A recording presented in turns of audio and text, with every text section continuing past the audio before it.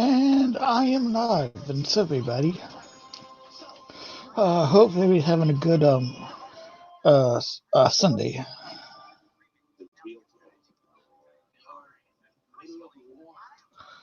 Let's see.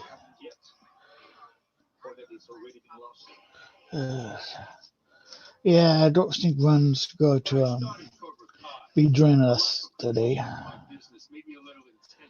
Yeah, he's still pretty tired.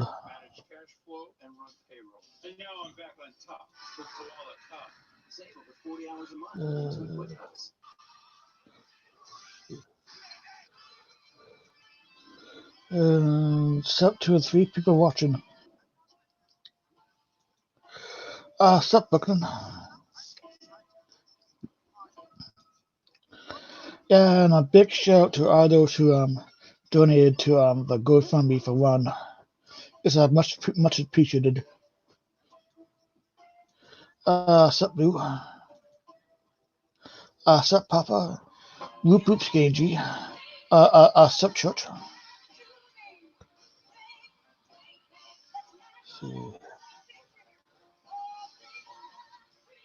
Yeah, and a big shout out to Georgia doing that stream today for to do a fundraiser for to share GoFundMe for one.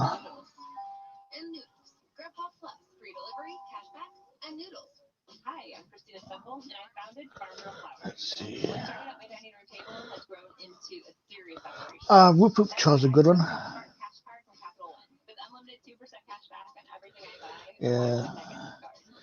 Yeah. So Brooklyn, are you feeling like shit today after last night? What's up, Victor? Hope you're doing good.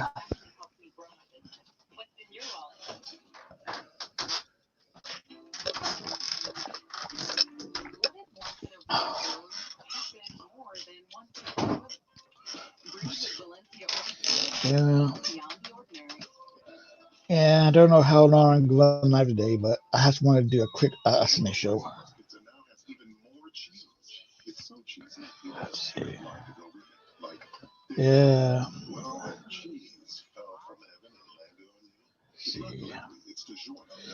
Yeah, just watching the top 10 lessons about video games and stuff. So if you guys hear it in background stuff, that's what I'm listening to.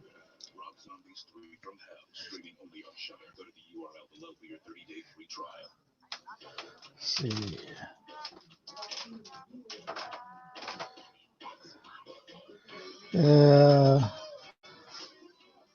Yeah, but Brooklyn's feeling it today after last night.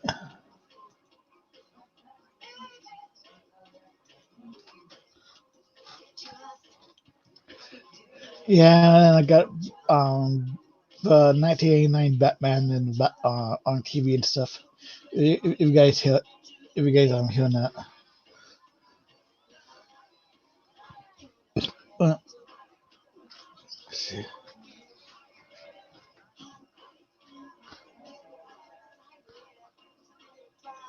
Let's see.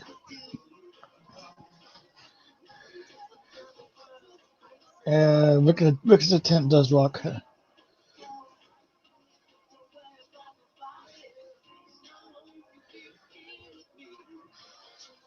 Oh yeah, it's gonna be great, but to me it's a tie between the A9 and the Dark Knight one.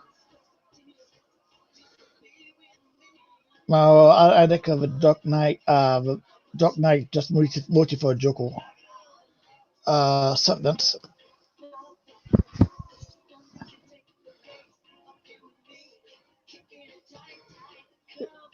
yeah, but I know Donald Jack Nixon's version of a Joker is to be up there in like top 5 and stuff.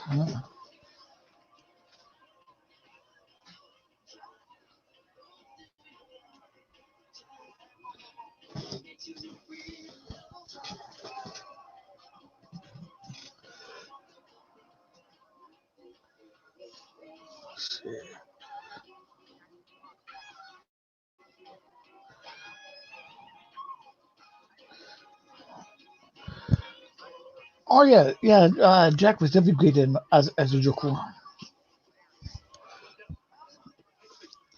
Yeah, like I know.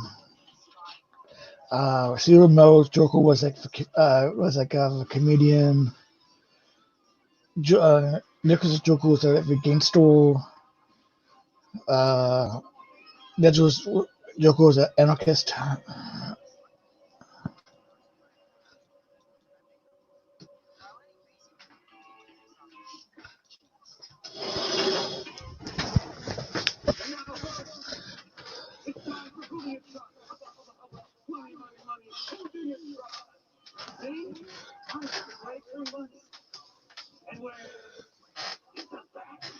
Let's see.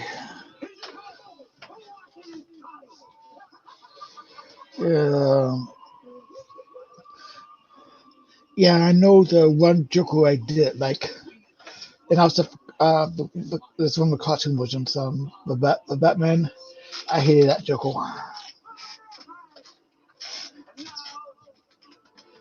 Oh, nice. Oh, nice. Did, yeah, big, yeah. Asking you, did you watch some Rob Zombie horror movies?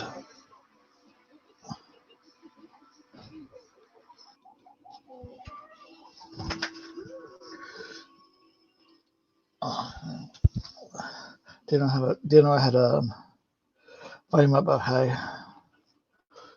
Let's see.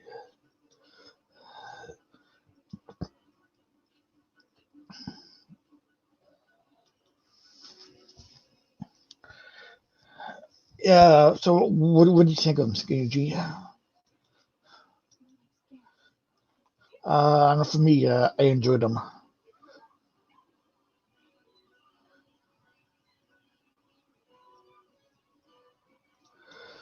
Let's see. Oh, yeah, same here. Wicked Tent. Yeah. Um, Malcolm did a hell of a job as a Joker.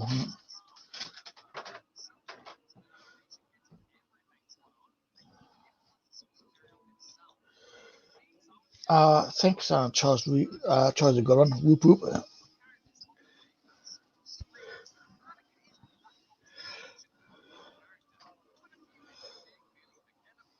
Okay. I know who's my least favorite guy to play the Batman. And that's was um hell, Val Kilmer. I figured I figured a Steve job as a Dark Knight. Sit down, boy. Yeah, of course. Yeah, of course, Kenji. And I still got to watch Free from Hell.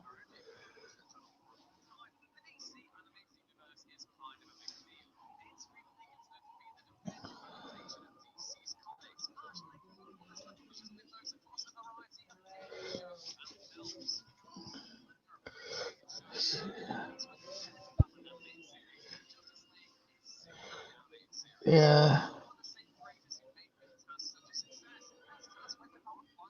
Actually, I like. Actually, I like the Ben Affleck version of Batman, but that was me. So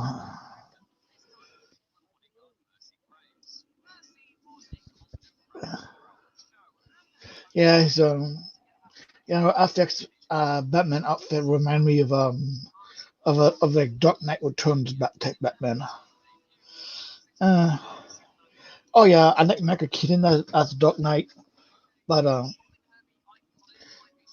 but for part of my idea like was Kristen Bell's Batman was a damn voice he had to use. They had to kill his damn throat doing the voice.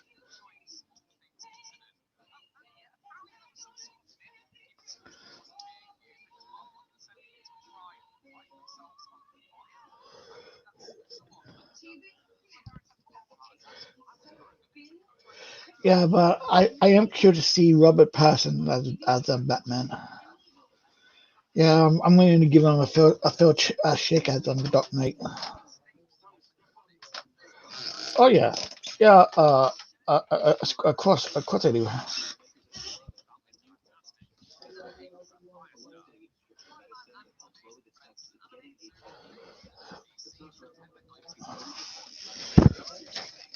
Yeah, I think that Prince had like two cover songs from the Batman movie, like Party Man and Bat Dance. Actually, I saw a video of Party Man on YouTube like not long ago.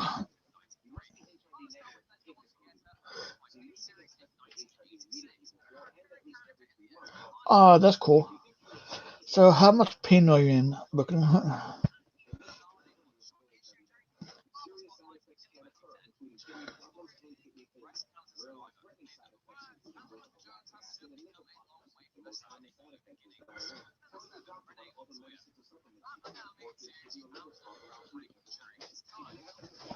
Ah, that's cool.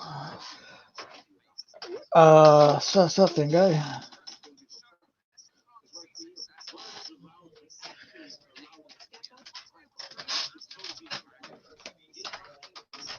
Let's see. Oh, I bet it is.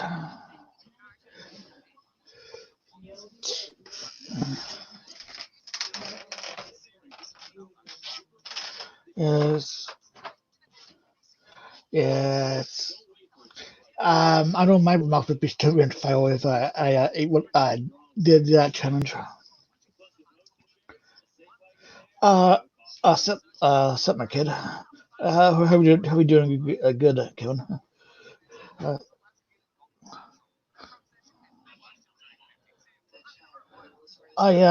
I'm they're planning on it. Planning on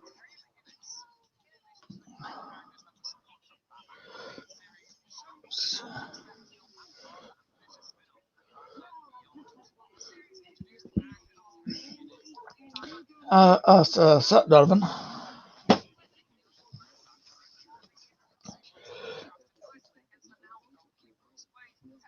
Let's see. Uh,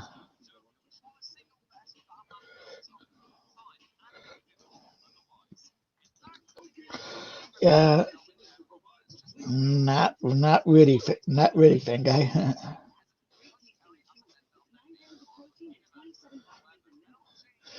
I haven't really listened to much of A and B, so not really looking forward to it or not.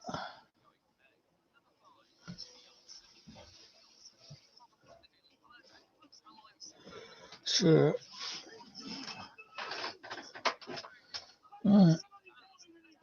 Uh, Brooklyn, you used to go on Hot Ones.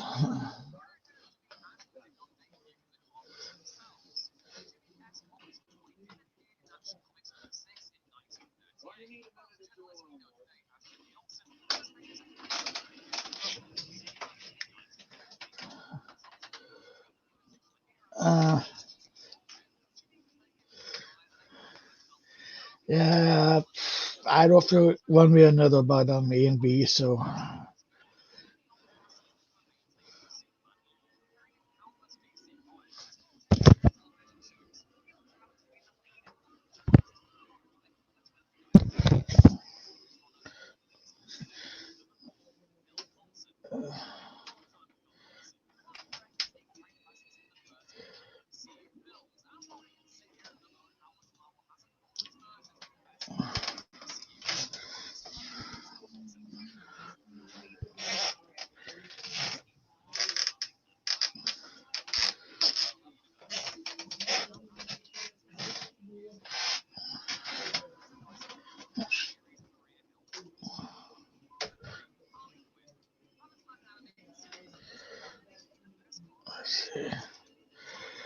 yeah. Woohoo, Dustin.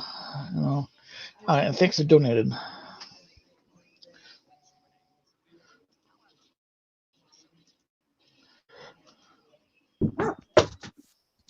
Hey, what's up, Scottish? Sup, Lou? Not much. Just about to light a cigar. Oh, nice.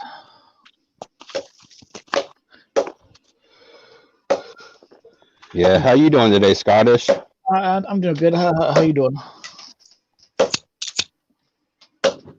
I'm pretty good. Got a couple donations earlier, so I'm happy. That's good. Yeah, sorry if you can hear my neighbor chopping wood in the background.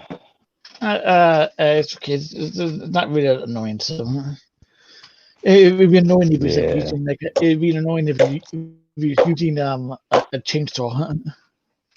Yeah, that would be another thing.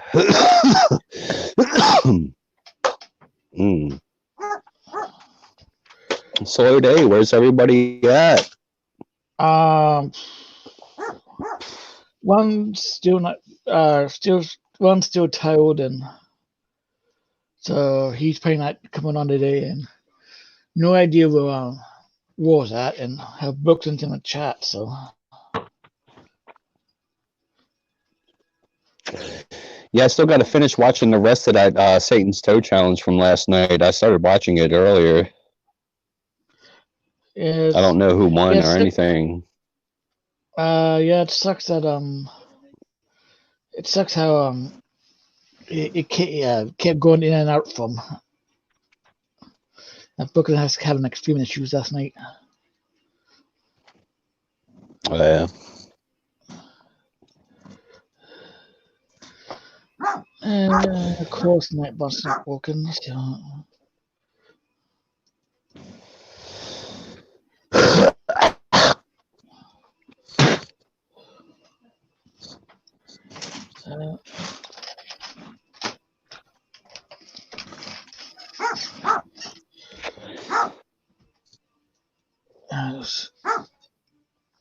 Okay.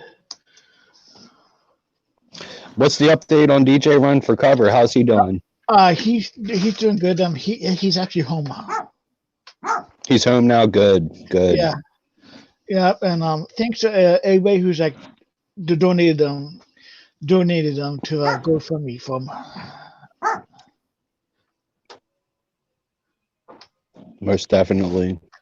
That's cool, Scrappy.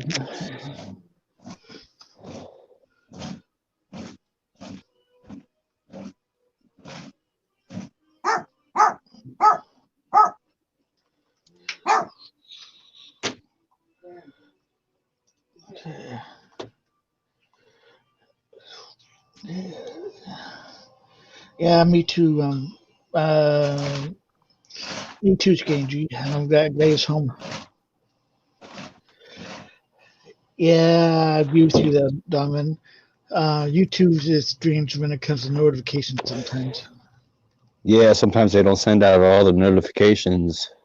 Yeah, when they do, like a show's over or halfway through or something. Right. Then people finally get the notification. Yeah. Hell, one's probably sleeping now in his own bed. Yeah, because we just think he was to be able to get home to tomorrow, but he came home last night. Mm-hmm.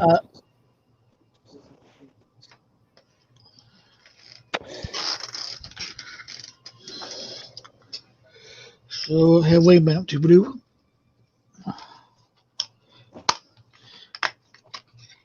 Anything interesting? No, I'm just chilling.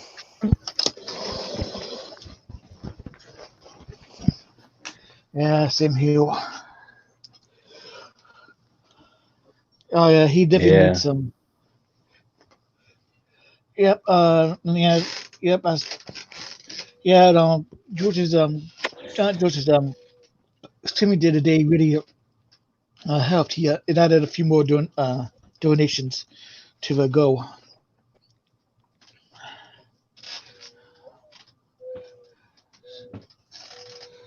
Yeah. Yeah, I set them out like to like 665. I figured that'd be appropriate.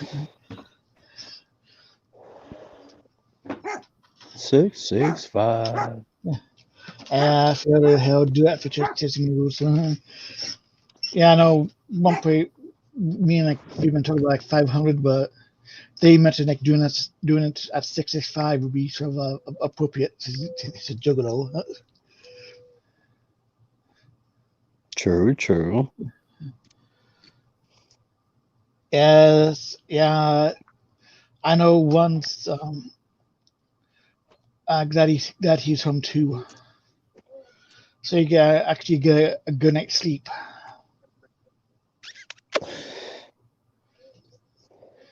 And get like a good show and stuff too.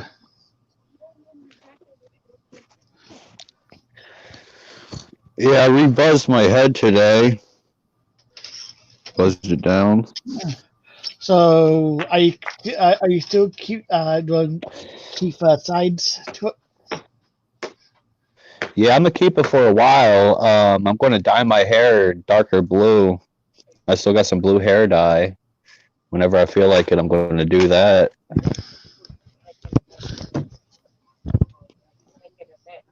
Woo Gusman.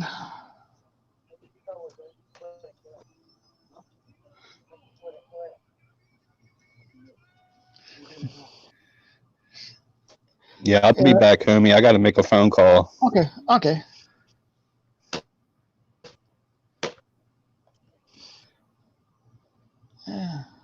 Yeah, big roof. Big roof, Gusman.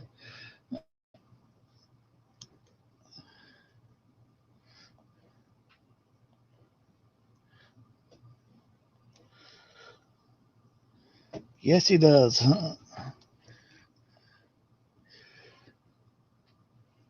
Yeah. Yeah, I bet we're gonna be with piss of computer problems you had last night.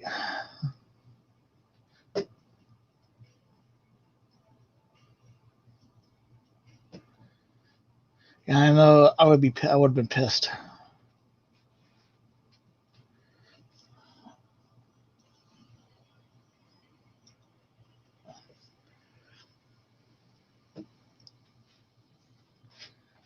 Okay.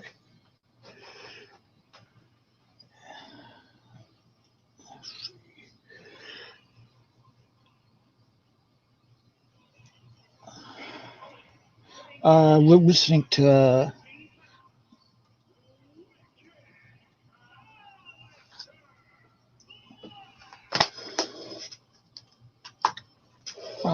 there's that and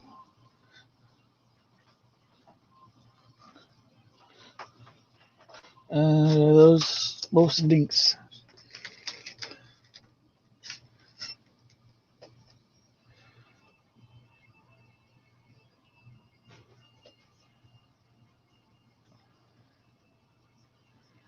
Yeah, I didn't know what link you wanted, so. Okay. What up? What's up, Scrappy? Not much, just drawing. Nice.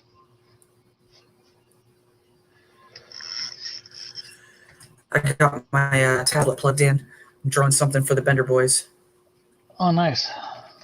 Pretty much, I took their mascot, like the guy that they have for their channel and everything. Yeah. You have a guy with wings and stuff. Well, here's the thing. I took it and I'm adding my own little twist to it, kind of like fan art, I guess. Yeah. And I gave him horns. I made the wings bat wings, and I'm adding all of these details because I figured if I'm going to work my ass off on this, I want it to be perfect for them, you know? Oh, of course. Last night was great. So crazy. Not much. What's going on, y'all? Shit, not much. Hey, what's up, crazy? Nothing much. I woke up about an hour ago. Last night was awesome. I got to chill in your stream for a little bit, passed out watching it. Yeah, man, I appreciate that. I literally I'm happy to see that there's a lot more people that are actually supporting my Twitch. One of your homegirls ended up one of your fans ended up like friending me on Facebook like immediately. Oh. Which one, Tabitha? I think it probably was. Yeah. Yeah, she's dope. She's good people. Yeah, I ended up catching a little bit of the greatest show before I started going on stream. Like I almost got caught up into it because I was starting to see how many fucking super chats were going up in there. And I was like, I want to see if whether or not Brooklyn is possibly going to die with how much hot sauce he's got to fucking drink. Oh my god, that I was so impressed with that though. And honestly, like it was for a good cause because I feel like every live show that y'all do is for Olay and it's for DJ Run. Yeah. Right. Yeah. I mean, it's like apparently Brooklyn is ready to die for the cause. Death by toe of Satan. Yeah. Yeah. No, Gruffmane, you're supposed to take the toe of Satan with you to work and like nibble on it on your first day. Oh man, it was like at some point though, I was just like, all right, I don't know if I can watch a man die on stream. So like, besides, like I normally start my stream at like midnight to play Don't Even Think, and I was like, okay, I'm already like an hour over due to the fact that I guess YouTube couldn't handle the amount of dominance that Brooklyn was giving, so it kept on cutting the stream out. I especially want to give Violent George and Lord Zero props because they pushed as hard as they could. Oh, definitely. Like I loved it though that when Violent George first did it, he like had like a Zen face going. Isn't that the shit that Tony does? Like everybody was like calling it the Tony Zen thing or whatever. Yeah. Hey, what's up, Spooky? So Spooky. Hey, Spooky. Once I get more of this drawing done, I'll send it to you. So like, also I've been kind of I've been doing a lot of fucking around on Facebook and stuff, and there's still people that are fucking making fun of the whole coronavirus thing. I mean, yeah, but you know, you're always gonna have those people. I am one of those people.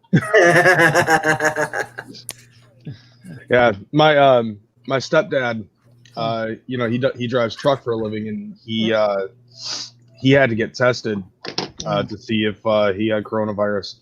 Luckily, he did not test positive for corona, which means that nobody in my house has coronavirus. So yeah, I can make fun of it all I want. Oh man. Them. I don't know. Maybe karma will catch up to me. I don't fucking know. You're not gonna get the coronavirus. You're gonna get the. I'll get juggalitis, dude. I'll get juggalitis before. No, I'm talking about the opitis. Oh damn. No. See, here's the thing. Like, I subscribe to the education of George Carlin from the album "You Are All Disease," where he talks about drugs and cleanliness and hygiene and germs and stuff. I was so happy that you found a YouTube link of that because my girlfriend's mom sent me that because she was dying laughing watching that. And but the one that she showed me was on Facebook and I couldn't find it again. So when you gave it to me on YouTube, I'm like, okay, now I can go back whenever and watch it whenever. Well, I mean, the way I looked at it, like even back in high school, like I felt like, as funny as it is, that made sense. A lot of stuff that to me George Carlin had said made a lot of sense. Oh yeah. Just, you know, despite its necessary need for the purpose of comedy, I was like, yeah, this is, you know, this makes sense to me. My best friend thought I was fucking nuts. See, like, don't get me wrong. I know that there are genuinely people that have reasons to be afraid of this. Oh yeah. Yeah, but I think the over panic, and I think the media is making it worse. Yeah, Dr. Drew ended up actually saying that shit. Sasha Dahl is one of those people that should possibly worry about whether or not she's affected because she does have a low immune system due to her disabilities and all of that other shit. Yeah. But like me on the other hand, like I'm the type of person, like I don't shy away from people who sneeze and cough. I don't cover the toilet seat. I don't wipe off the telephone. If I drop shit on the floor, I pick it up and I eat it. I am a subscriber of the 5-second rule. I used to be, and then I just okay. So there was one point that like that used to be my hey sister. What's up, sister? Whoop whoop. Sister, I have not seen you in a chat in a hot minute. Yeah, big Yeah. whoop to Sister Hatchet. Yeah, Sister Hatchet was hanging out in the Discord a few days ago, and then she kind of disappeared. But it's cool seeing that she's still around. Whoop whoop, hello. I miss Sister. Me too. Mm-hmm. I regret that the last time she heard from me, she had to literally talk me out of doing something dumb, crazy. You already know what it was. Hey, Hyplo. Yeah. That night that like Hyplo joined in and everybody, it felt like old times again, man. Oh yeah. Yeah, could you just say he sits on the floor and eats it? Yeah, by shit I meant food. You know what I meant. Shut up, Spooky. If I drop food on the floor, I pick it up and I eat it. I mean, yeah, Spooky, that's exactly what you heard. You need to like clip that and make a video about it. And there's a kid in the background of your video. Yeah, that's my kid. That's your kid? Yeah, that's my kid. Yeah, you can't see the resemblance. Get over here, boy.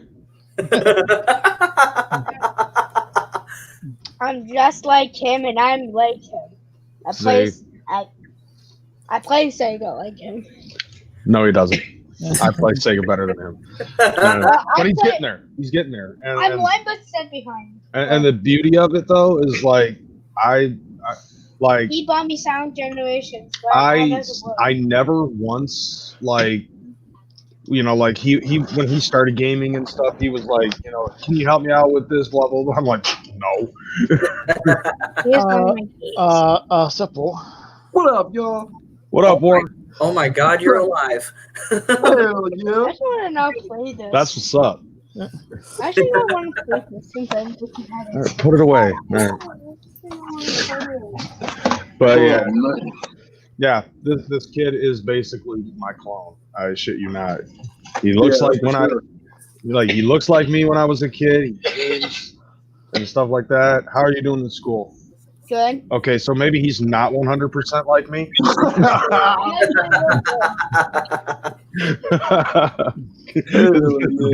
I'm a real. I didn't give a fuck about school. Hey, Warlockside, did you notice that I got a show on here now? No shit. Yeah. Scrappy McScrappy. Scrappy McScrappy. That's what's up, dude. Yeah. It's pretty much after that second episode, Josh is like, "Do you just want to work with us?" That's dope. Hell yeah. I mean, it's a little bit better because that saves me a little bit of effort of making my separate channel because I'm kind of when it comes to that. That's dope. Hell yeah. Yeah, that's fucking awesome. I don't know. If it was me, though, I'd have been like, is there a paycheck involved in this? Well, as of right now, like if I get super chats and everything like that, like right now they're going to DJ Run. Oh, okay. Nice. Hell yeah. But then once like DJ Run's like, okay, no more, then I'm gonna take it. Right. That's dope. Yeah, I actually the first episode of the show was the most super chats we get in a while. Hell yeah. I think I made like what, $50, you said? I say like 52 and like $52.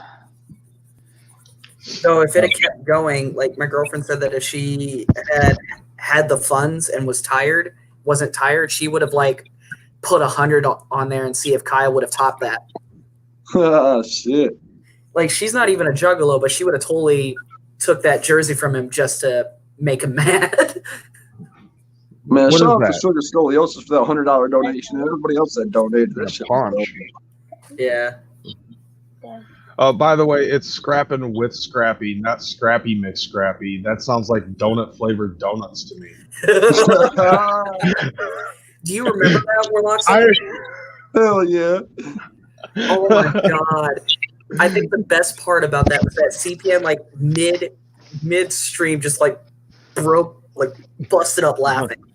Yeah, that shit was hilarious. Oh god, like And I came up with that out on the spot too.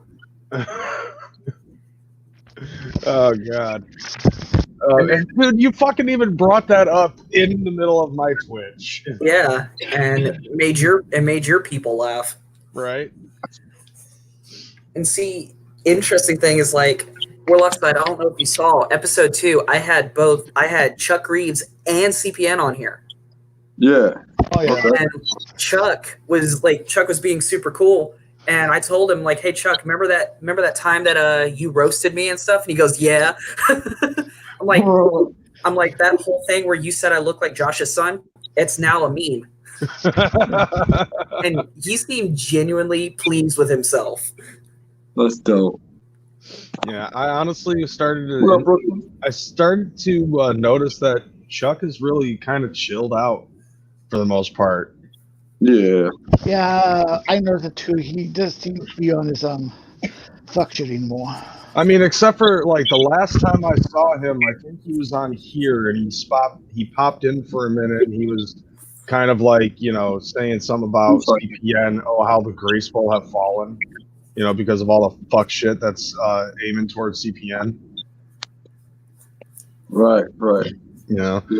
Like if it I'm gonna have to agree with CPN on this. Like if he wasn't on the other side, I think Chuck would probably be a good dude to fucking chill with and stuff like that, and fucking go to shows with and eat hot chicken. Hell yeah. Hot chicken. That hot chicken. Huh? Hot chicken. Like, as far as I'm concerned, like, I think my show was a good, like, neutral ground, in my opinion. That's why it'd be perfect on this channel. Mm-hmm. Because that's basically what it is. Like, and I hope he knows this. Like, Chuck's welcome to come on anytime he likes, as long as he behaves. Or, AKA, doesn't behave. Because, come on. All right, you know what? I think it's not expecting to behave. I mean, it's Juggalo YouTube. Nobody behaves. Spooky asked if anybody's ever tried eating bacon on a donut. I have. No. I have not, but I have put it in chocolate fudge ice cream. Okay, so Spooky, the Kentucky State Fair for a while had a donut burger where it was 2 Krispy Kremes. They tried to do their own version of the Luther burger, and it had bacon on it. And I will tell you, like, this is the same reaction that I got with eating a secret menu item at Five Guys. I took 2 bites of this thing and immediately started sweating and felt like if I ate another bite, I was going to die. Wow. The secret menu item at Five Guys, and I don't know if Crazy can hear me, is this burger. It's 2 patties, and then the buns are not regular buns. They're full grilled cheese sandwiches. Goddamn.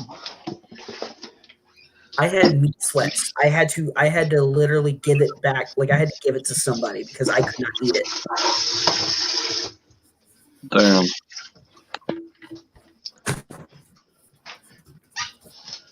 What have you been up to, Warlock side? Oh shit, man. Work. Trying to stay supplied in toilet paper, Dude, there was a picture that I saw.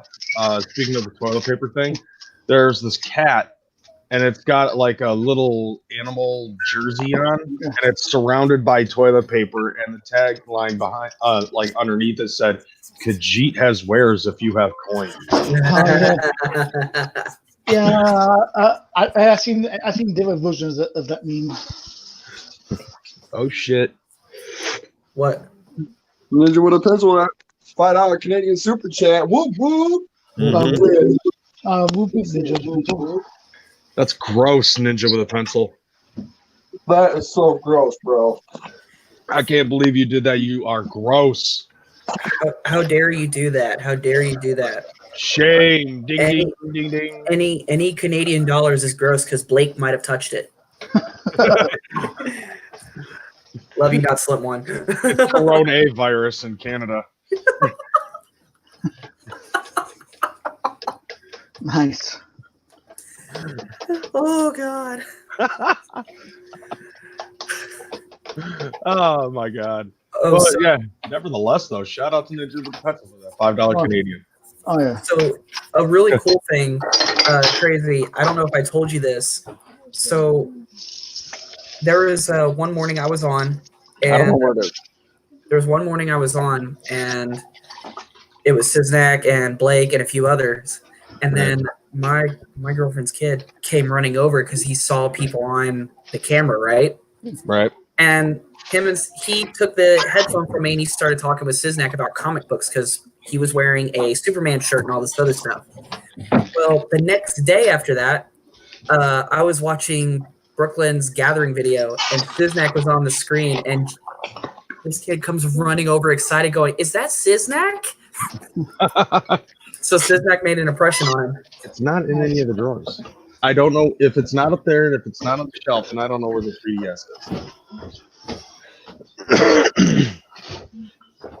Yeah, dude, like it was like I think it was really cool. Like even with all of us fucking chilling and everything, like there were ninjas that were at the gathering that recognized a good lot of us. Not just CPN, but quite a few of us. Oh no, it was funny because like if you see in Brooklyn's video, somebody asked Wolf if they could take a picture, and Wolf said, "I'm not CPN." He goes, "I know." Yeah. Probably because they saw Wolf on here, Yeah, probably. you Yeah. know, or somebody else's live streams. Because let's just be honest, Tales from the Lotus podcast was always the good neutral ground. Oh yeah. Oh yeah, Yeah, we try to be. Like you guys would always have Juggernaut, Bender Boys, everybody. The only people that you don't have on your show is Wicked Crew, and that's because thank God. I can't I've said it before and I'll say it again. There are some people that are in Wicked Crew that I feel that are generally good people, but I feel like they're misled because some people just talk shit, Mm-hmm. you know, But and no, they kind of just like go with the flow on it. It's, once again, you know, it's that part of that panic culture where it's, you know, and cancel culture where it's like, oh, I heard this about somebody, we must annihilate them immediately. Is there proof? A lot of them, we must still annihilate them immediately. a lot of them say that they're going to annihilate somebody, but then when they get called out and get confronted in real life, they run. They shy away. Yeah, exactly. Well, yeah, because, you know, they don't have proof to whatever it is that they're claiming. And then when proof is shown to them, they have nothing else to say. So they have to fucking back away until they find something else that they can bullshit about. Exactly. You know, it's the same thing with a lot of other people that are up on this platform. You know, either they have no proof of whatever it is that they're saying, or they take whatever they say and they take it out of context. Yeah, exactly. Prior to all of this, prior to this, this BS that we've had, that we've been going through with one of our, with Benner Boys and stuff like that. I remember there was an episode that I saw, of Jamie Nicole, and I popped up. No, it wasn't on Jamie Nicole's channel. It was actually on Champ's channel, and I decided to jump in. Jamie and fucking Rufus were basically trying to give me shit at the time about my video game collection and stuff, and they're like, "Is it true that you put your mother $1,200 in debt so that way you could get video games?" And I was like, "No, that's not what the case was at all. What it was is I sold my entire gaming collection to my parents for a $1,200 loan so that way I could get my bills back in order. And my plan is to pay my parents back $25 for every video game that I sold to them, $25 back, and $200 for every system that I gave them for that loan. They're not only getting the $1,200 back, but they're also going to be getting interest in the, in this. I mean a huge amount of interest. I mean, a huge amount of interest. Like, this is going to cost me like $3,600, Wow. maybe even more than that, just to get all of the stuff that I gave them. Now, of course, my video game collection has grown just because, you know, like certain, you know, like there's certain games that I have to have, or certain games that, you know, are just cheap, and I just happen to be over by the store. Most of them are usually like $2, $3, $4, $5. Yeah, exactly. You know, or in some other cases where like I've earned money with Twitch, and that money goes into the, goes back into the channel, or somebody donates me a Nintendo 64 or a Sega Genesis or something to that effect. Oh, and sure, I mentioned the Sega Genesis, and the guy who donated the Sega Genesis to me fucking leaves. It's just like, I don't want anything to do with the Sega. I mean, I'm an Atari guy. But nevertheless, like the whole situation was taken out of context. I said this shit, and she was like, "No, you told me blah blah blah." I'm like, "No, I didn't. You just didn't pay attention to what the fuck I was saying because you were too busy like eating Xanny bars, like they were Twix or something like that. You know what I'm saying?" So like, I mean, like I'm not bringing this up to fucking stoke the fire or anything again, or anything like that. I'm just basically saying like that. Like that type of shit. I don't know what I was fucking getting at, but interesting story nevertheless. Drama sells, but there are some people that are able to do this without drama. Yeah. I've always wanted this. I always wanted this channel to be as free as it can be. Donovan McNasty says, "Watch Crazy's parents become gamers and be like, you ain't getting that shit back." No, my parent, like my stepdad, he did get an Xbox 360 when the arcade version came out. So like, but he doesn't touch it anymore, and now it's not even hooked up upstairs. Like it's hooked up in my kids' room, in the boys' room. Yeah. But my mom, there's only one game that she really played on the regular Nintendo when we bought it. When she got me a Nintendo for Christmas one year, and there was only one game that she eventually ended up playing, and that was Dr. Mario. I mean, that's still like cool that she games. I remember we got a Nintendo Wii, and my mom got addicted to playing Guitar Hero 3. Oh my god! Nice. Yeah. And here's the thing: Mom regrets getting that game, and she has told me she regrets getting that game. You want to know why? Why? Because I went from being a little country boy to I loved metal. Oh yeah. Because I used to be strictly country. I used to be. Oh fuck. See, like I hate to say this, Donovan McNasty, but I can easily debunk this factor. Like I said with my mom playing Dr. Mario, I have high doubts that my mom is willing to play Jaws. Or like she might play Donkey Kong, but like she can't, like she doesn't have the attention span for gaming like I do. And on top of that, she doesn't have the variety of game styles that I have, because I have multiple platforms, I have shooters, and stuff like that. Like I would love to see my mom play Time Lord for 2 hours, but it's not going to happen. So I actually got a serious question for you, Craze. Shoot. You've been gaming forever. Have you ever played Halo? Like, did you ever do the whole playing Halo with your friends and all that? I never really got into playing LAN party versions of Halo. Let's see. I got 2 stories for this one. Okay. First time that I actually touched Halo was at the Gathering of the Juggalos in 2002. Really? Yep. I played it for a little bit, and then How? they actually had a setup in Hall C. So, that gathering was indoors. Yeah, so that was at the Peoria Civic Center, and in Hall C at the Civic Center, they did have They did actually have 4 Xboxes, 4 TVs, and the capability to play 16-player deathmatch. And the funny thing though is like there was barely anybody there. Like I was like, I don't know if it's because Juggalos aren't that much into gaming, which later on has been proven wrong, or if it was just because it was Xbox. And I never touched Xbox, so I was like, all right, I'll give this a shot. Now, the interesting thing, though, is like the controllers that they all had, all of them were the Duke. They were what?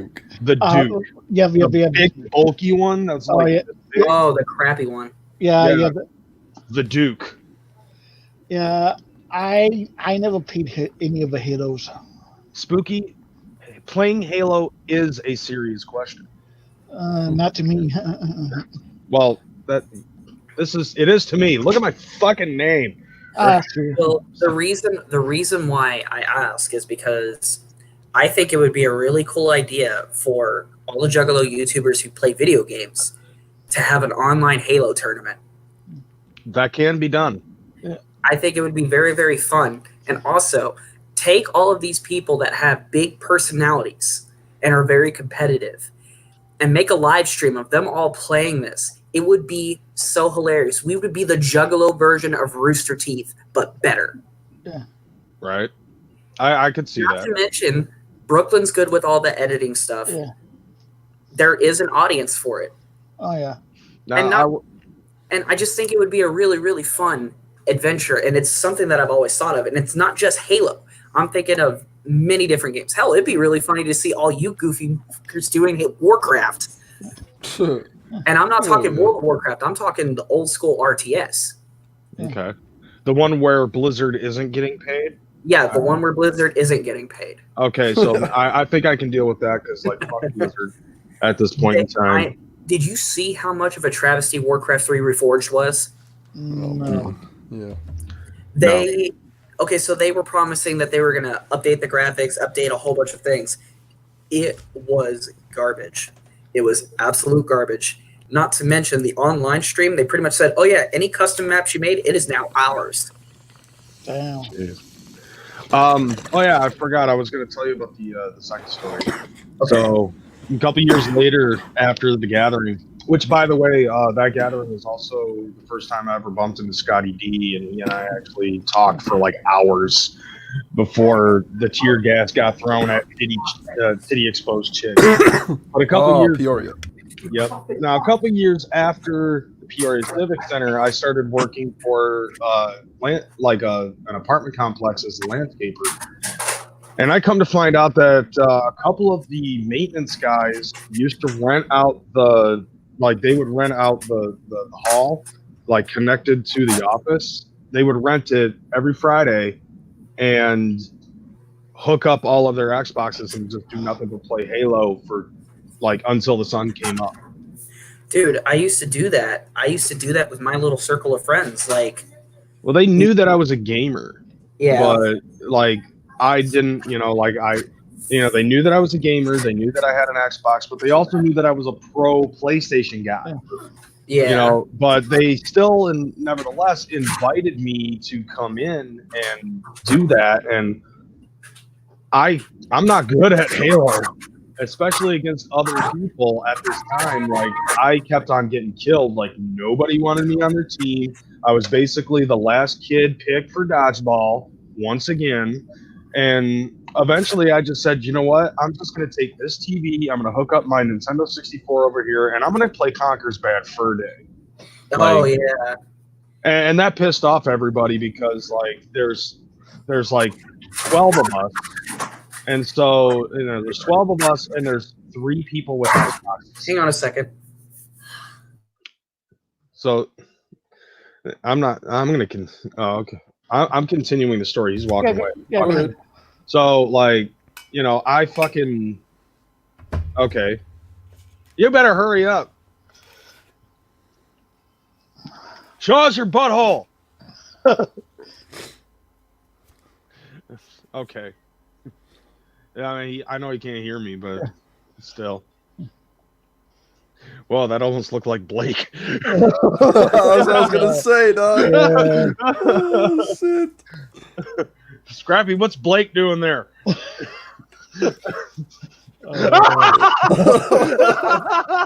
Yeah.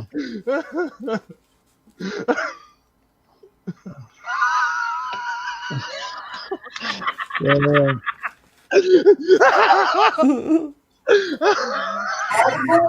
Crazy, you're an asshole. Yeah.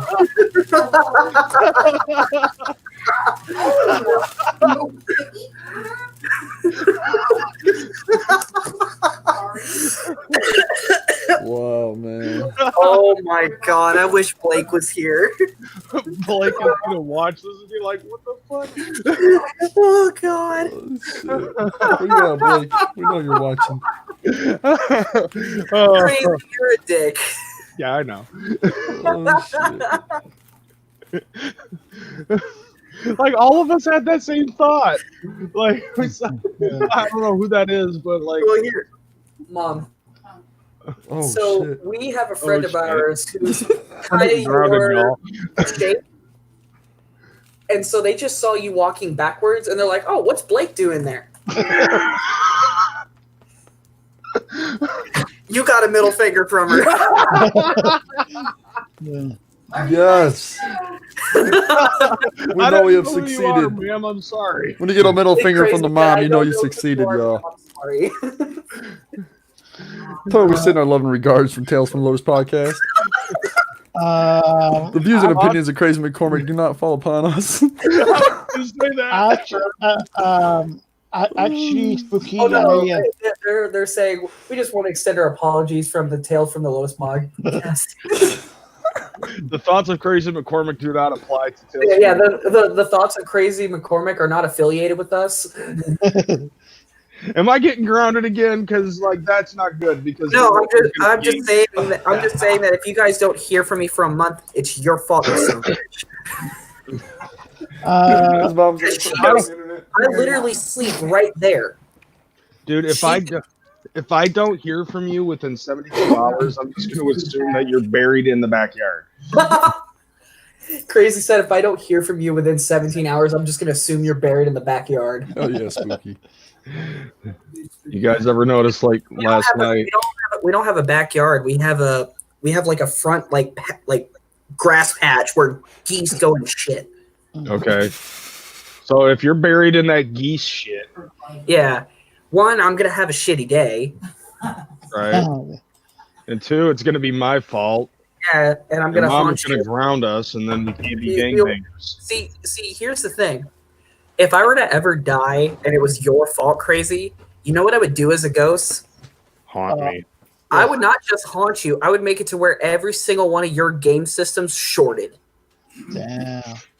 I would kill myself just so I could kill you myself. It's like I'm sitting there cackling, and then suddenly your ghost appears behind me with its arm crossed, like, so. Why did you do that to my fucking Xbox, dickhead? Crazy, why would you do this? Don't you have kids and stuff? My parents are taking care of them. They'll be fine. Oh my god. A ninja with a pencil said Gruff is Run's clone that can't wait for his turn. Damn. But okay, so like, let me get back to what I was saying. Making fun of your mom, Blake. So what happens is like, I got bored because I kept on dying playing Halo and shit. So I'm like, I'm gonna take this TV and bring it over here. I'm gonna hook up my Nintendo 64 and play Conquer.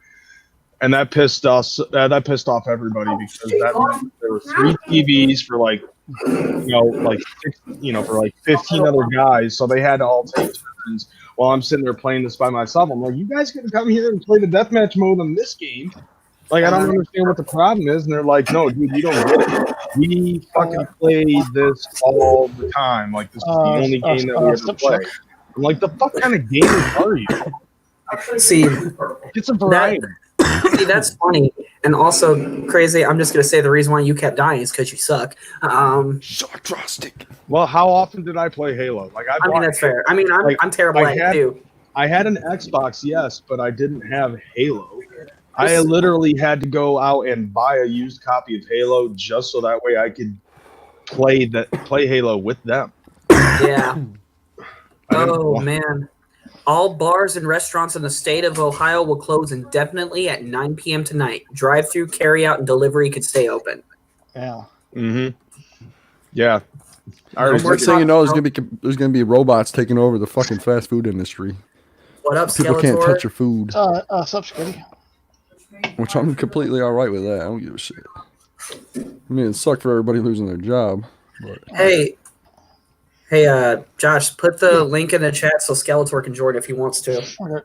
I've been seeing this one meme where it says like stores stores closed, schools closed, after school events canceled.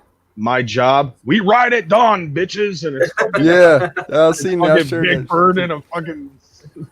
See, interesting thing is somebody, you know that little hospital stream that Shaggy did? Somebody Yeah. did ask him if the gathering was canceled, and he says, not yet. Yeah, Yeah, I saw a still that is shot of that, and fucking Hold that to Keegan. the screen. Crazy. Check this shit out. All right. Here, I got it. Can you see that? Yeah, I see that. That's pretty dope. What the fuck? It's Mario. Bender my Boys, kid what loved up? What up, Bender Boys? What's up, George? Oh, hell yeah. You saw his head just pop up out of him. Styles of it. Oh, that is so cool. Yo, man, I gotta give props to fucking Brooklyn and the Bender Boys and everybody else on the stream last night that was eating that fucking that toast Satan or whatever. That shit, holy fuck, bro. I So don't even a want few to of my think about friends trying last that night, shit. they did a challenge called the Satan's Toe Challenge. Dude, How Lord many Zero Scoville- was how many- drooling and shit. I'm like, oh my god, it's gotta How be many Scoville units was that thing? like 9 million. 9 million Scoville units. Yeah. Shit was nuts. It was Yeah, dude, brutal. I saw Zero up on there with that thing in his mouth. And what Oh, does he look like? Zero, He disappeared Zero, for a while, yo. Who all made? Okay, so what were the times exactly? I know that Gruff like surpassed it. 10 He minutes, went yeah. 10 minutes. I think they did like 5 minutes or some cute. shit.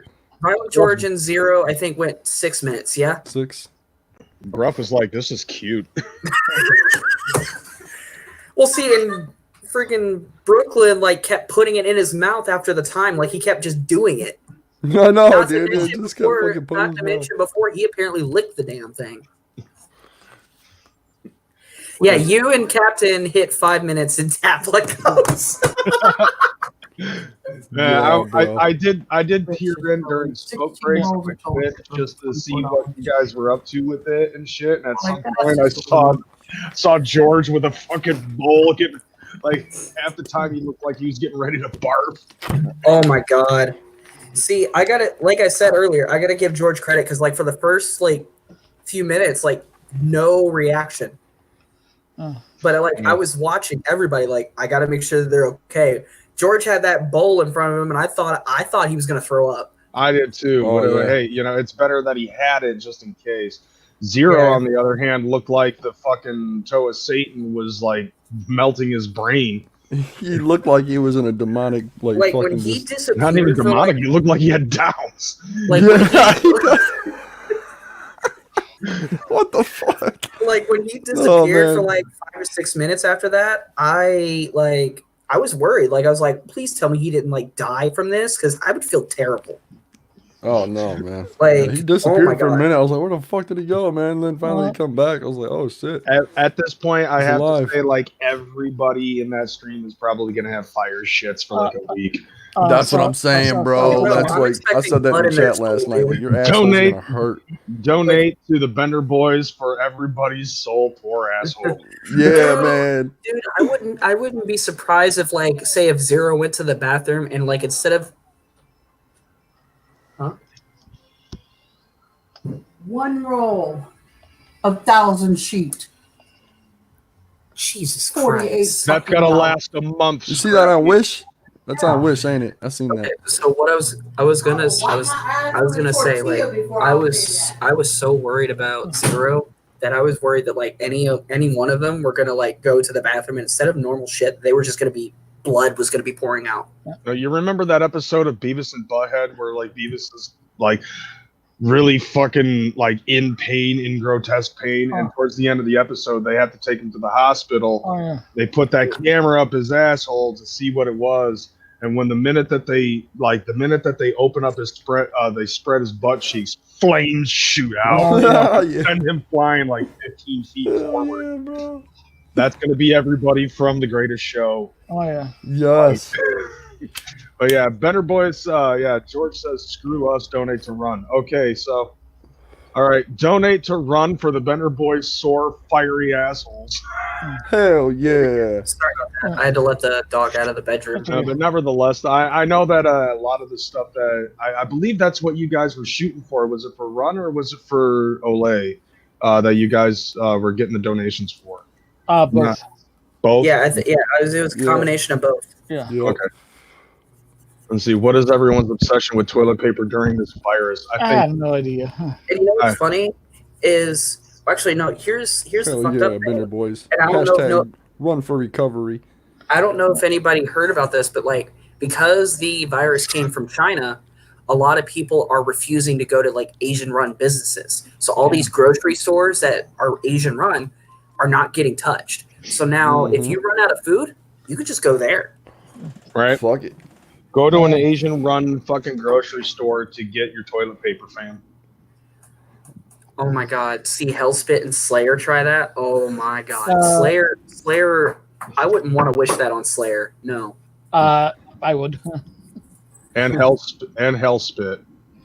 Got nothing against Hellspit, but Yo, I was hoping they would put some of that Pain 100 on there and eat it like that. I was trying to get Brooklyn to do that in the chat, but I don't think you've seen it. I could not do that. Oh my god. Just the flavor of that Pain 100 just makes me ugh. Right. Brooklyn said that his fucking tongue went numb at some point. Oh my god, I bet. yeah, I'm not surprised. Slayer would boof the toe of Satan and ask for seconds. Oh damn. The pig will Damn. do it. I feel great, but my tongue is still slightly numb. Hey, dude, you're married to an Asian chick, so like, you know, you said that. I think you said that on the show. Like, your wife fucking buys a lot of like hot sauce type stuff and shit and puts it in the food. Hot Hey, foods. check So this. he's kind of used to that type of shit. Oh. Dance, little man. Dance, little canine. Damn. Yeah. See, when I was busy like trying to lower the camera, she like jumped and pushed against my leg to get me to pay attention. I survived an atomic leg drop from Shaky 2 Dope. That's awesome. Dope. Yeah, I got that from a friend of mine because they went to that little psychopathic warehouse sale when they were like getting rid of stuff in their warehouse. And he picked it up for me. Hell yeah. I definitely got to say though, man, you know, y'all that participated in Brooklyn shit, man, my hat is off to you, obviously, because I'm not wearing a hat. Hell yeah. And Flannel, it's good to see that you're alive. After the conversation that Miss Flannel was having with you last night, how was sleeping on the couch? Dude, it was funny though. While we were waiting on like everybody in the chat was waiting for them to restart the fucking show, and this time do it in StreamYard because the way that fucking Brooklyn had it set up, I guess he was trying to use XSplit to do the show, and it kept fucking up. Yeah. You know, so like, yeah, XSplit got the coronavirus. Yeah. And so like they had to do StreamYard. So while they were waiting on StreamYard, all of us in the chat were making fun of Captain Flannel's age. Like I think me and Kiki hit him the hardest. I'm so sorry, guys. No, fuck you, Captain Flannel. I watched you guys. I'm not fucking eating that thing. You want to show us Let me see if it'll show up. It says when you care enough to send the very best. Yeah. So crazy. If you want to romance somebody at the gathering this year, Give him some toilet paper. toilet paper? I'll give him toilet paper, but each fucking sheet on the toilet paper roll is going to have an M&E logo on it. so who's sending a Satan's toe to Fat Jesus? I think Captain Flannel said that he's got an extra one. He tried to pawn it off to me, and I was like, fuck you. I think Spooky said he was sending one. Okay, that's cool. Oh. So, like, I think, honestly, like, me and Drama Kiki probably got the hardest hits on Captain Flannel. Mine was Captain Flannel is so old he pre-ordered the stick and wheel toy. Hell yeah. Damn. His first vehicle was a Brachiosaurus. Oh man. See, crazy, you're getting to that level that I think you went and smoked pot with Michelangelo. You know, In my You're heyday, you're middle aged. You're not ancient. right? Yeah, I'm not ancient. I'm just middle aged. Although it's funny, like some people still try to call me a decrepit old fuck. I'm like, look, I'm just angry at the world because the world fucking sucks, and non-reality has always been my escape. I haven't reached get off my lawn yet. Oh, you're getting there. Well, if I get my own lawn, then yeah, definitely. You are not get off my lawn. You're get off my game system. Get off my server. All right, that's it. I'm gonna quit the Discord. And I'm gonna create my own Discord server. I already did. Oh yeah, that's right. Yeah. I actually had that a while ago. It's funny though because like both me and CPNs actually started off our own fucking fan-based servers, and some more people got pissed off at CPN for doing that, not me. Why? I don't know. Like I have no idea. Like I don't have all the answers. I'm not that old. I mean, come on, dude. You invented fire. Yeah.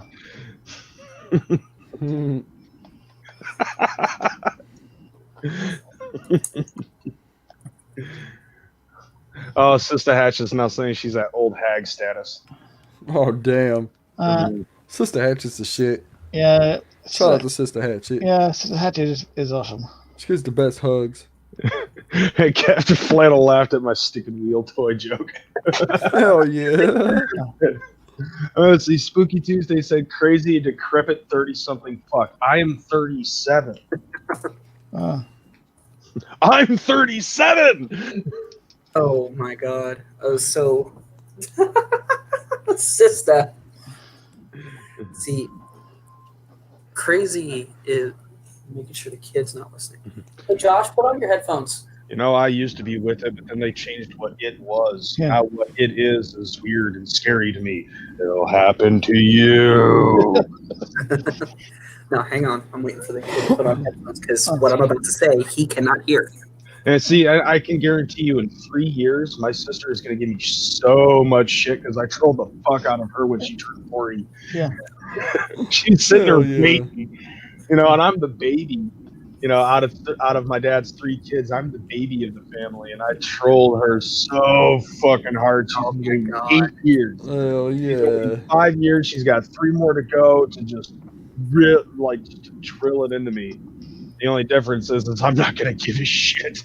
Right. He's now 32. Yeah, Violent J is 32. Jesus. Mm-hmm. Not as old as I thought, though. Like, I thought he was in his 40s at least. Just because, how long? Right. Alan J. Yeah. Yeah. I thought On his cameo to the Bender Boys. Yeah, I know. That shit had me cracking up, bro. See, Sista says she's ancient, 48. but she's secretly like 23, guys. She's 23 with experience. Hell yeah. Spooky, I love you. Let me be retarded, okay? Like, there's a difference between retarded and being.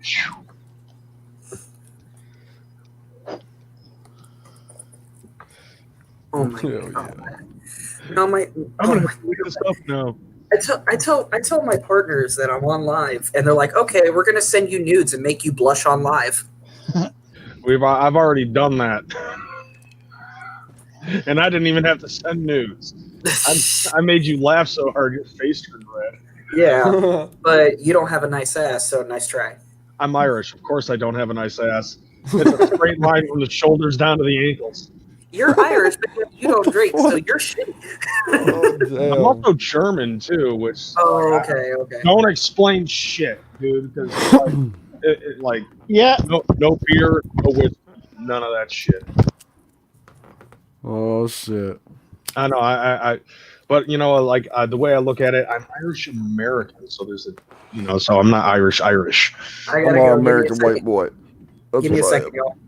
Although I still did shed a tear because they are canceling the St. Patrick's Day Hey, parade. put me in backstage. No, Put I had spicy chili for breakfast today. I make really bad choices. Oh shit. Jive turkey motherfucker. What up? There goes the neighborhood. Like, dude, Church ended up also joining into my Twitch, and that was one of the first things that he fucking said. And I'm like, I don't remember that reference. It didn't register in my head. He goes, "Crazy McCormick, you jive turkey motherfucker." Oh, your church. It's like I resonate with jive turkey motherfucker more than I do with There Goes the Neighborhood coming out of church. Yep. Let's see, Captain Flannel says, "Me and sister are so old we remember when trolling was called fucking with you." Hell yeah.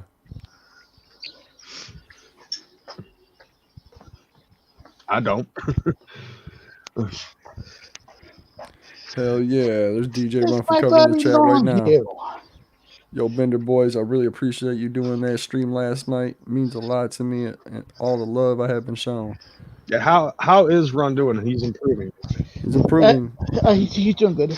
Good, goody. Take his time and get back to normal. Right? Hell yeah. That was a scare for all of us, man. I was like, what the fuck? I was surprised at that. I remember he said he was gonna skip the show Sunday or whatever, and he was like, I ain't been feeling good.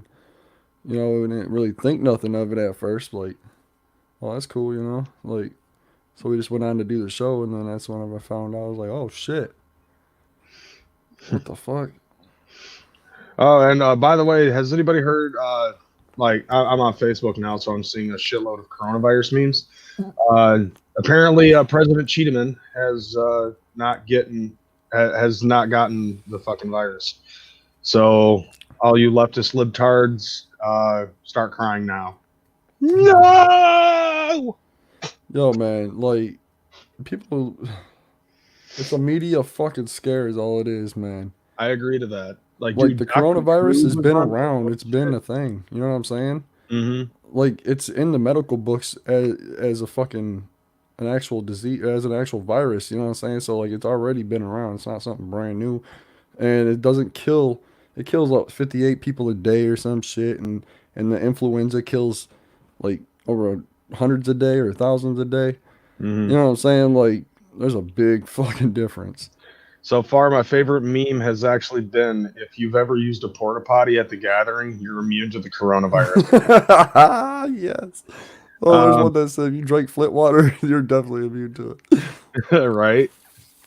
Yeah, I haven't seen that one officially, but that has popped into my fucking head. Hell yeah, bro. I'm just like, wait a minute, I know homies from Flint, and I know for a fact that they ain't getting that goddamn disease. Somebody posted it in the Juggernaut Discord. I was like, yeah, but that's all in Detroit, but you know, and I can guarantee you that those that are infected are non-juggalos. Hell yeah. Like, come on, we deal with gross shit already as it is. So Yeah, fuck a it, virus. right? If you've ever gone to the gathering, you know how gross it can get over there. Motherfuckers standing in raw dog lines and they're worried about a virus. What the fuck? Right? Fucking like, dude, juggalos don't even fucking worry about STDs, let alone a goddamn coronavirus.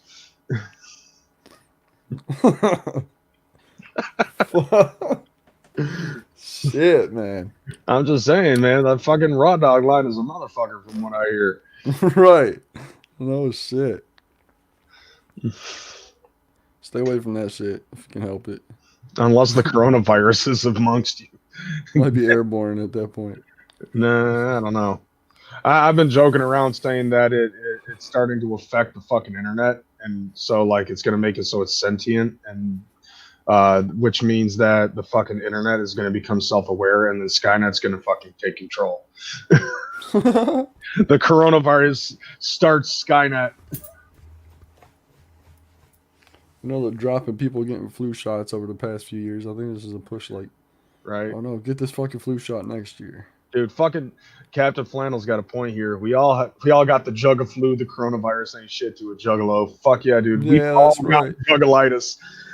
We've all had that juggalitis at least once. At Mhm. least. Right. Juggalitis kills corona.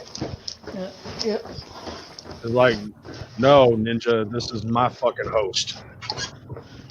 Yeah.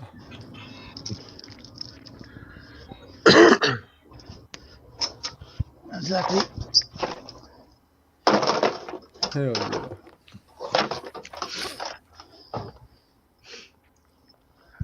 Yo, you know, before I came in here, Blue was in here. I thought he was going to come back. Yeah, me too. He probably K2'd and forgot. I know. Well, he said he had a phone call, so. Yeah, but people actually want to talk to him for this long. I know.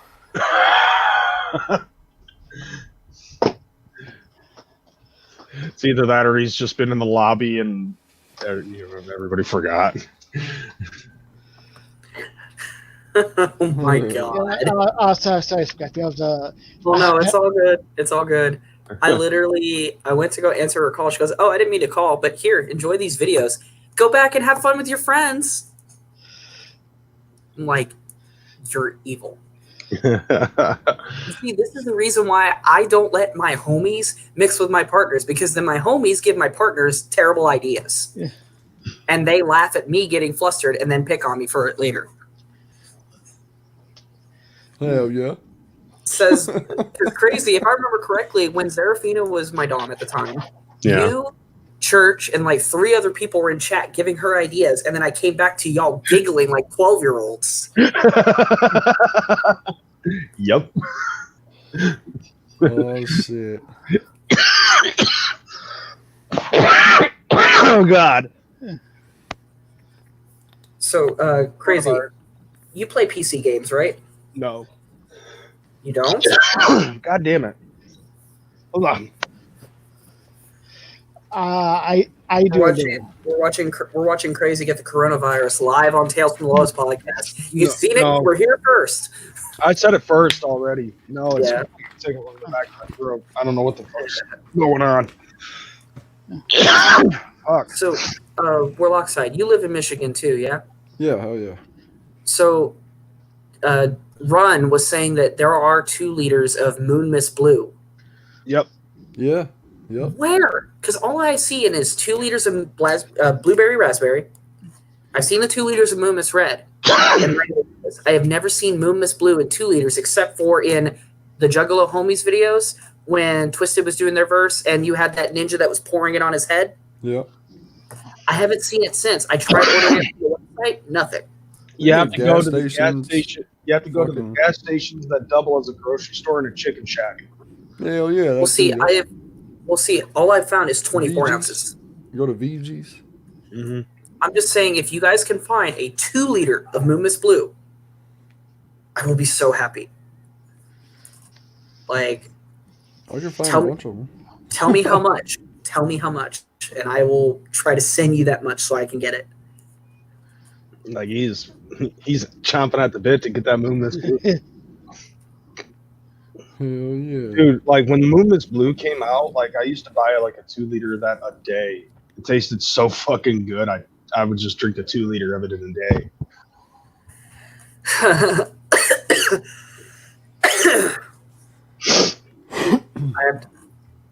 I have to spin around and cluck. A man named Diablo will come ask you a question.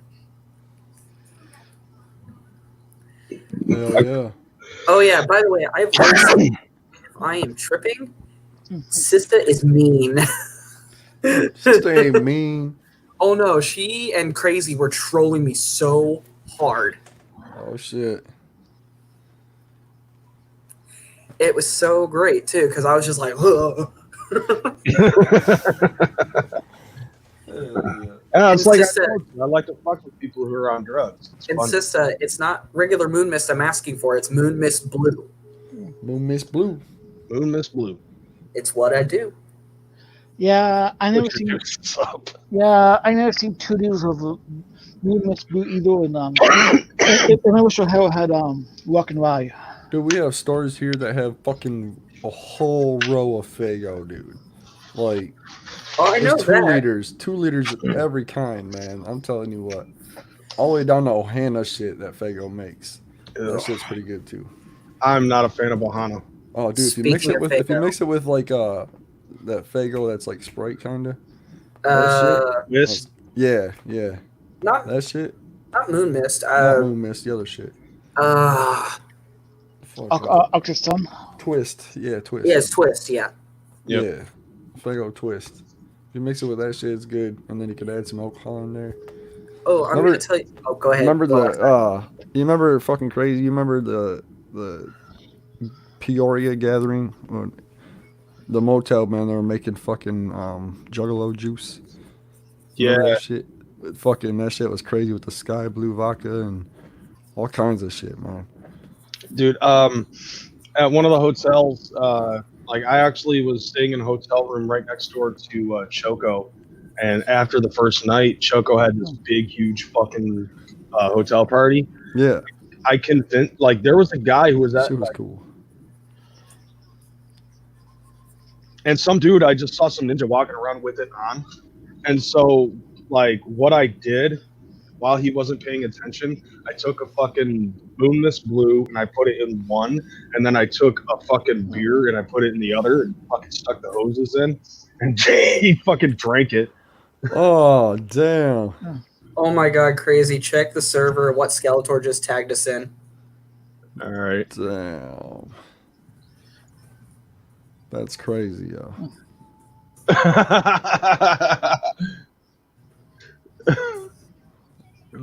Share your screen. Let's see it. Oh, who the fuck is that?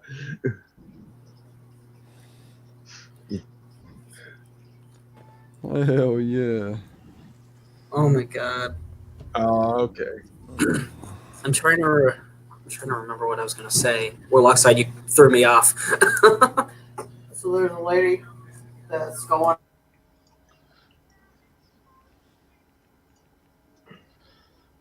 Okay, so I'll show it for a couple seconds.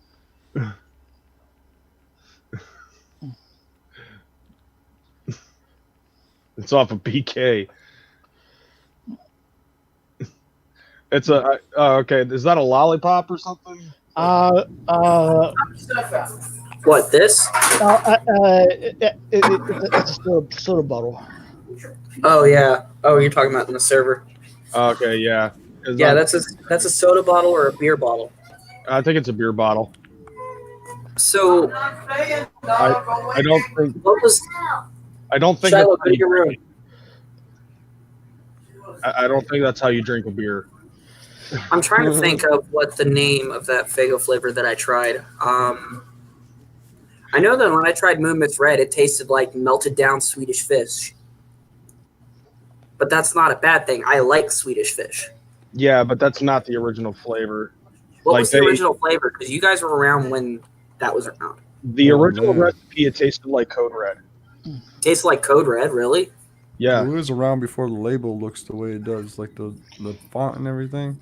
Oh The yeah. font was way different back in the day. Remember that shit? Oh yeah, the one that looked like it was like. Spiked and shit. Yeah. Mhm. Yeah, that shit was dope.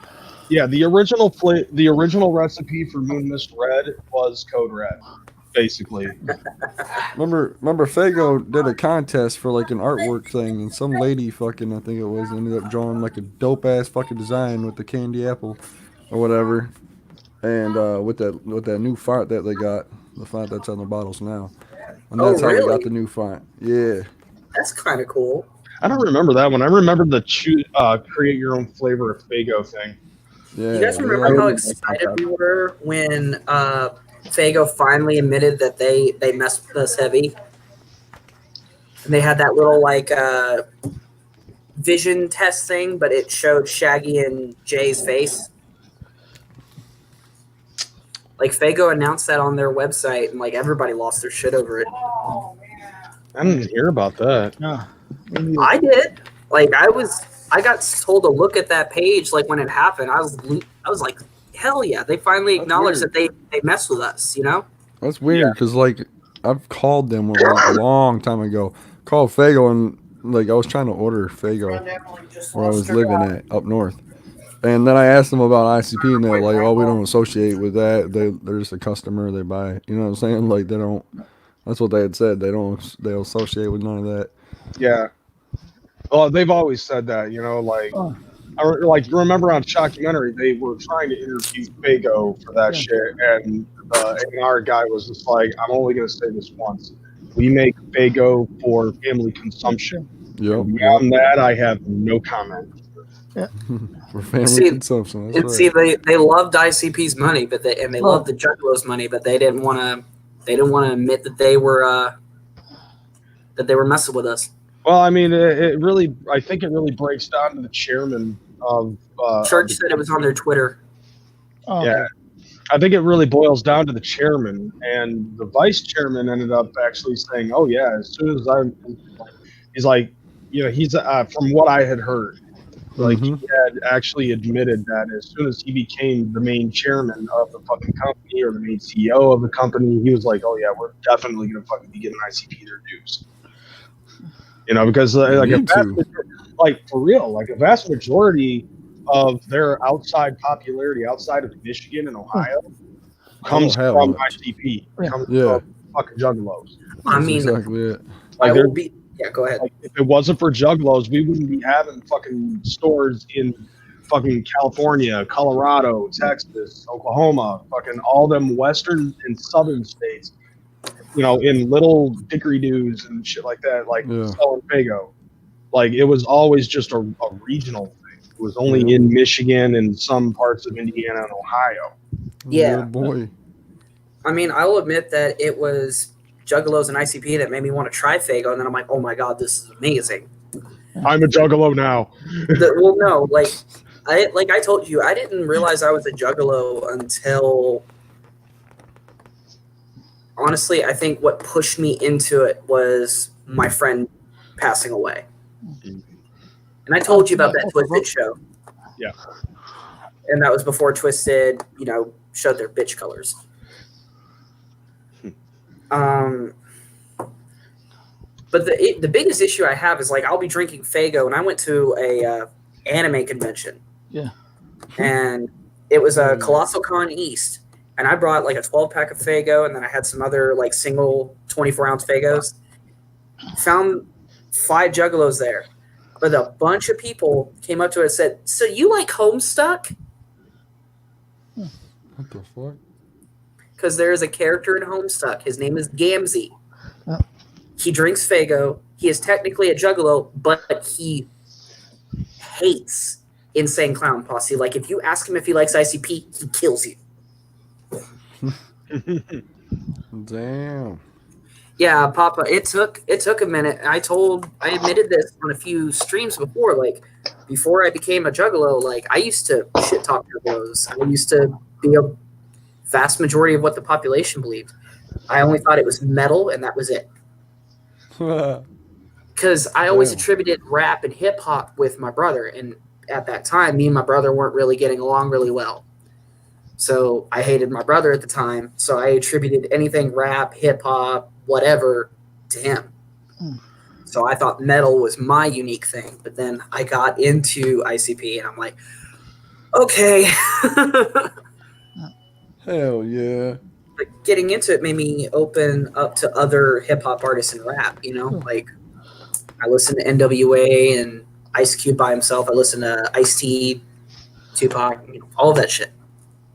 That's what's up. Yo, Ice-T's the shit, man. He's done some shit with ICP. That shit was pretty fresh. Yeah, I remember hearing about when he was at the gathering of the Juggalos. Ninjas, like, he shows up on stage, the ninjas, like, on the, you know, in the grass are just fucking going nuts. Ice-T just grabs the mic and he just goes, shut the fuck up. Everybody shut the fuck up. Oh, yeah, dude.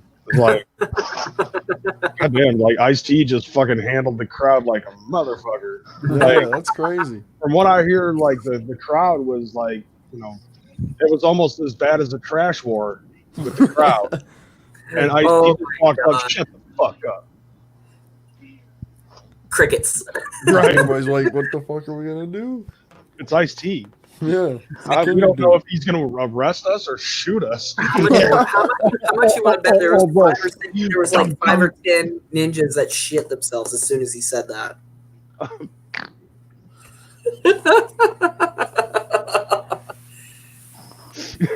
Crazy, you did that too well, so that means you were one of them. Anyways. No, I wasn't there. Like, I've never seen Ice-T, so. No, I think that was like it was like a year or two before. I think it was at Hog Rock, but it was like a year. Yeah, it was probably like a year or two before the last Hog Rock show that they fucking did. I think, yeah. I will say, like, I told you that I went to the Oklahoma gathering. Unfortunately. But I will say that DCG Con was when I really realized that I was heavily into this and that it meant more to me than just the music, if that makes any sense. Yeah. Well, yeah. I mean, like, you saw the camaraderie and everything that was, like, especially with, like, I would say probably, like, another thing, too, is you saw the interaction with myself, Child's Play Ninja, and a bunch of the other YouTube juggalos from, like, Carnival Spirits? Yeah, from Carnival Spirits. I think Tails wasn't a thing at that point yet. No. Yeah, so Warlockside, were you at the Denver DCG? No. Okay. yeah, see, like, me and my ex-girlfriend were fucking I believe Sister Hatchet was. I'm not sure. Yeah, Sister was there. He was there. Oh yeah, that's right, because that's where other than DC, she and my ex-girlfriend Katie would be fucking just talking up a storm. And see, the reason why I didn't realize it was Sista is because when I met Sista, she was not painted up. Like, Sista, all I remember is I sat next to Sista, she let me draw in her book, and that drawing is still in her book. Because that was an experience. And, like, when I got to see her at the gathering and she opened up the book and let me see that, I'm not going to lie, I almost started crying because that's memories there. And I want to make it a point that anytime I see Sista, if she has that book, I'm going to put a new drawing in it every chance I get. Nice. And hopefully, as the years go on, the drawings are going to get better and better and better. Since we were on the subject of DCG, I just want to say this because I thought this was probably one of the freshest fucking moments. Vinny the ICP kid was there. Yeah. Right. Mm-hmm. And so after everything got shut down and shit, most of us are either hanging out in the lobby or hanging out in the front of the hotel on Colfax. So it could be a situation where, like, me, CPN, and, like, Scotty Two Balls, Captain Flannel, Shanzi, and whoever else was there from Carnival Spirits, we'd all be having a conversation. Over here, somebody's talking to fucking Vinny the ICP kid as he's sitting down on a bench, and one by one, all of us would fucking turn and start listening to whatever the fuck it was that Vinny the ICP kid was fucking talking to. Because if you think about it, he is the first Juggalo celebrity. And amidst all of these Juggalo celebrities, whether it be myself, CPN, Carnival Spirits, and all of us are just listening to him and his fucking stories, like showing him that fucking respect, which he doesn't even ask for or demand or anything like that. Right. Vinny the ICP kid is a humble fucking guy, but he took it all in stride, and he's like telling stories about his dad and all this other shit. And all of us are just like, all of us would just excuse ourselves from whatever conversation we got going on to go listen to Vinny talk. It was like, look, we could be talking about video games. And I'm like, fuck video games. Here's Vinny the ICP kid. I remember seeing him at shows way back in the fucking day. You know what I'm saying? Like, Vinny is such the shit, dude. yeah. Like, Vinny's always been nice to me, and, like, I remember the first time I talked to him, I said I was going to draw him something, and I was going to draw this version of, like, he's Vinny the ICP kid, so he had this idea of, like, oh my God, it was like ripping off his young face to show his current face. And I had this idea that his young face had face paint on it, and it was attached to his head with hooks. And he thought it was the most awesome thing ever. So then I sketched that for him and sent it to him online. And he said he asked me for my address and he was going to send me something. And of course, a year goes by, and then DCG Con comes. Yeah. Or no, it was after DCG Con. My bad. Hallowicked comes. I go to Hallowicked, which first time in Detroit ever for me. It was the first time ever. And I went to go get prints because crazy. Were you there at Hallowicked 2018? I know CPN. I know CPN was there. I know Wolf was there. Yeah, because I was there. hanging out with them. Yeah, because like me, like I couldn't remember the year, but I definitely remember like me, War, and fucking CPN were walking over to my car so I could grab my iPhone. And on the way back there, we came across some ninjas, and they were listening to a track from Maximum Overload. Oh yeah, War. I remember you at Hallowicked because you walked past me because I was talking to Beastmaster, and I told him I was a fan of Carnival Spirits, and then he said, "Excuse me," and then he was talking to you and like 3 other people. Oh yeah. And then I walked past. I said whoop whoop. You said whoop whoop to me back, and then just completely like focused on Beastmaster. It was like, okay, I guess I don't exist anymore. The moral of the story is if you hound dog the Carnival Spirits and Juggernaut crews enough, you'll eventually get into it too. I wasn't even hound dogging. I just like was taking in everything. Like if the group that I ended up like kicking it with at that event was the Reno Riders, and I went to Folorama. I brought Leonard. That was Leonard's first big Juggalo event. I think I remember seeing Leonard there that night. Yeah, Leonard had a blast. And here's the cool thing. You know how the security was being dicks and like kicked us out and everything? Like quickly? I remember they kicked out Church. So here's the thing. Up, bro. And Roxy. She was trash. They were both fucking trash, bro. Church is like, Church says, "War, you want to be the first of the Juggernaut to see my dick?" And he started pulling his dick out. I'm like, no, I'm good, bro. So I think I told you this, Crazy. Before Hallowicked, because of the people I knew, I got to do volunteer work for Psychopathic. I got to help set up the venue. And pretty much our main job was just setting up the DCG room, which was pretty dope, and it was really fun. And then I ended up having to go back to my hotel because my friend was kind of being stale as fuck. So we had to go back to my hotel room, and then I ended up, like, as soon as I got to the hotel room, I had every intention of just being there long enough to pick up Leonard, and then I was going to come back and do more work. I'm going to tell you this. Rob, when you work for Rob, oh, man. He works you hard. I like, sat down on the bed, was out.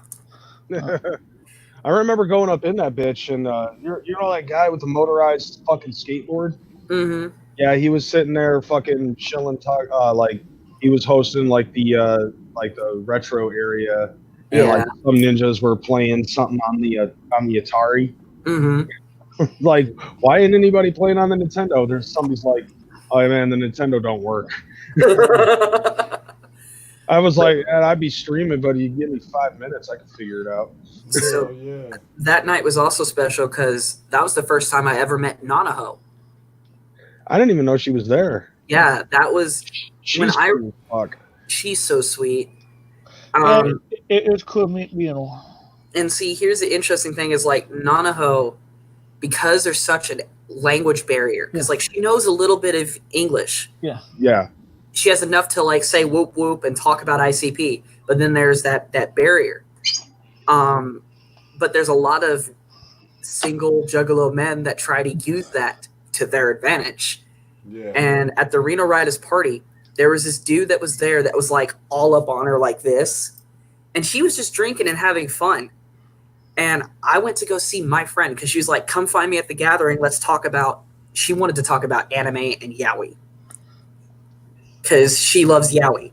Apparently, a lot of Japanese girls love yaoi. Right. And so we were talking about that.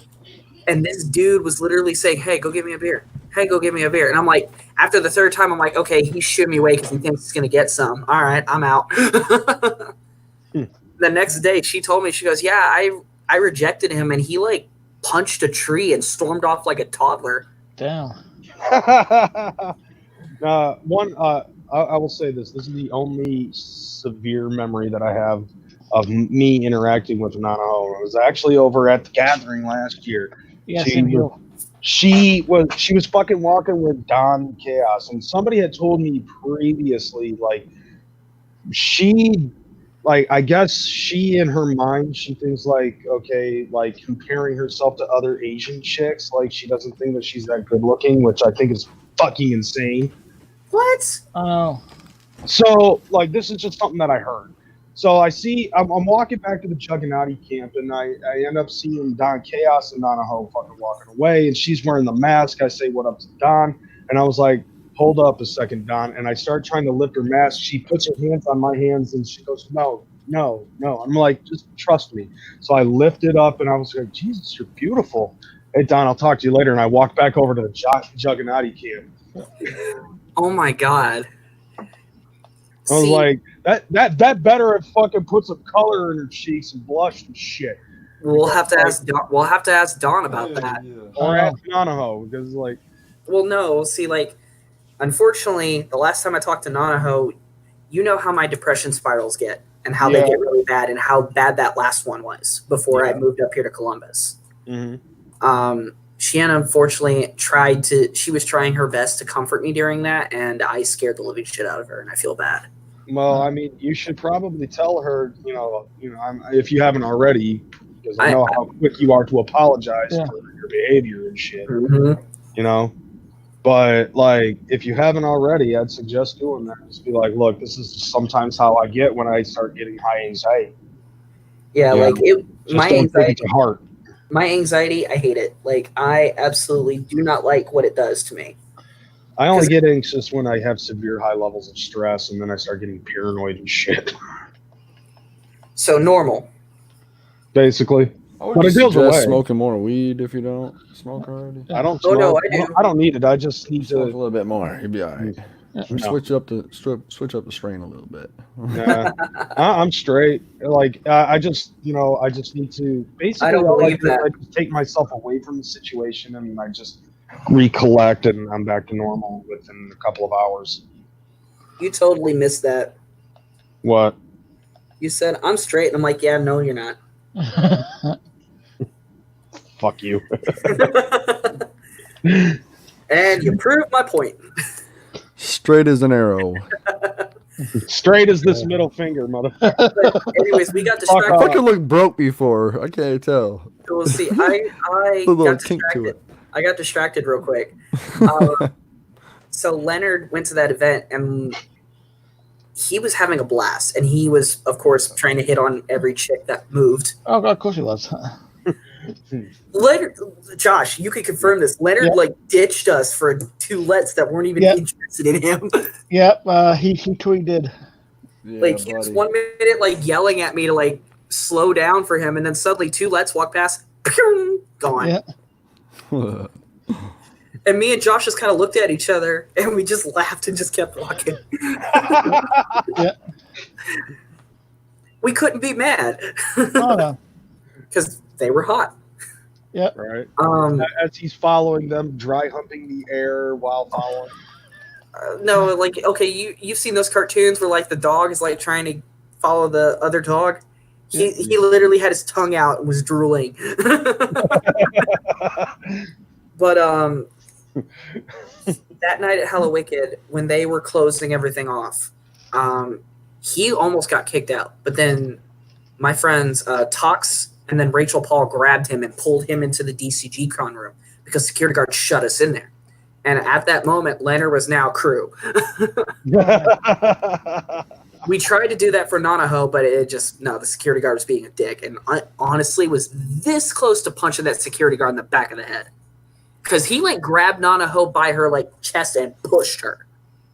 Wow. What? Wow. Yeah, like How wicked? Yeah, and this is the same security guard that got pegged in the head with a 2-liter because at the time I was wearing a hatchet curl You talking about the bald guy? I think so, because he looked at that, and I told him he needed to chill the fuck out. And he looked at my necklace. He goes, "What? Are you some tranny faggot or something?" And somebody took a full 2-liter, pegged him in the jaw. Damn. And like a lot of the security guards almost got fucked up for being as aggressive as they were.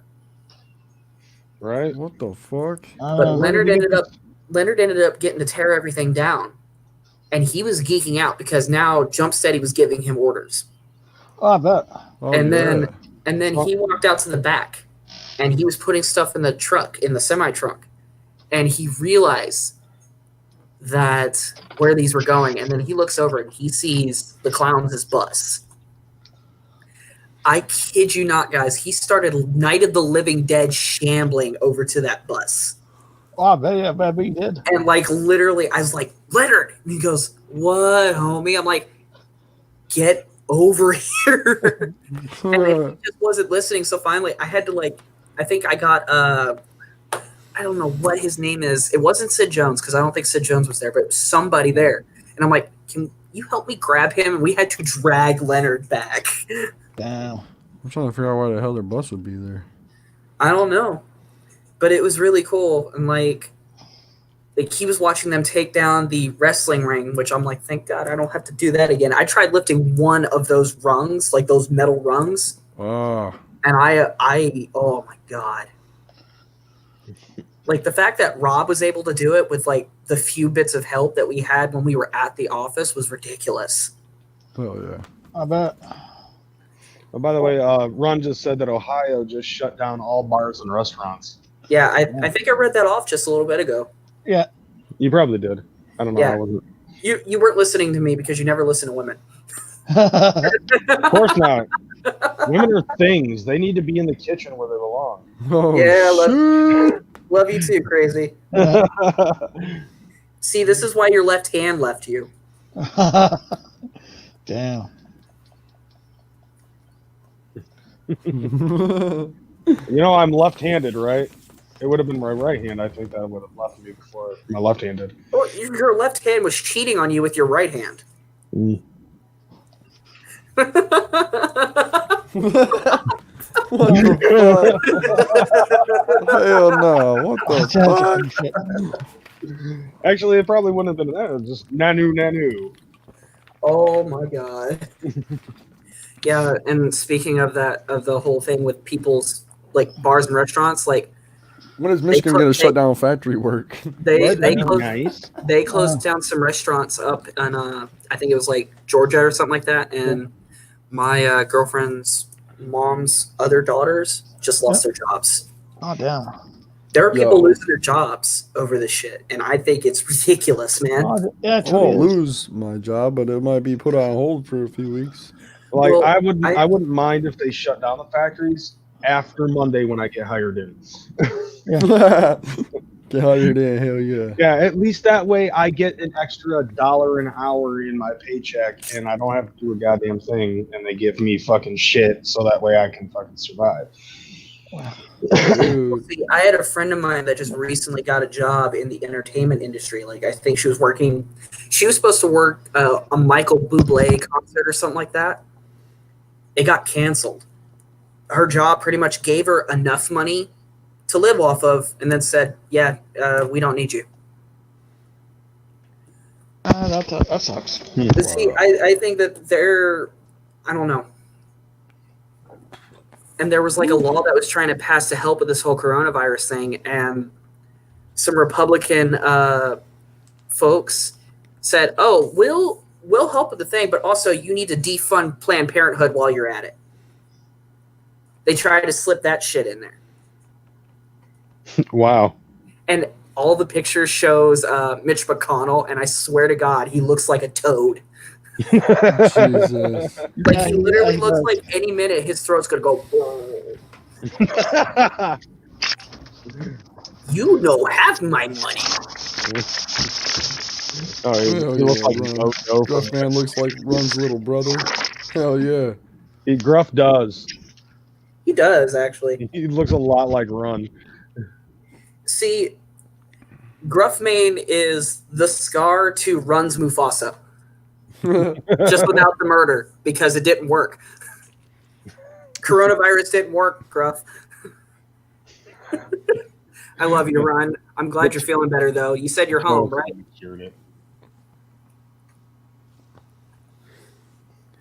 And the only reason why I made the Lion King reference is because I just watched both fucking movies. Well, I mean, like you've got that being Scar Mufasa, you've got Harry Woodward being fucking Rafiki up in this Oh my god. That was great. Like, yeah, buddy, I think they did a good job with it. That's pretty dope. Skinny G said lizard people.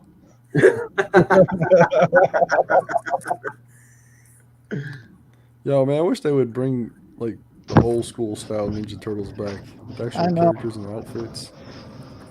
Instead of doing CGI shit, I think that shit's retarded. I think they need to do some. Back, I was watching the original Ninja Turtles the other day, man. This shit's so fresh. From the 80s and 90s? 90, yeah. Oh, yeah, dude. That shit was dope. Oh, my God, bro. Like, I love that shit. That shit's what it was about. That shit was so, real. It was like you know what I'm saying? It was like, there was no CGI, fake-looking, computerized shit. It was like you're talking about the fucking movies. Like, with Jim Henson's Creature Shop from, like, the first two movies, and then for some reason the third one just looked like shit. But the third one just had a goofy-ass storyline. The third one looked like shit because they tried doing it in, like, Japan or some shit. Well, I mean, as a kid, you don't notice it, but as an adult now, you watch the third one and watch the animatronics on the turtles' heads and shit, like when they're talking and everything. Like, it literally looks like they just stole robotics from fucking Chuck E. Cheese. Yeah, man. Yeah. How many of y'all, like, when watching either Dude, Where's My Car or the Ninja Turtles movies, would just immediately order a pizza and eat pizza while watching it because you felt like a little bit closer to those characters? Not really. Either that or I'm just... I'll smoke weed when I watch it. Or last night, you definitely look like the dude that would smoke weed watching Scooby-Doo. Oh, yeah, I done that. Dora the Explorer. My kids used to watch that shit all the time. Oh, my God. I just sit back, blew out on the couch, just like, wow. See, you know where Lockside would fucking smoke weed while watching Dexter's Laboratory and be like, see, that makes sense. Hell yeah. That's what's up. Oh, my God. Oh, man. And see, Warlock's eyes like, damn, how does he know? Yeah. Dude, that's awesome. That's dope. Logic, my friends. Logic. Also, oh my God, trying to ink a picture while being on a live stream is very weird. Oh, shit. You're a fucking tracer. Well, no, like, I've been working on this pencil sketch for, like, I don't know if I could share my screen, couldn't I? Could. Yeah. I could. Okay, I'm going to try it. Hang on. I was honestly hoping that there was going to be a fucking argument about this and be like, I'm not a tracer. I add depth and shading to the picture. That's when the art form truly takes form. No, you go over something that somebody else did in pencil. That's tracing. No, it's not. The next time Scrappy fucking sees me, we're both holding each other in a chokehold. I'm not a fucking tracer. You fucking tracer. I'll fucking trace a circle around your dick. You guys ready? Fuck. You guys ready? For it. Go for it. Tracer. Crazy?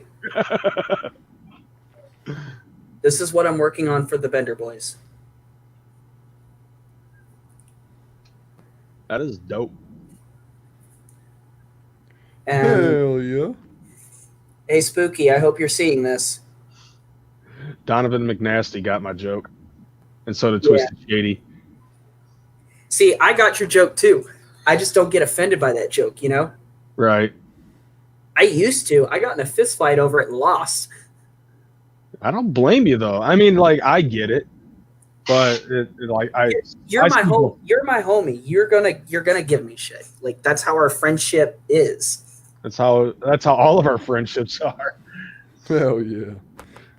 I still think that "Shut the fuck up, Scrappy" should be a T-shirt.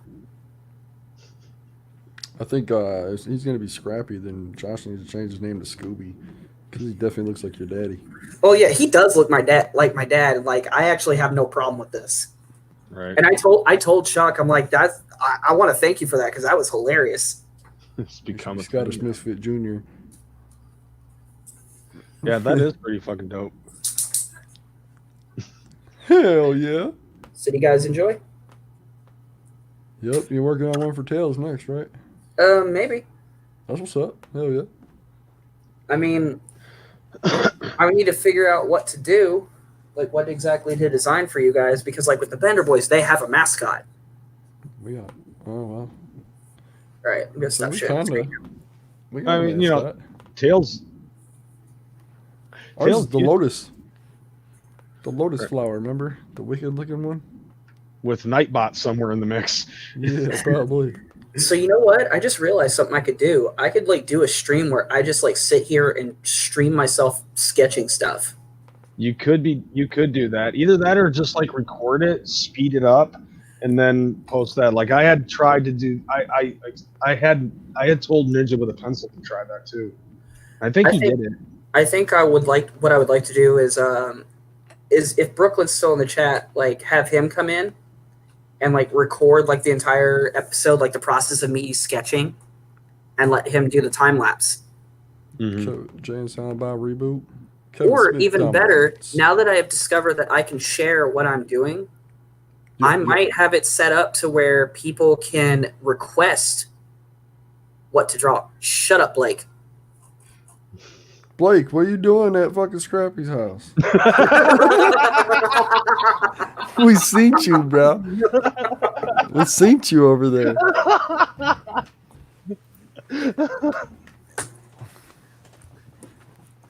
I did take a bath. I just forgot to switch out my shirts. Steel City, you know what I meant. Let him do the time lapse. And he doesn't get the joke. Oh, yeah, he does. Oh, bro, you should Okay. have been here. Okay, go ahead and tell him crazy.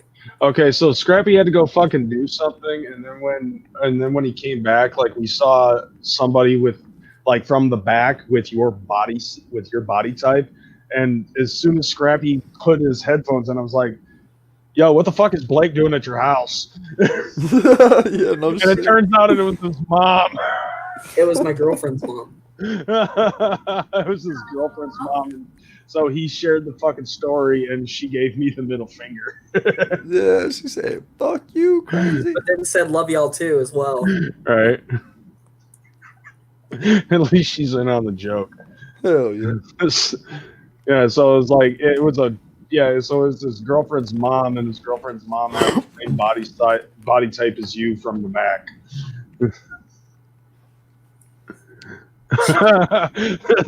Not Slim one says, I'm an old fat lady. See, not Slim.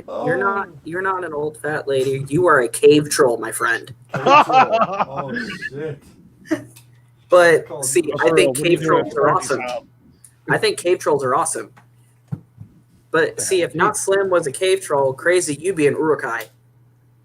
I can work with that. Yeah. Find the halfling. Looks like meat's back on the menu, boys. Your voice is not guttural enough. Well, I can't. What do you expect me to be like Big T? It is for me. I don't know what the dude sounds like. It sounded good to me. Start with the dick. Draw you like one of your.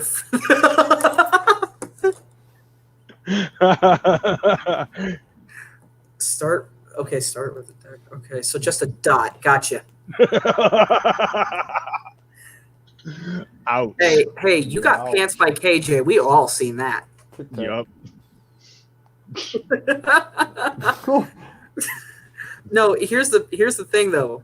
Blake will tell you. Originally, I didn't know how to take his trolling. I did not know how to take it. Now I just roll with it. No, now you just have that for ammo. I've seen your dick. We all have. Yeah. Oh man. All right. I'm actually gonna hop off here. Smaller than a Japanese Coke can. But I think at some point I might just set it up to where I just do an entire drawing session for a few hours. Word. You should go with that. Like, since I now realize with StreamYard, I can do it. All right. I mean, people like that kind of shit, so why the fuck not incorporate that? We'll send you a picture of our fucking mascot. And there was another thing too, like you ended up suggesting, Scrappy, was like, I saw Scrappy going around asking if there are other juggalos in Facebook that fucking play D&D, and he was like, I just think it'd be cool to have like a D&D session with a bunch of other ninjas. I was like, you could StreamYard it. They're like, well, we just need a DM. Find a DM in D&D that is very chill, laid back, and doesn't get pissed off too easy. Because what are the first two rules of playing D&D? 1, do not piss off the DM. 2, do not piss off the DM. No, Scrappy. No, I meant to say spooky. Oh my god. You fucked it all up. I hate y'all. No, spooky. As you saw, like, I can share my screen and make it to where you guys can see what I'm drawing. So I'll be able to just put it up as. I think the only thing that's going to be an issue is like making it. I need a second monitor, is what I need, so I can see comments and stuff. There you go. You got a flat screen? Okay, so you want to know what I'm drawing on? What? Show us. I am drawing on a Wacom Cintiq 16. So hang on.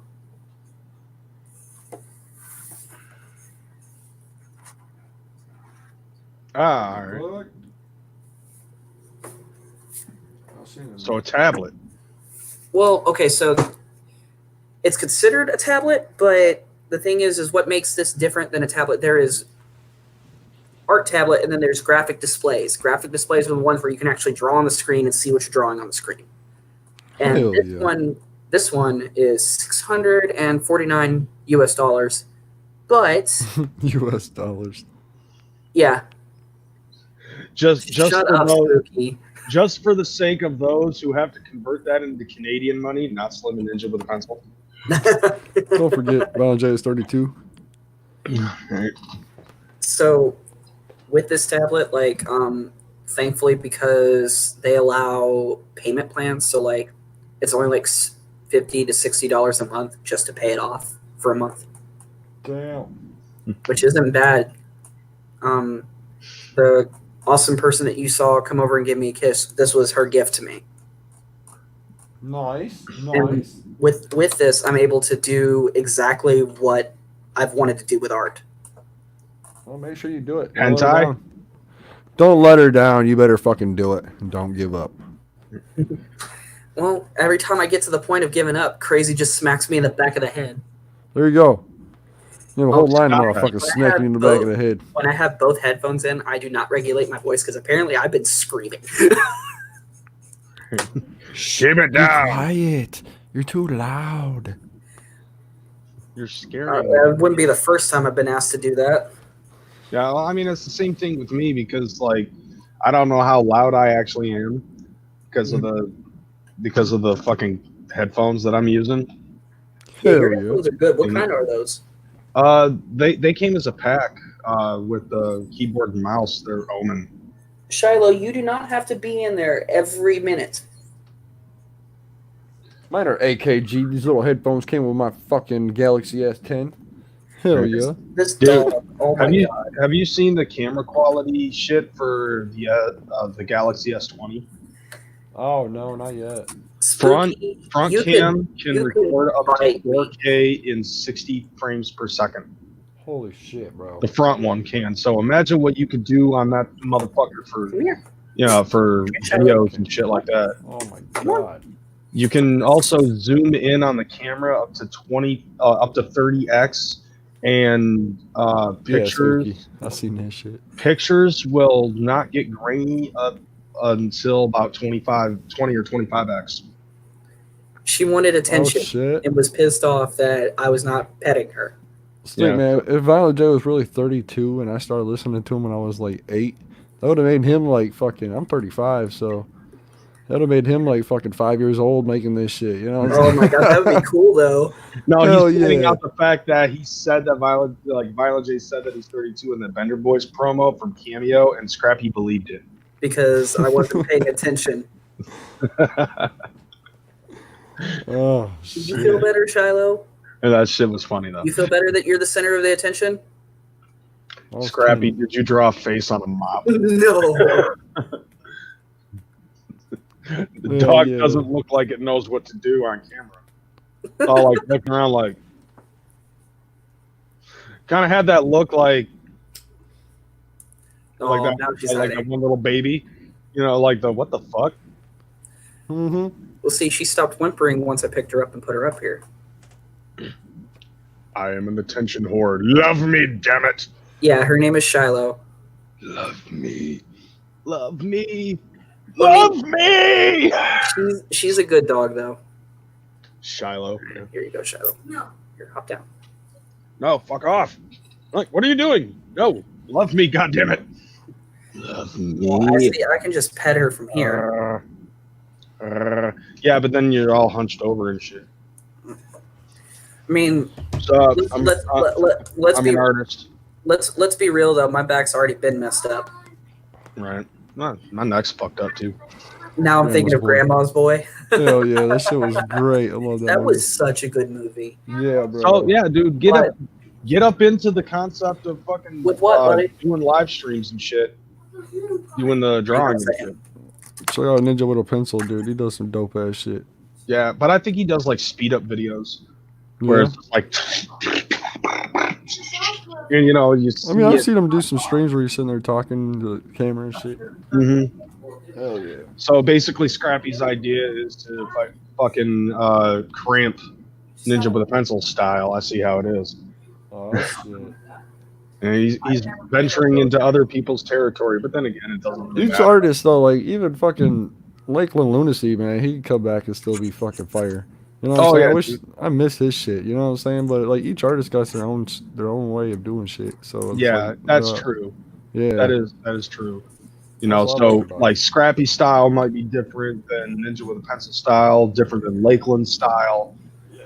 See, You know. if I were to describe my art style, it would be a mixture of Vincent Locke, the guy that does the art for Cannibal Corpse, and what was the name of that other artist? Junji Ito. Mm. Because that's the style that I want to do. I actually have difficulty drawing cute. I have difficulty drawing beautiful. I draw horrific. If I were to be asked to draw somebody's girlfriend, I'd be like, okay, I'm going to draw your girlfriend, make her pretty, and then halfway through she looks like a zombie. Right. Because that's what I do. I take beauty and I disfigure it, because with every bit of beauty, there's a bit of ugly behind it. At least that's what I think when it comes to art. Honan Vasquez. Right. Oh, flannel. I was actually talking about that. The idea of a D&D game where it's a regular like fantasy world, but it's 5 juggalos that have been trapped in the world of D&D. Juggalo the fuck out. Hell yeah. But here's, well, actually, no, even better, 6. And each juggalo represents a different Joker's card. Please make it a summon of some sort too. A summon? Yeah, like each person can summon one of the Joker cards. Yeah, Oh, like for shit. certain spells, maybe, or for different attacks. Yes, exactly. You know, one could be meant for, you know, kind of like you know how in Final Fantasy 13, like each main character has a specific Eidolon Mm-hmm. that it can summon, and only they can summon it. Like one dude who's like specializes in like he specializes in being a tank, and he can only summon Shiva. You know, one person can only summon a freak. You know, it's like basically the same thing. You have 6 people roaming in this area, and each one, like one person can summon Carnival Carnage, one person can summon the Ringmaster, so on and so forth. So like one could boost defense, one could heal, one could be attack.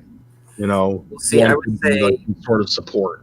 see, like with the Wraith, I feel like since the Wraith Shangri-La is the positive, and then the Wraith Hell's Pit is the negative. Right. I'm saying like maybe okay. The Wraith would be the equivalent of the Phoenix, where it could heal, resurrect people in your party, and harm the opponents at the same time. But at the same time, like it also like obviously like this would be a high level of MP to fucking do something like this, or you'd have a limitation Or down spell to slots. per battle. Or spell slots if you're playing 5th edition Dungeons and Dragons. Why do the Joker's cards be like the fucking the main bosses on each level? Well, see, that would be a thing, but the whole idea is the Juggalos got transported to this world because, well, they got a hold of some mushrooms. And now the whole quest is them figuring out how to get back home, but at the same aspect trying to survive in this world. And they end up getting caught up in like all the politics and all the world, the world stuff. Okay. And I think it'd be kind of cool that like the game starts with each of these different characters stuck in different areas, and they have to end up meeting up. Or would it be better to have them all in the same area so that way they can watch each other's back? Well, I mean, that would be that would be an interesting concept to have them all come across each other at some point. Maybe even like a few of the ninjas end up becoming like kings and queens of their own kingdoms. That could be a possibility. I mean, like the only downside though to it is like, if you're creating a storyline like this where like 6 random ninjas are in different places and they somehow end up crossing paths, that initiates the choice as to whether or not they either want to continue their journey with each other or continuing to go solo. I mean, it would probably be a little bit better. That might give a little too much for the DM to fucking, So maybe have every single one of the players that play the Juggalos stay in the same spot. Either that, or I would say they all are doing stuff solo for a little while, and then something cataclysmic ends up going down that causes them to be drawn to one specific spot, and then that's when they realize this is when this is how they have to play together. Hey, it's the idea that the carnival reaches out into that world because it realizes that they're there, and now on top of trying to survive in this world, every time that, and the idea is maybe like yes, definitely we should include the new deck, but maybe later on. I would say make that an extension to the story once the 6th is revealed on this. Ooh, I just thought of something. Because what if the Fearless Fred character, because it's fight back. Mm-hmm. What if the Fearless Fred character unintentionally, because he's in this whole new world and he doesn't know anything about the other ninjas that are there. There's a lot of people that, because you can agree with this, guys, like there are some ninjas that stick with the old deck and they don't want nothing to do with the new deck. Mm-hmm. So maybe this whole idea that the new deck guy ends up being like this main boss or something like that. Like he's an anti-hero or something, or a villain. That would be an interesting idea. But again, I'm building it with you guys because you guys would know what you would want to play, right? Mm-hmm. Word. And I'm trying to figure out how to make this work because there's so much that can be done with this. I got an idea. What? You can incorporate the Joker cards from the newer deck, right? Mm-hmm. And summoning like, in order to obtain them, you have to fight them. And you can't use Dark Carnival abilities against them. Because by summoning a Joker card from even the first deck, it's just going to be neutralized because the Joker cards from the second deck are basically working towards the same cause. Yeah. So in a way, like the newer deck Joker cards in the story are just basically testing you in order to help you. And see, like, this is just the whole idea of the fantasy world, because like there is like Shadowrun and Changeling and Vampire, where you could do it in modern world and it'd just be you dicking around in the modern world, and that's all been done before. I think it would be a whole interesting idea of trying to mix the magic of the Dark Carnival, because there is magic in this. We can all agree at this. We feel it, and mixing that with high fantasy magic. Like, imagine elves that are having to interact with this. Imagine orcs that are so into the Jekyll brothers that they paint, they have war paint that is in those colors. See, this is definitely shit that I can get into. Like, just like imagine this, like not even like being like a D&D game, but even, I don't know, maybe in some point a video game. Yeah. Oh, No, Donovan, Twisted. Okay, you know what? They would be really good villains. Now, what's funny is, Yep. I honestly, I ended up finding out that Jumpsteady had rewritten the 2.0 D&D in its entirety to revolve around the Pendulum comics. Oh, really? Oh yeah. Yes. And I was like, dude, this would be the most epic fucking KOTOR style fucking Juggalo game out there. Yeah, for Like, sure. because like you would start off neutral and eventually it could work towards whether you're, working towards the Juggalo cause or working towards, like the opposite, the Nethervoid cause or something, Kilner from the comic books and shit. And I was like, this would be dope as fuck if this actually was a video game. And I tried 2 times to pitch this to Kevin Gill when I thought he was still working for fucking Eidos, which now he doesn't, and doesn't have anything to do with the video game industry anymore. But I was like, dude, they would be, that would be the fucking shit, if somebody ended up making it, because like we had an in the video game industry for a while, Well, Scrappy, God dang it. Spooky. I keep reading what he's saying and then trying to acknowledge him, and I keep getting it twisted. Don't get it twisted, son. So, Nickelback, we're not putting like all of the modern music. The whole idea is just focusing heavily on just this world, the world that is very important to us. The Juggalo world, like, because like, look, they already have a video game that's heavily focused on heavy metal. Brutal Legend.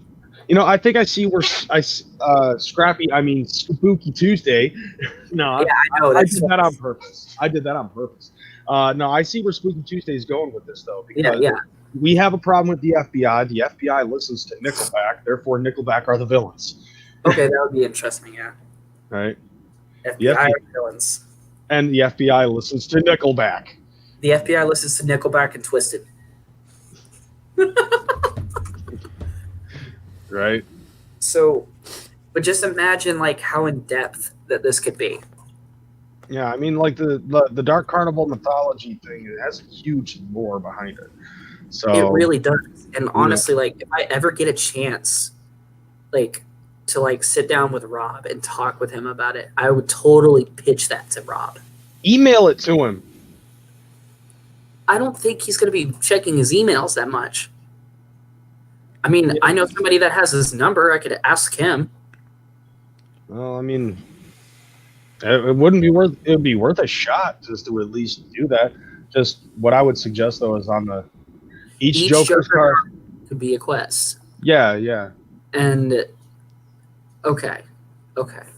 Like going back to Final Fantasy 13, that was basically one of the things. In order to obtain the ability to summon the Eidolon, you had to fight it first. Oh yeah. By yourself. And see, that would be very interesting of trying to. Okay, I just thought of something. They have genies. They have genies in D&D. Each of the different Joker's cards could be genies. Genies or djinns? Both. Okay. Like the Great Malenko, straight up a genie. Riddle box can be one that comes out of a box instead of a fucking. Oh, absolutely. Well, I mean, like Jekyll Brothers would definitely. I think it'd be kind of interesting of the Amazing Jekyll Brothers to kick your ass, possess a red dragon.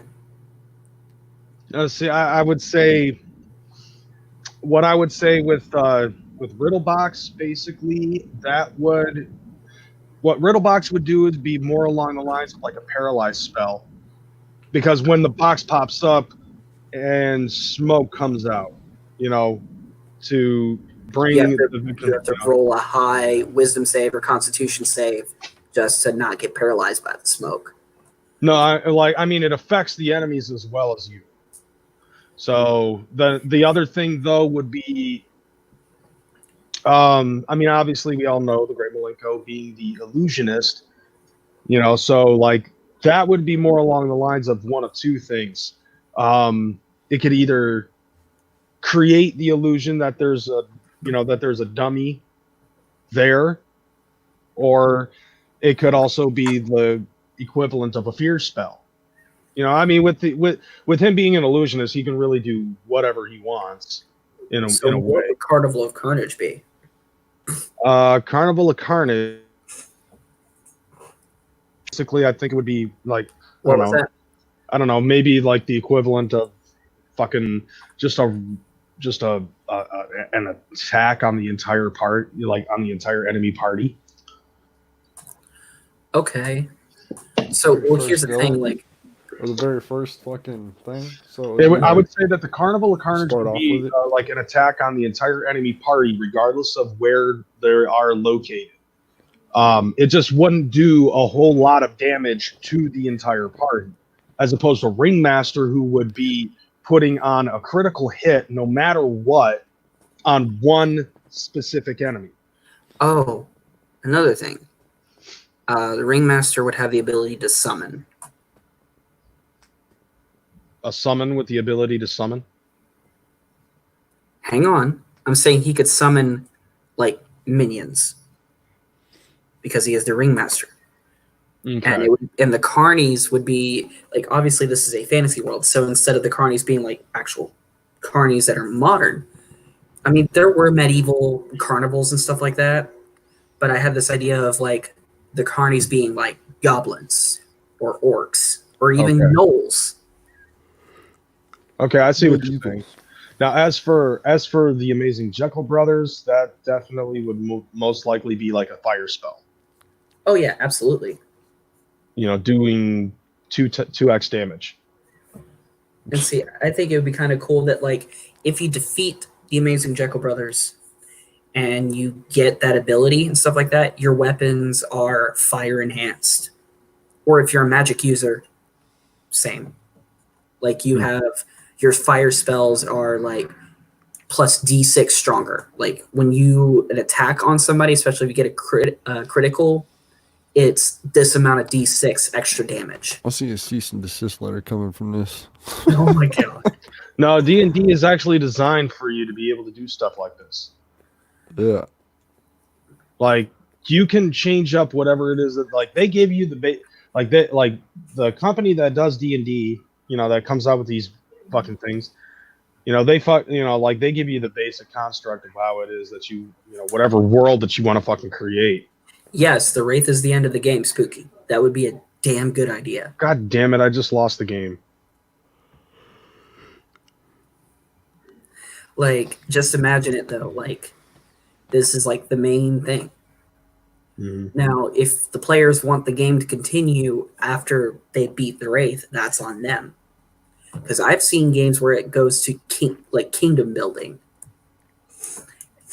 Pathfinder, I think it was Pathfinder. Yeah, it was Pathfinder Kingmaker or something like that. So, would the concept of the game would the idea behind the game to like defeat them in general, just to surpass the Joker cards, or would it be to possibly obtain them for a greater purpose? I think what it would be is like they would be attaining them, but they wouldn't realize that that's what they were doing. They would think that they'd be defeating them because they think that's what it will take for them to go home. When they defeat them, the fucking card comes up and they gotta collect it. Yeah, they got to collect it, and each different player gets that card. Okay. What's up, Shayna? Whoop, whoop. Yeah, you get to go down one of two paths as the final chapter, but there's more to it. So I think it'd be kind of cool to like reference a lot of these things that are happening in our Juggalo world now, like in the modern times. Like having it to where there is a reference to the FBI. There's a reference to the Twisted Beef and all of that stuff. Like maybe it'd be kind of interesting because like we call Twisted fans that we dislike Twizzlers, yeah? Right. A little bit funny if they were shambling mounds. Because imagine it's like vines all wrapped up. Okay. And they're red. Hence Twizzlers. Right. And the thing is it'd be funny because the Juggalos would have all these modern references to things. Here's the other thing. Faygo would become potions. Oh yeah. Like Most definitely. I hated that when they got transported, all the Faygo that was around them, I realized where they could be at. Where they could be at when they get transported. They're at the gathering. Mm-hmm. And then they get transported. And all the Faygo that was around them. We're going to say that it was like they were a part of like a decent-sized crew and they had plenty of Faygo to last them the entire weekend and stuff. And all of these different flavors have different abilities. Spooky Tuesday just asked, "Is there a river of Twizzler tears?" Oh my god! Can we get CPN to be like a Bathing in the Minotaur? river of Twizzler tears grants you +2 HP every turn. Are you kidding? CPN's gonna narrate the whole game. Oh my god! Okay, like seriously, if he's awake, we should ask him if he wants to DM this shit. Do you really want CPN to DM the fucking game? Well, no. Imagine this. I am. Doesn't sound like a good idea. Crazy? Do you want to do it? No, I don't, because I don't have that kind of imagination. I'm usually like you're more involved in a boxed-in world. Crazy. You're sitting here helping me world build. This is as far as it's gonna go. I can't fucking like. I've got ideas. I can't fucking create a story. No, you'll piss me off and be like, you know what? Fuck you, Red Dragon. I'm gonna go have a smoke. No, but in all seriousness, okay, CPN not being a DM, but definitely a player. Oh, yeah. Because he's into D&D. He said he's into D&D. Gruff just said CPN would make a good bard. Oh my god. Right? No, imagine if we... I just had this idea of Acetone being a bard too, and he's a mocking bard. He gives you buffs by talking shit. Right. Right. I need to like make this like a Facebook post and like seriously like get people interested. But well, the problem is like all the players in the game are basically going to be sitting around talking shit most of the time. We're all fucking juggalos. That's mostly what we do. Church had a good idea. The Wraith summoned version should have a one-hit kill with the highest roll possible. So yeah, if you're attacking with the Wraith, if you get a nat 20, it's an instant kill, even if it's a red dragon. You got to be a certain level to use it. Yeah. What level do you think would be the best? Depends on what you're going up to. Mm-hmm. All right. Like we're gonna have like regular D&D monsters in there as well. But there's gonna be a little bit of Juggalo flavor throughout the whole thing. Mm-hmm. Like, I'm expecting like the Juggalos that are in. Okay, Church would be a good DM. Yep. But here's the thing. Wait, shut up. Shut up, crazy. But here's an interesting thing.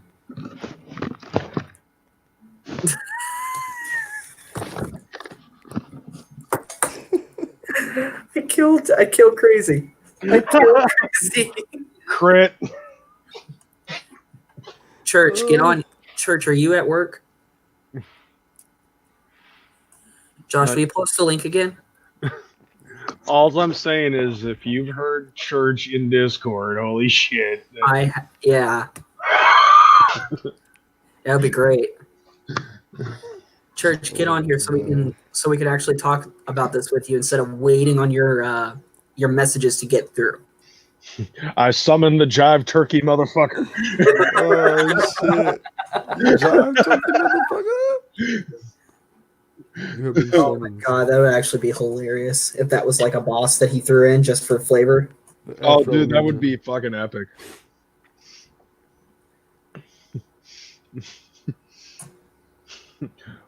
Wild Harambe appears out of nowhere.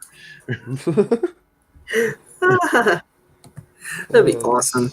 You really want to fight Harambe? Oh man. No, actually, that'd be if Acetone was the DM. Oh my god. Dude, it would be hilarious because like Acetone and Izzo would be co-DMing and they would both be like fighting with each other in game. Right. Just because that's their humor and everything. Like it'd be hilarious. Okay, so I'm taking a break from drawing for right now because I'm burning myself out and I need to take a break. I haven't had a cigarette in a minute. But I just realized that. I meant to go get a Faygo like an hour ago. Damn. I usually have my drink sitting right beside me. So let's take like a 5 minutes so I can go get my drink and then I'll be right back. It's about as long as it's going to take me to smoke a smoke anyways. What, 5 minutes? About 5-6 minutes, something like that. Okay. All right, we'll take a 5-minute break. Cool. But yeah, Church, get in this. Yeah. Donovan, a DM is a dungeon master. It's the person that runs the game. It's kind of like the storyteller. Most of the time, he looks like this.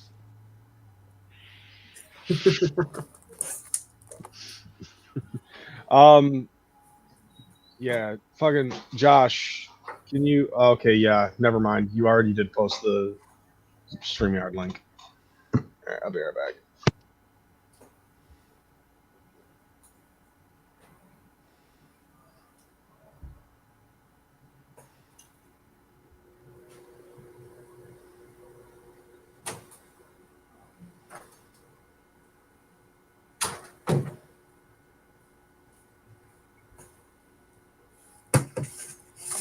Hell yeah. Oh man. Hey Josh, is Church in the backstage?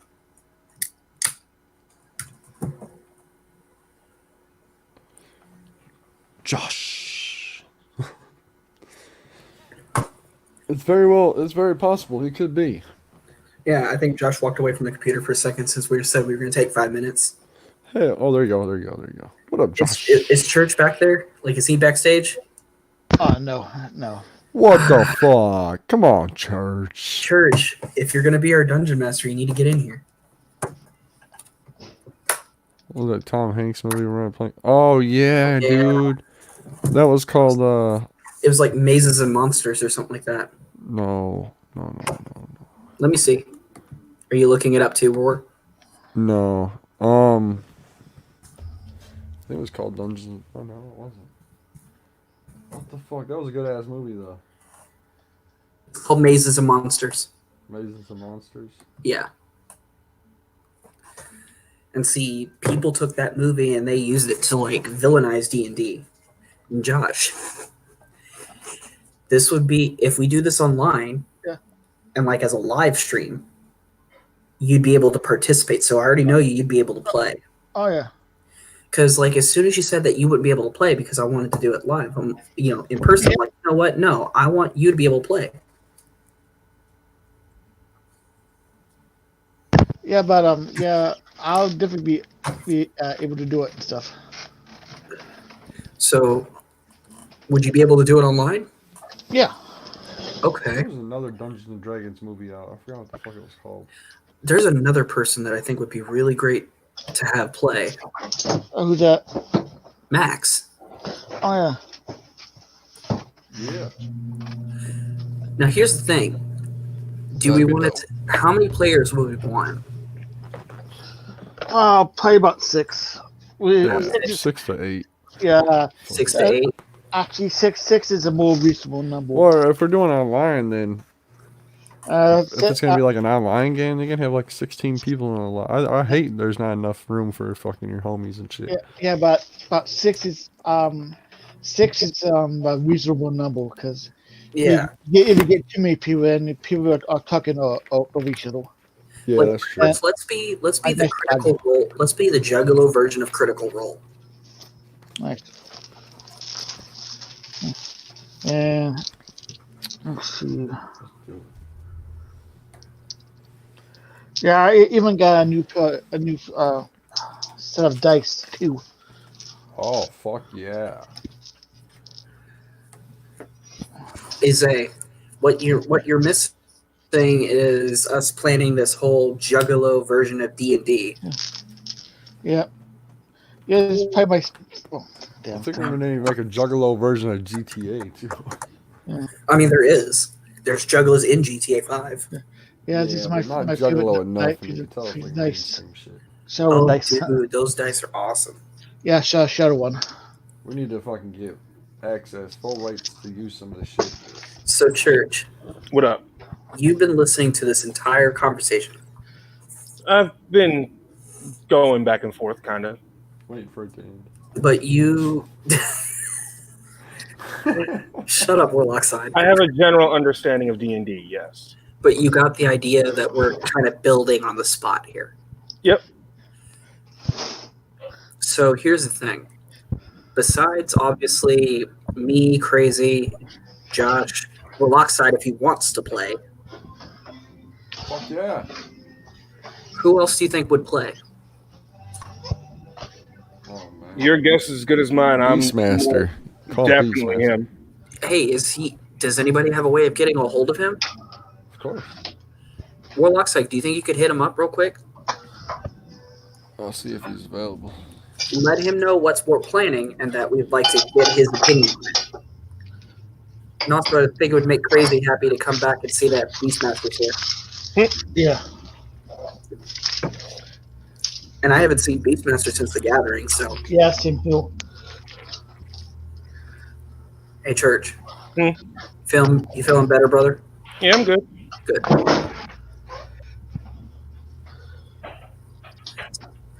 I ain't fucking talking about it on the live stream. Just know that. Hey, you know me. We're talking about D&D, brother. Of course. So I have no idea what's happening with church. So I don't even not even gonna ask. So. Thanks, Josh. So. I'm just happy to see Church on the call. I was like, you're getting on this call, Church.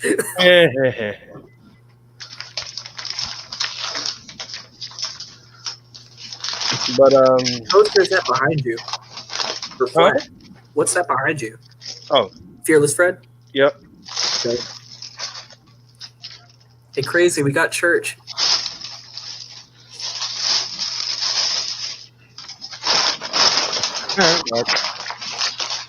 Josh.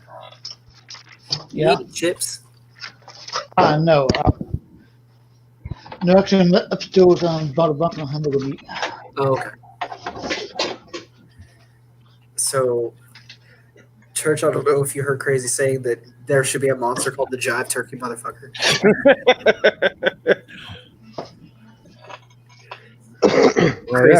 Crazy, we're going to try and get Beastmaster in on this. Oh, hell yeah. And its effect is if you get it should not effect is it should be when you get hit by it, you fucking lose your most prized weapon. Oh, your Juggalo card. That's a good idea. And see, like, okay, so Moonmist Blue would be a mana potion. I can see that. Now, here's the thing. Some of these potions are not drinkable. Arctic Sun. No, hang on.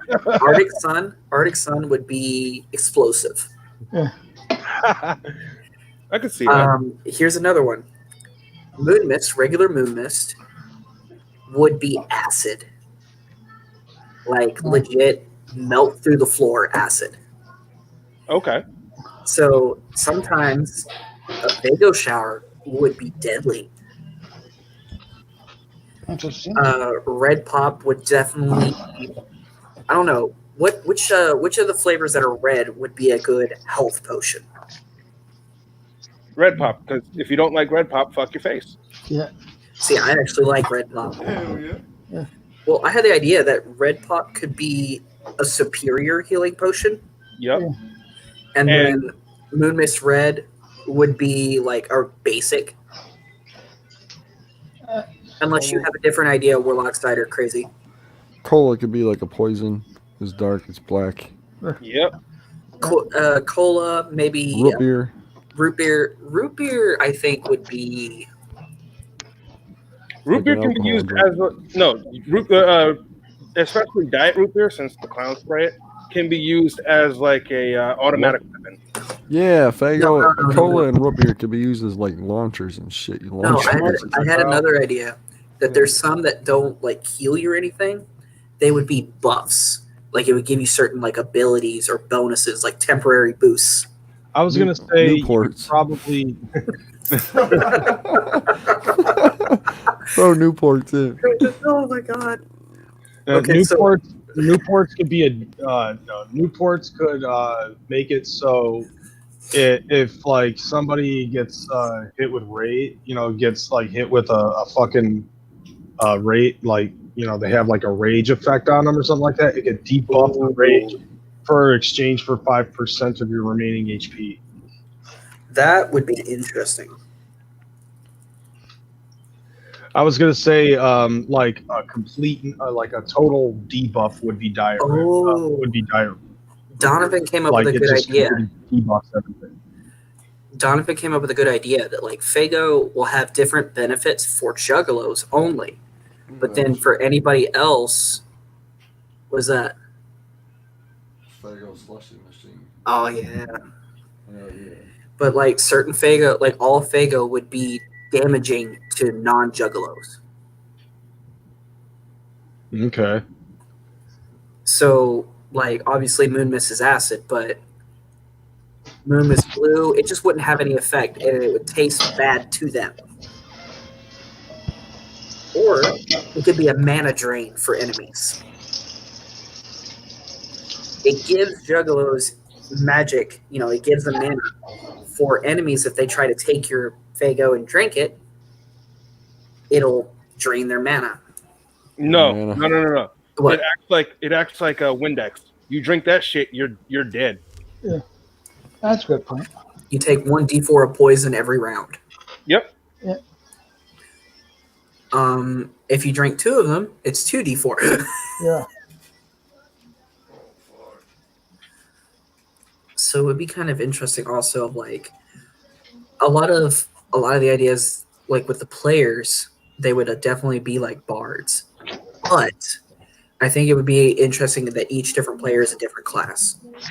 Of course. Like I really think that there should be a rogue juggalo who's a legit ninja. That's a good idea. But the thing is for a humor factor, if I were to play this character, I would be a clumsy ninja.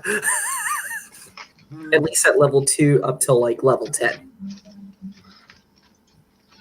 Unless I end up rolling really good, and then I guess I'm a badass. Oh shit. Are you kidding me? I'm trying to think of like all these different ideas of like how it would be unique. You could trade rolls of toilet paper for food.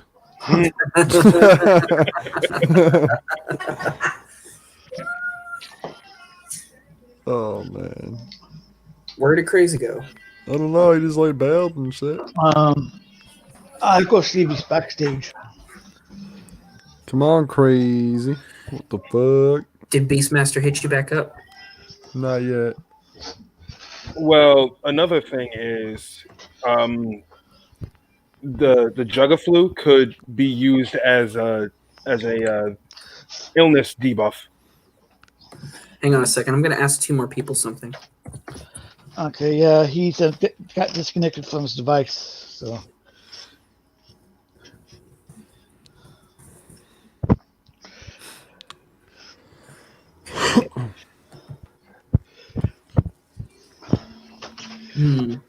See, I have a friend of mine who's not a juggalo that would want to play just to be the odd metalhead out.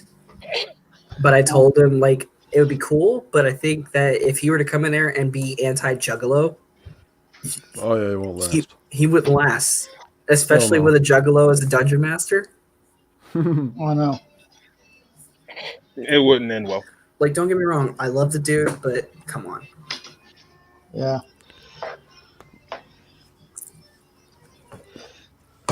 You don't have to be a juggalo or like juggalo shit.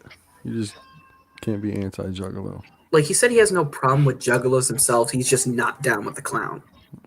That's fine. As long Yeah, as he keeps it to himself, it's all good. Well, I mean, he does kind of. Like, every time I post anything ICP related, he cry reacts to it. Well, shit won't fly. Sure would be a shame. Sure would be a shame. Sure would be a shame. Wait, I just thought of somebody that would be really fun to have in that party. Who's that? Fat Jesus. Nice. Or, if Violent George is up for it. Like, what do you think, Church?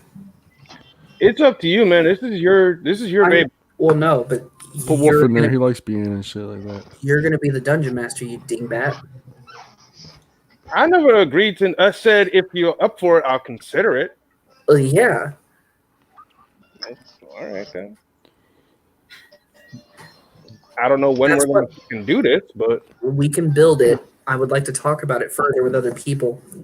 I'd like to see if CPM would like to play because it would be fun to have him play too. Send old Wolfie the link. He'd like to join. Send old Wolfie the link.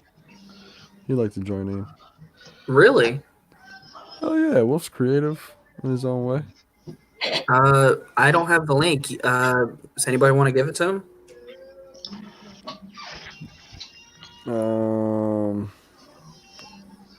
Let me figure this shit out right quick. Okay. Oh. It's just an idea. well, you just spitballing ideas for now, so Yeah. I mean, if anything, it could be one of those things that we'll talk about. And we'll see who's legitimately like down with it. Oh yeah. In Church, you now have all these ideas that you can build on. And I could definitely see if I can find a way to get you copies of the books, the D&D books. you're talking like second edition, right? Oh no. I'm talking 5th edition, bro. All right. Where it's not as complicated. Well,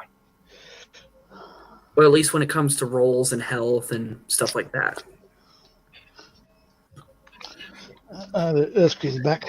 Is he seriously playing Jason right now? Yes, I am.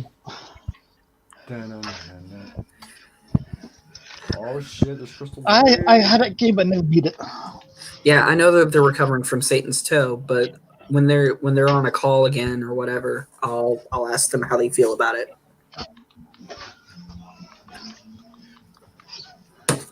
Oh, Wolf, I see you active, man. Like,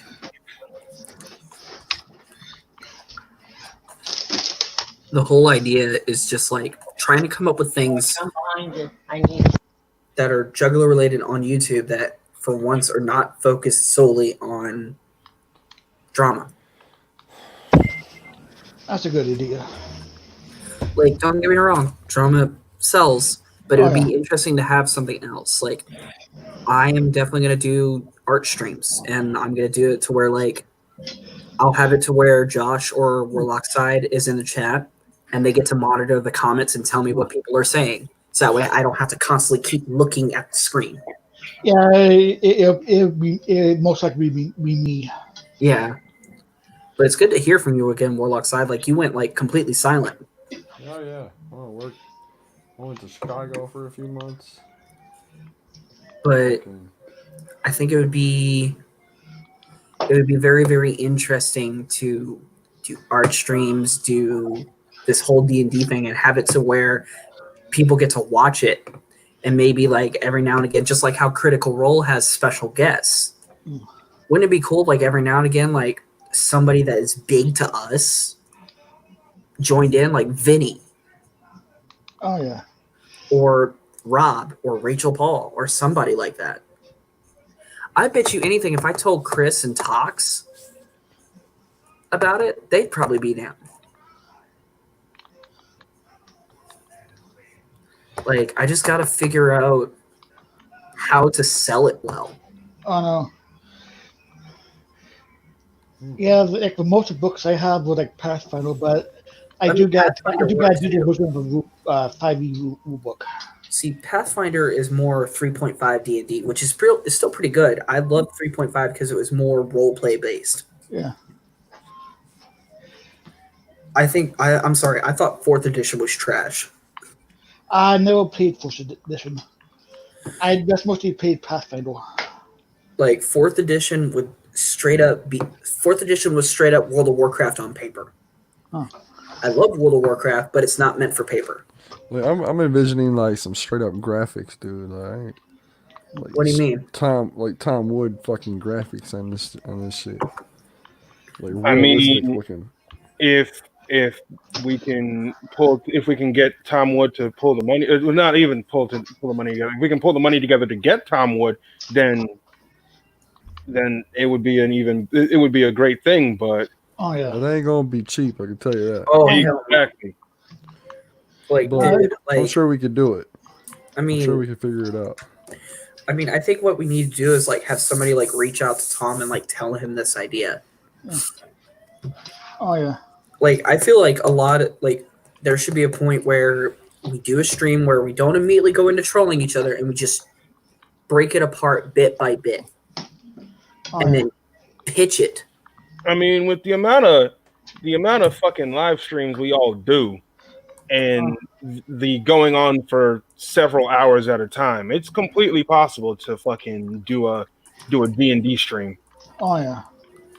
Not to mention, like, a lot of us are nerds. Oh yeah. Like, Church, you like video games. I do. Warlock side, you play PC games, right? No, well, PS3 games. Okay, that counts. Hey, you're still a gamer. PS4 games. Xbox One.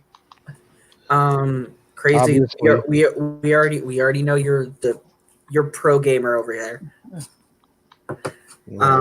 You guys know that I play RTS and MMOs, and I have played D&D before.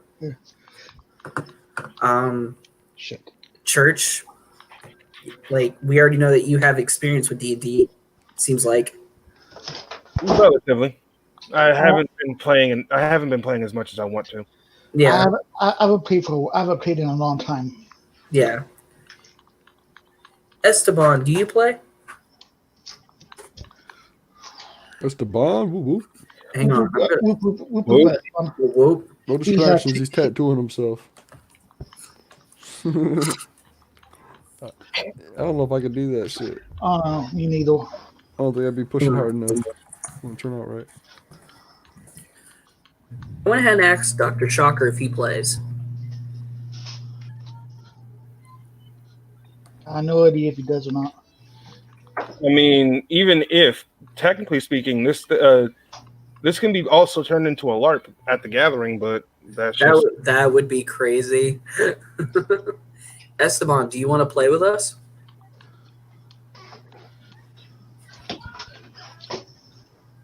Like, would you be willing to hop on a live stream with all of us crazy nutballs and play D&D? But, Church, can you agree that it would be best to have a session 0 that's not live stream so we see how we all mesh? Yeah. All right. So, Esteban, you would get, like, the paper and stuff like that? Like, yeah, it's online.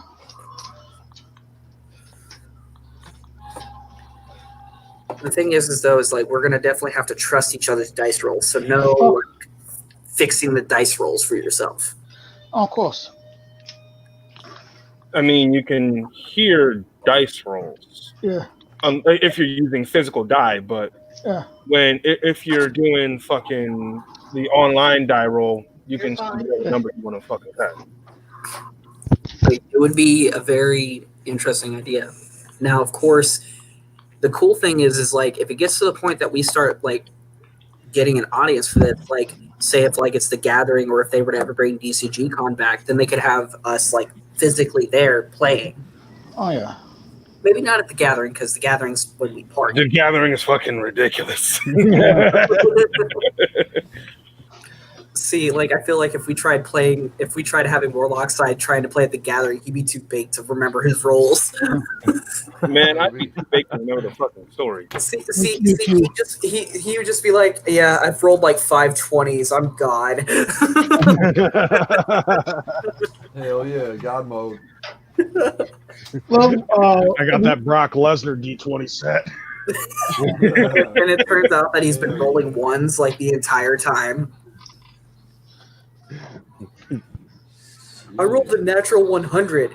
You're rolling a D5. Oh shit.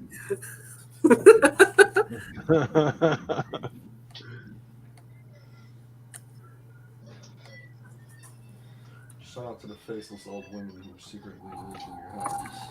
Oh shit. yeah, that was one of mine. Hell yeah. Let's see. I know one person that'd be willing to play, but she is not a juggalo. But she I will be high at the Gathering. It's the Gathering. Who gives a fuck? Oh yeah, me too. she'd be willing to play. She's not a juggalette, but she at least understands and respects it. Yeah. Aaron? She can join us. I don't give a fuck. And besides, I think it'd be kind of funny because all of y'all just be schooling her and she'd be like, Yeah. But it would be good-natured. Oh, of course. And also, I feel like you guys would be really good at, like, introducing her to Juggalo stuff, but not overwhelming her with it. Of course. Yeah. Of course, hell yeah. Suddenly, Warlock side says, you must listen to all 6 albums before you play. Yeah. This should be a prerequisite, but it's okay. Well, at least listen to a few songs. Yeah, at least listen to the meaning of the album. I got her listening to Bizarre a little bit ago. Which one? Eyeball or question mark?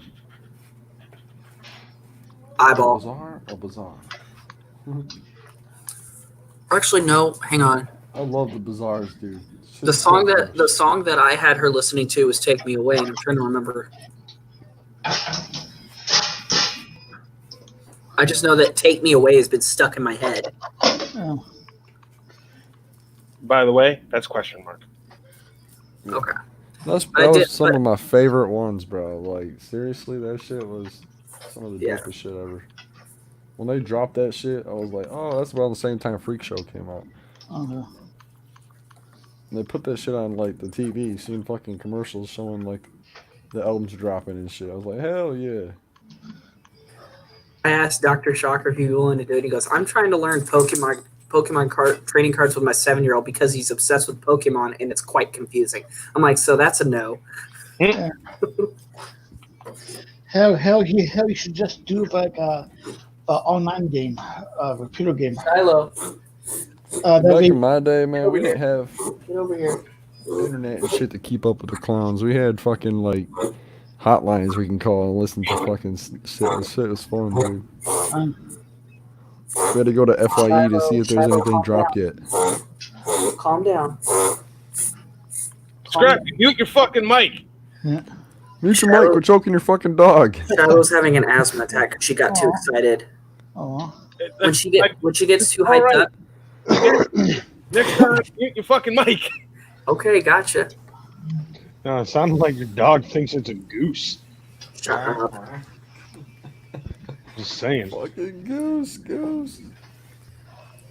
Oh, by the way, Church, you missed it. So Blake joined the room.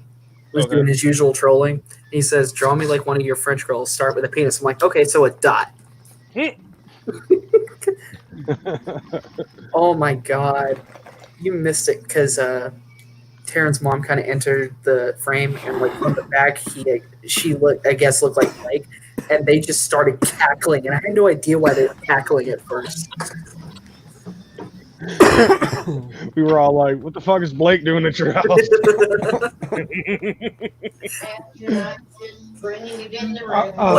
like Warlock side, you like lost your shit. Oh yeah. Oh man. It was so goddamn funny. It's kind of interesting. Is like I used to be terrified about getting on YouTube streams, and like I would stop and go quiet. Like I haven't shut the hell up since I got on today. Yeah, I remember. It was back in '99.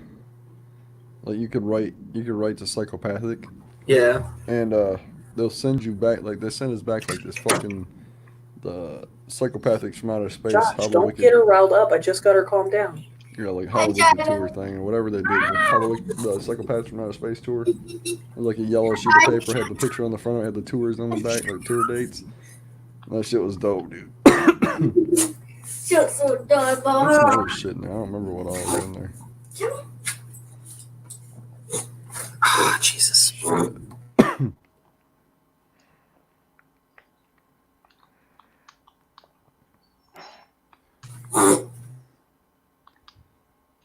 What the fuck was that? I don't know, but somebody keeps unmuting Scrappy from. Josh. It ain't me. My hands are full. Josh. No, it ain't Josh. He ain't the computer.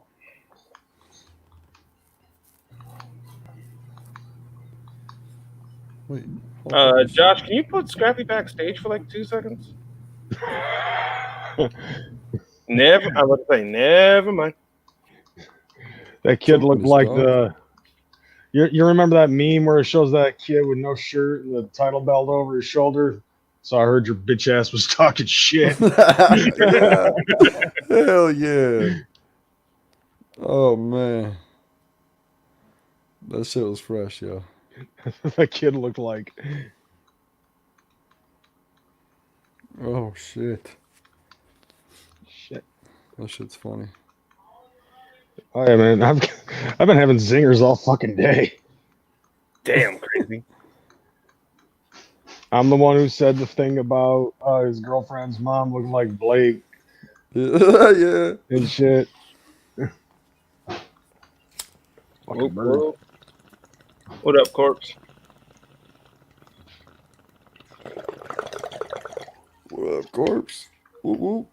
Shit. Dude. You done choking your dog? No, it's not that. Oh, you're not done choking it? When she gets excited, she loses her breath and ends up giving herself asthma, I guess. So you choke her. I get it. Best way to restart the heart. Oh my god. Shut up, Warlock side. You gotta choke them out and then pound on their chest real hard and they'll wake up. Just kidding. Don't take that advice. No. Don't try this at home, kids. Oh my god. So, you guys suggest that I should maybe try to email Rob about this? I mean, it wouldn't fucking hurt. I'll see if I can get. I'll try. Think it out. Plan it out really well. Put an email together. Make sure it looks professional, and then send it to him. Okay. Don't just say, "Hey man, I'm thinking about making a video game, and it's gonna be all juggalo shit, and this and this and that and that and this," and then you're done. You got to be more professional with it than that. Yeah, yeah. Make it sound like you're a juggalo and you want to make some shit. And like, you're not stupid. Really like for Psychopathic to sign off on it, i.e., get that official Hatchet Man to be able to put on the fucking case. Hell yeah.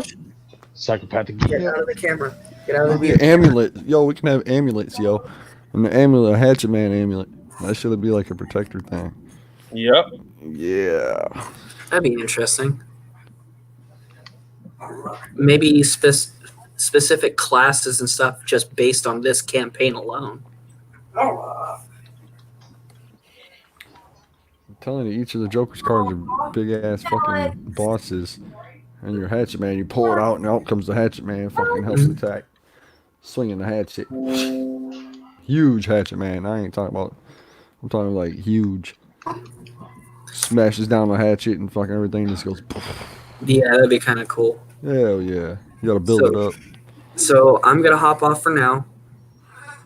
And I'm gonna make that phone call, see what I can do. But we definitely should talk about this further, and I think I'm gonna talk about it more, especially maybe on my show next week. Hell yeah. Real excited. Do you wanna pop in? I might just do that. Depends on when it is. Josh, when we were planning on doing next episode? We haven't talked about it yet. We were gonna do it next week, like around what, Tuesday, Wednesday? Tuesday, Wednesday is good for me. Either one of those days. We might do both days. Hell with it. Yeah. Make it a two-parter. Yeah, we'll figure something out. But it's been 3 fucking hours. Holy shizzle. I remember these days where our stream going on for 8 hours, man. We went out for a long time. I know. Yeah, Morlocks, I passed out halfway through. I did. Hey, Scotty Balls. What's up, Scotty Balls? Here, I gotta go, but you guys should tell Scotty that idea. Invite him in. All right, I'll see you guys later. Whoop, whoop. Whoop, whoop. Whoop, whoop. Whoop, whoop. Yeah, Scotty Balls was thinking about doing I'll talk about doing a tabletop game. D&D campaign. Or a video game, possibly. Juggalo the fuck out. Yep. I came in shortly at the end, but that's because they wanted me to fucking DM this motherfucker. Yeah. Yes, sir. I think if you take like the game Destiny and you mix it with some fucking Wait, which one? 1 or 2? Destiny 1, of course. That one better. Hell yeah.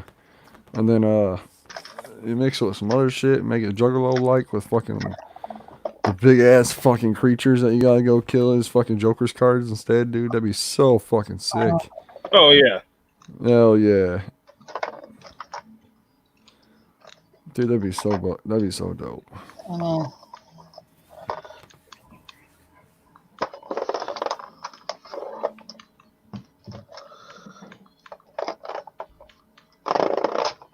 That shit. I think with Tom Wood's artwork, man, this shit looks so real anyway. I know. That would be the only way you'd be able to play the Destiny version of this Juggalo version of Destiny is with Tom Wood's art. Oh yeah. Right. Anything else would be fucking just subpar at best. Oh yeah.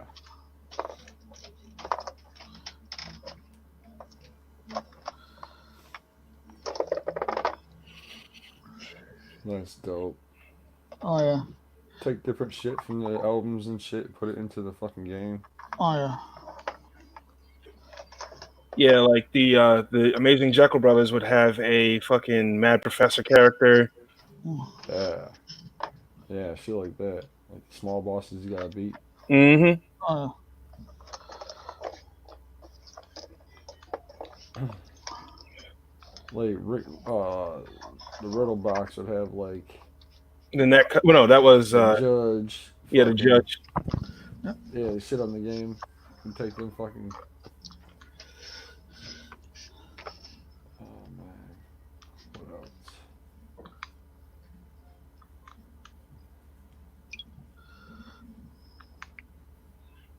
Just some of the scenery. I think we could have like go into rooms and have different ICP posters hanging up and shit. Just crazy shit throughout the whole game. Just make it dope. Bring some shit to life. Exactly. Had to be made by Juggalos for Juggalos though. Oh yeah. With the whole idea, and then like have a company like Neversoft or whatever the fuck it is, put the shit together and create it. I think that'd be dope. What's up, Beastmaster? There he is. What up, Beastmaster? It's good to see you, man. What up, Beastmaster? What's going on? What's up, Church? What up, Beastmaster? How you doing? Pretty good, man. Pretty good. I can't make. I'm not gonna be able to make the Hartford stop at Outer Space, but I will be making New York. Word. That's like the last stop on the tour. I thought PA was. All right, whatever. I don't know what I'm talking about. No, but I mean, I was having this talk with with the Carnival Spirits gang, and like Shanzi, his stop is like super early on the tour, and you're worried about it getting postponed and shit. And I'm like, well, mine's like in June. I think we'll be good. Hopefully, shit. Yeah, that's a bummer, man. Why can't you make it to Connecticut? I got to work, and I figured taking 3 days off instead of 2 would be a little bit much. It would be a little bit too much of a reach. Well, you're going to New York, so at least you're going. Hell yeah, bro. That's what's up. And how you guys doing? We're Lockside. It's been a minute. How you been? Been good, man. Just working a lot. Fucking trying to stay busy. Yeah. Get money. No doubt. Are you guys threatened by Corona Gate over there? Well, I mean, you can't buy an ass wipe. There's no toilet paper anywhere, but other than that, I ain't no threat. I think I got plenty. I shop at Sam's Club, so I get big ass. Oh man. Yeah, actually, my mom went to Stem Cell the other day, and it was packed. Yeah, dude. That's crazy, man. People freaked out over stupid shit, man. Well, there's a website that you can go to that gives you like a live map of of where the cases are and everything. And I mean, there's like a little red dot over in the Worcester area, and there's like a little red dot down in like not in Hartford, but like in Connecticut somewhere. And then there's one in Rhode Island. None of these cases are near where I'm at, but that's not stopping everyone from losing their fucking minds anyways, where I'm at. Like, everyone's just going crazy. Exactly, dude. That's what they're doing here, man. But I'm just talking about reported cases, Yeah. I was walking through the store the other day talking to them, and I was like, said something about people freaking out over this dumbass virus shit, so fake. Like, and some old ladies out there talking like, if he has family that gets sick by it, he'll understand. I'm like, you got a family that's affected by it? Probably not. So, chances hey, are. we're Lockside. I don't know. Your microphone's like behind you. I can't hear you, bro. Can you hear me now? Yeah. Yeah, you will. That's weird. Yeah, it is weird when you put the mic behind you. Is that better? Yeah. Oh, yeah. But yeah, man, the fucking old lady's freaking out, saying that this shit was real. Or if your family had some shit, then I'm like, man, do you have family that has this shit? Probably not. So chances are, I ain't gonna have nobody get affected by it. Like, I don't know anybody that's been affected by it, or know anybody that knows anybody that's been affected by it yet. So yeah. I know one person. Yeah. Yeah, Forrest Gump. Yeah. Tom Hanks. Yeah. Hell yeah. Look, all I'm saying is, if Tom Hanks survives, we're okay. I mean, he did hit it with Jenny, and Jenny had AIDS. So. There was a rumor that it was not AIDS, it was Hep C, but it's coronavirus, I think. Yep. That's kind of irrelevant. I mean, but it does make sense. Yeah. I don't know. I always wondered about that. I did. I also wondered, just like, how much of a slut was Jenny? Like, living in New York. Dude, she was like the biggest. Yeah, that's what I'm thinking. She was a massive coke slut. Oh yeah, dude, she was brilliant. Oh shit. Oh, there's the man himself. Who is the angry Juggalo gaming nerd? Crazy McCormick up in this bitch. Oh, what's up, man? I thought I recognized your voice. I've been working my ass off, just like we're Lockside, and then my off time I've been doing shit on Twitch. Oh, well, nobody asked, but thanks. How are you, Beastmaster? Oh, me? I'm good. I'm chilling, fucking channeling my inner wolf, fucking just trying to keep my head above water like everybody else. Oh, I don't want That's all you can do. Hell yeah. I mean, at this point in time, if you've ever caught the juggle flu, you're basically immune to the coronavirus. Don't quote me on that, though. No, church. If you've ever used a porta potty at the gathering of the Juggalos within the last 2 years, you're immune. Oh, then I'm safe too, because I fucking use the porta potties all the time at the gathering. Or you're fine. Or I'd fucking piss in the woods. Who cares? It's a fucking gathering. Yeah.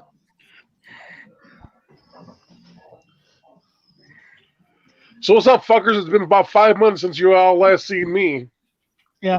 Well, we were talking about making a like a tabletop game. Yeah, well, Lockside asked me about that, and I've never played D&D, so I'm not really even sure why I'm here right now. Because a certain person that was on the show wanted your opinion on it, and fucking. Well, I want to know what you get. All right, so give me the scoop. Like, what are you guys spitballing here? What's the game? It'd be like a Juggalo tabletop game. It would be a Juggalo version of basically the 5th edition of D&D, and it would have a whole bunch of Juggalo shit in it. That's the general gist of it. Mm-hmm. Well, again, I've never played D&D, so I kind of don't like the only thing I know about D&D is that track on Jumpsteady's fucking album, right? Master of the Flying Guillotine. He's got that fucking song all about gaming, and I love that song because I can tell that he's a gamer and very clever lyrics there, but I can't really relate with it, so. It's I know I recently talked about Morton's List and Quest for Shangri-La. It's like my favorite shit ever, but that's a board game, and Morton's List, honestly, I never get to play. I don't know list of those. Those two games are D&D-esque in a sense, because essentially what happens is that you have your character, whether it be a rogue. Now, here's a question: have you ever played Diablo? Yeah. Will it be 1, 2, or 3? Have you played any of the Diablos? Is that like Doom? Is that was that? That's I played was like 3. You can pick from a necromancer, a barbarian, a demon hunter, a monk, a Shaolin monk, and a few others. Essentially, you go out and you kill demons and shit like that. So essentially, if I'm not mistaken here, you'd be just who you are, and you'd just be going through certain shit, killing demons and fake ass juggalos or whatever the fucking case may be, with the powers of the Dark Carnival. The Carnival Carnage, and this big ass fucking head or a body comes up and he smacks motherfuckers in the head with the his hammer, or whether it be the remaster, he comes up and he fucking skewers you with his fucking fingers. It could be some shit like that. I don't know. Well, I mean, I understand the concept of having an imagination and role playing and putting on a furry costume and role playing's fun. I'm just saying, D&D, with the dice and the fucking in the logistics and the table master and the fucking I don't know anything about that, so I kind of am out of my element here, Well, I mean, I'm in the same placement too, honestly.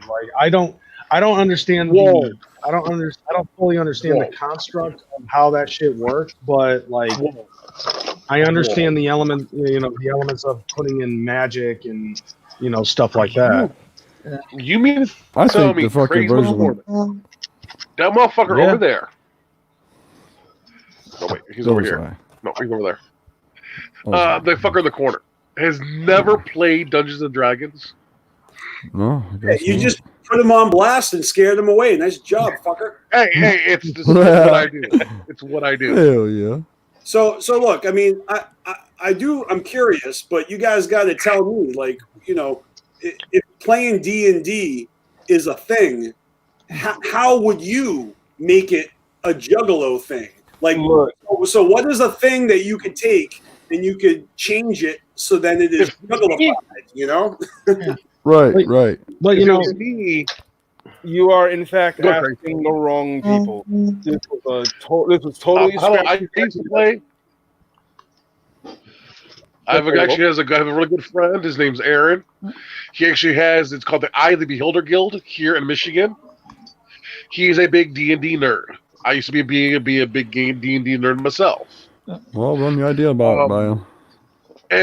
If I had a chance to do it, I would have each Joker card have its own lore and go further in depth into the lore of each Joker card and how it came that's to be. given, bro. That part we all fucking know.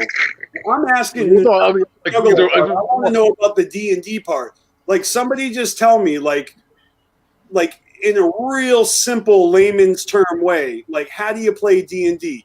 Let's say all 6 of us sit down. Does one of us have to be the fucking dude that like reads the rules, or Dungeon Master? Okay, Yes. so you got a Dungeon Master. Does he become the Ring Master? Huh. I mean, you can. You haven't got that far yet. Whatever you want. It'd be a Don or some shit. We'll just call him a Don. We'll call him a Don, and because the Ringmaster is going to be incorporated in the game. Does that mean that everybody playing, do they have a title as well? Like, kind of like Final Fantasy, do we have a Beastmaster? Do we have a Sage? Do we have a Warrior? You know, that kind of shit? That's how Dungeons and Dragons is played out. All right, well, I used to play Final Fantasy on Nintendo. Hell yeah. It's similar.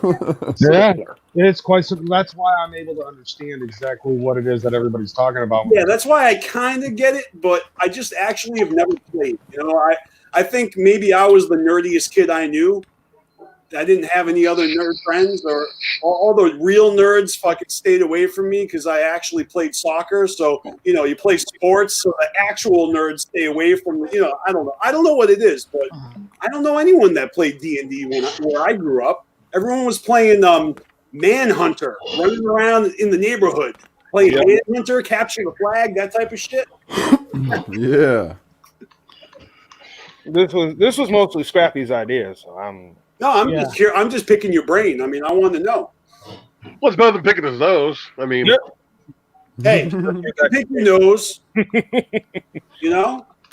Hey, nothing wrong with picking your homie's nose. I mean, especially with your homie. Hey, look, you can pick your homie, but you can't pick your homie's nose. But what if your homie asks you to pick his nose? I don't know. That doesn't sound like a very good homie to me. Not with Corona going around. Fuck off. Fuck no. Yeah, but we're all juggalos. We've all shit in a fucking porta potty at the gathering. Corona won't affect us, fam. Never heard that one before. Now you have. Knowing is half the battle, my homie. G.I. Joe. Goddamn right. Goddamn. Actually, if you want me to, actually, you can get a hold of my buddy Aaron, who's actually like balls like tank deep into Dungeons and Dragons. And I can we don't need to call a lifeline. Come on, I just want to talk. No, I'll talk to him in person. Well, okay, but then we would really need Scrappy to be in this fucking call right now to be able to explain it to almost. Well, Scrappy don't like me, so. You know what? You don't have to have it explained. I just want to know if this is something you guys are motivated by. You must have some sort of inkling of what you would do if you were doing it, you know? I mean, I wouldn't necessarily take the Dungeons and Dragons route. I'd do something more up to date, more modern. Like, I was thinking like a fucking, kind of like the Destiny game, but turn all these fucking bad characters into like the fucking Joker's cards. Yeah, I've always suggested Knights of the Round, like some shit like that. Well, I mean, I've incorporate Fago in there. Games, you know, those like the Simpsons Tapped Out. Remember that game? Yeah. Yeah, I always thought that a Juggalo game, like Simpsons Tapped Out, like that would be so ill, you know. And then when they made the Gathering game, that was like almost like it, but retarded, you know? Hey, wait, Beastmaster. The political term nowadays, it's mentally handicapped. Oh, right. But, I mean, seriously, fucking, who gives a fuck? I gotta get up on that, guys. I'm taking off. We're not politically correct. That sounds very retarded to me. Whoop, whoop. Whoop, whoop. Who just whooped? Well, Oxide and Josh is kind of fucking dipped off, so I do not know who's supposed to end the stream, but about 3.5 hours into this. Right. There you go. Well, it ain't a party until the hosts pass out and we get to draw dicks on the Sharpie.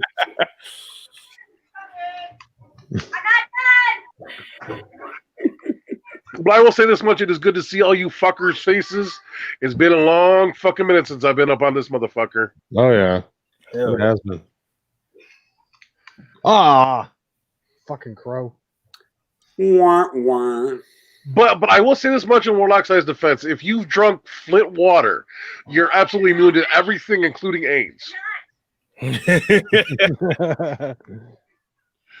well as the jungle flu. Nobody else can get on. We stuck in this bitch. No, I used the little leave button right there. Yeah, we can leave, but we cannot get back on. No. Did Nintendo or I mean McCormick, you could probably tell me this. Did any gaming system at all ever create like a video game version of Dungeons and Dragons? Gauntlet would probably be the closest resembling. Oh, I got a question for you because I actually used to play Ultima Online back in like '99. Remember that? Ultima what? Ultima Online. It's not ringing any bells. Actually, you know what? I just thought of something though. There were actually on the regular NES, there were actually fucking DOS ports to the NES of 3 different D&D games: Hillsfar, Heroes of the Lance, and some other one. I can't ever remember it. So for the Sony PlayStation, they had Diablo, the very first one. Yeah. He asked me about Nintendo and Well, I didn't really mean just Nintendo, but I remember because I'm a Nintendo generation kid. Like they used to turn board games into video games, like Monopoly. You know, like fucking card games and shit. Monopoly was the computer game. Yeah, and then there's also like Pictionary and win, lose, or draw, remote control, shit like that. Yeah. We all died dysentery. Anybody knows where that came from? Cree's got it. All right, dude. I used to die of dysentery and typhoid from that fucking game all the time, and that was because we didn't have any toilet paper. Well, I'm good. I got 96 rolls. I mean, I'm good. I don't need any anymore. In the past week, I've seen more TP memes than I've been to trouble in my lifetime. I actually did find one of Oregon Trail where it said you have died of coronavirus, and it shows the ox, the wagon, and the wagon's got a big giant roll of toilet paper. Yeah. But yes, there's actually been like 3 D&D adaptations, even on the regular NES. Hillsfar and Heroes of the Lance, I know, are 2 of them. All right. Well, I mean, you guys are talking about actually doing a physical tabletop thing, though, not a video game. Obviously, I didn't mean to detour the conversation, but really, I have more experience playing video games than role-playing games, and I don't even have much experience playing video games because I was never really good at them. To be quite honest, it can be either. Like the way that it was being built was it can be either a video game or a tabletop game. So sure, you're right. I mean, if you've played enough role-playing games for video game systems and stuff, it's pretty much the same thing. Like the Legend of Zelda, like especially Final Fantasy. Like I played a couple versions of it. The first one, and then I think it was like 5 on the first PlayStation.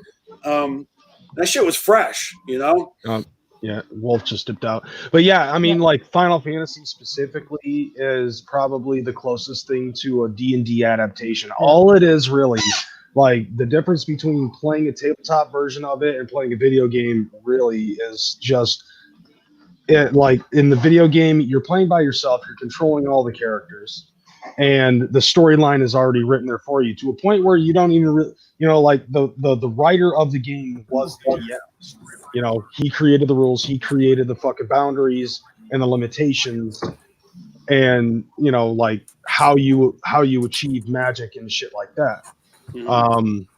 with the tabletop version, it's basically you're rolling dice. Certain dice are meant for specific things, depending on whatever it is that you're doing, and you only control one character. But you are limited to your own imagination as to whatever it is. So let me ask you this: if you're limited to one character, is it the kind of thing where you pick a character, or you just get to be whoever the fuck you can imagine yourself as? Yeah, pretty much that. Right on. Like you get to build it up exactly how you would want to be. That's the great thing about D&D is you get to be exactly like. Look, you've met me in person, Beastmaster. I'm not physically fit. I'm not really tall or anything. In D&D, I can make myself tall and strong and attractive, and use weapons that I could never use in real life. Think of character creation along the lines of, well, just about any fucking transgender person on fucking, What are you saying? That transgender people are just walking around playing D&D in the real world? Yes, basically. You're like, I want to be a woman. Whoa! Shot fired! I want to be a woman now. So clink down a couple of fucking gold. Where did Wolf go? Yeah. That's all. He's a nerd. I couldn't hear what Church said. Oh, he went home? Yeah, he dipped. Yeah. Church is like, I don't want any part of this conversation anymore. Like crazy went there to a point where I don't want to fucking enter. See, I was gonna go to bed, but I had to go take the dog. I had to go take the dog out. That was what I ended up having to do to calm her down. So you're the one who let the dogs out. It's only 7 o'clock. Yeah, I was. I don't know why my I've been tired more than normal. I think he's mentally exhausted trying to think about this D&D shit. Probably. You're like, I need your help. Well, no, I find it funny. I find it funny because like I get offline, and before I get offline, I'm like, get Wolf and Beastmaster. I get offline, and then both you and both of y'all on here, and I'm like, damn it. All right, so this was your idea. I want to ask you then. All right, let's say we're playing D&D. All right, let's say we're playing. All right, how much preparation goes into it? Can we just like get together, sit down at a table, open the board, grab the dice, say, I'm going to be me, I'm going to be do, and then we're playing? Or do we actually have to sit down and like write down our fucking characters and our hairdos and our fucking... Well, see, that's the thing. All this shit. Okay, so that's the thing is like all character creation normally is done like, okay, so there is... Normally when it comes to D&D sessions that I've been a part of, there's a day 0 where it's character building, where you get to build, like put all the information and stuff for your character, whatever. And then by the time that game starts, you go. It really depends on how you want to play it. And let's just be honest, it depends on how much green you're smoking during the game. Yeah, This explains why when my stepdad played D&D, a lot of his friends were fucking on coke and listening to Rush in the process of this. Like, whoop Kelly Bean. Wow, I don't know if this sounds like a fun time or if it sounds like we could wild fight club. it's a little combination of both. Is what it I sounds mean, if anything, Beastmaster, now that you're here, I had this idea. If we're going to do it live stream, like, let's just be honest, we are all YouTubers. We're all used to the people that watch our shows suggesting crazy crap. We could have it to where for super chats, they can message the DM and anything, if the donation is like $10 or higher, the DM has to throw in whatever the donator suggests. This could be just so it's kind of, you're suggesting like an online game where the viewers, it's like choose your own adventure. Yeah. So like, you know, Scotty Balls could be in the or look, Cali Green Too Fresh is in the chat right now, and he's like, he could fucking do a super chat at $10 and be like, all right, Church has to pull his pants down and jump into the fucking Hell's Pit, fucking and and he has to pick up fiery Jekyll balls with his butt cheeks and boof them. Essentially, yeah. And here's the cool thing. Like, and church still has to do a normal role for it and everything like that. But so since church, this one church, over here wants me to fucking be the DM. I'm like, because I mean, I realized that if we were to try to do a full campaign, it'd be a little bit difficult because I want to do a full campaign, but I realized that like doing it on YouTube, like, because Beastmaster, have you ever heard of Critical Role? Shade. Boom the dice and shit him out for a successful dice roll. Shade, I love you, man. Oh my god, fucking Shade. So what were you saying? I forgot. you see how fast this went downhill. Beastmaster. Critical Role is a D&D podcast where it's a bunch of professional video game voice actors that play D&D. And right now they've gotten so famous that now they're making their own animated series. So here's the cool thing. They originally did a Kickstarter. And the Kickstarter, they only asked for $750,000. They didn't think that they were going to make that much. Within a week, they made $11 million. That's like professional studio quality fucking Well, budget. guess who's doing the animation? Titmouse. The guys that are doing Big Mouth, they did Metalocalypse. Okay. I mean, with $11 million, that's enough to do that. But at the same time, they were originally just going to do a one shot, like a 1 hour special. What, you mean they couldn't get Disney or Pixar? It's an adult rated D&D campaign, you smart ass. With an $11 million budget, like, what are you, crazy? I mean, they couldn't even get Mike Judge. Oh my god, that would be great. No, that sounds cool.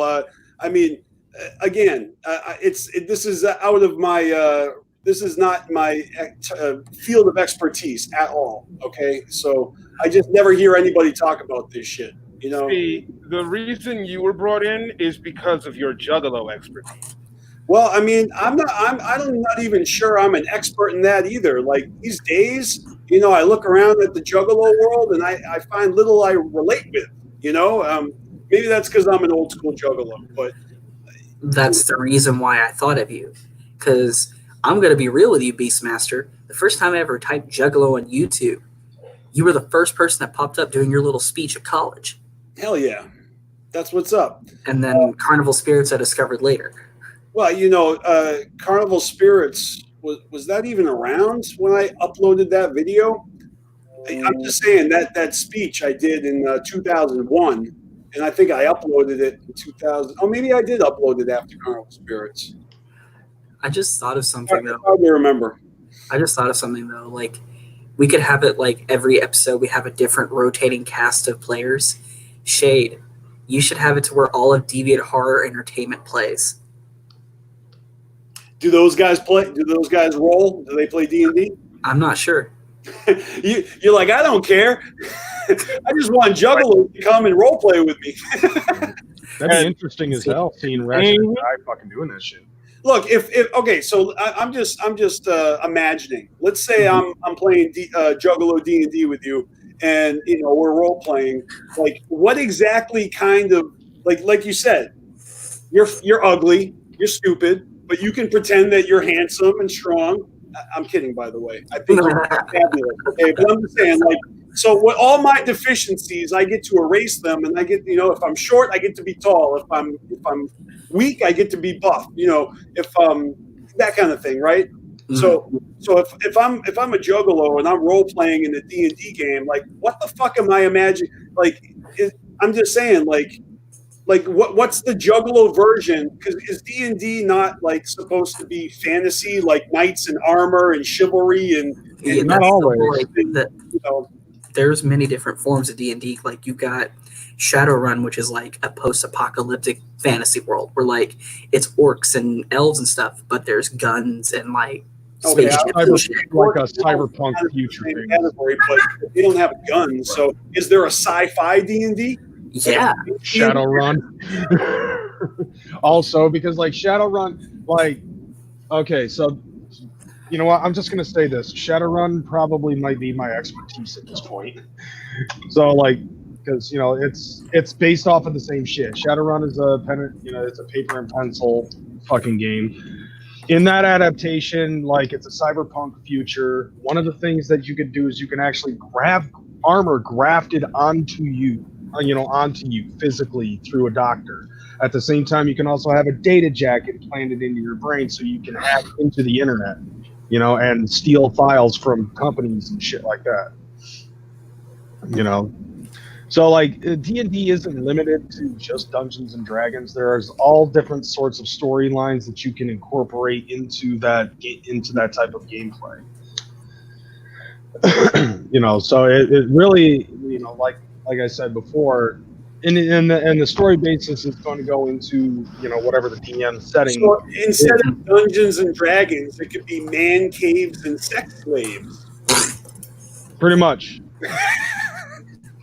It can literally be anything, like anything that you want it to be, constructing the storyline, how you obtain magic, weapons, you fight. Beastmaster, you just gave me a good idea, and some other people were talking about other games. How about instead of just straight up D&D, Juggalo tabletop, where we just pick random tabletop games and play them? Oh God! I thought for a second you wanted to give me a lap dance. I honestly thought you were going to be like, well, the Beastmaster, I couldn't afford you. Game, once they enter a town, they have the ability to find a hooker, and then they could either fuck it, kill it, or then fuck it and then kill it. Has anyone ever considered Juggalo pole dancing? Oh wait, never mind. I don't want you guys to go down that fucking. Yeah, no, this isn't Wolfpack.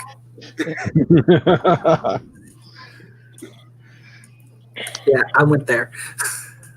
No, that's actually funny because the wolf pack, they could be like a gang of orcs that you have to fight. That's a good idea. You mean they're not already a gang of orcs? That's not what I meant. They're not already a gang of orcs? They're always wearing like football shoulder pads with spikes on them and fucking like 80s visors with fucking blood dripping down them and fishnets with fucking leotard metal studs. They're like mixing genres, like fucking cotton candy and popsicles. Callie Green is saying in the chat that he'd be down for some D&D or fuck it, let's get some Warhammer 40K going. There you go. Yeah, see, Callie Green's your man. I think he's got a mind for this type of shit. Absolutely. But you can understand why I thought of you first, though, right? Sure, absolutely. I mean, I'm intrigued by the concept because you can take anything, and if you make a Juggalo version of it, all of a sudden I'm interested. Go figure.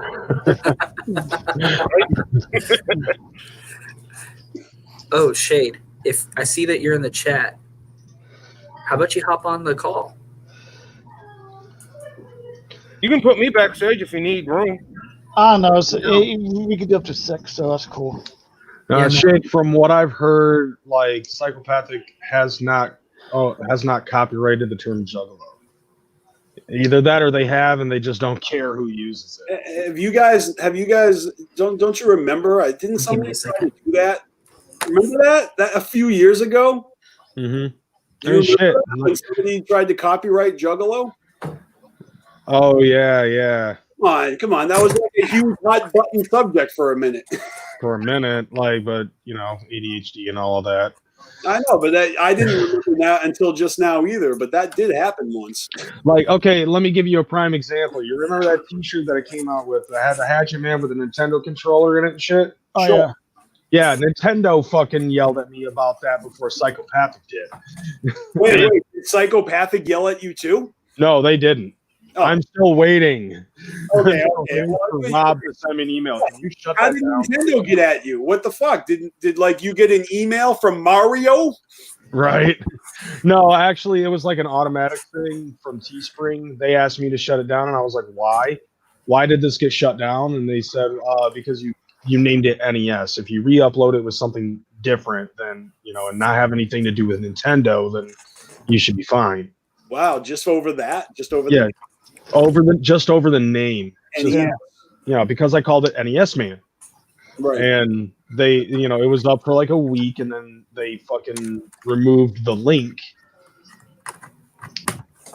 I'm like, all right, well, I guess I got to re-upload it, and I called it Gamer Man instead. Well, that's because you were perpetrating.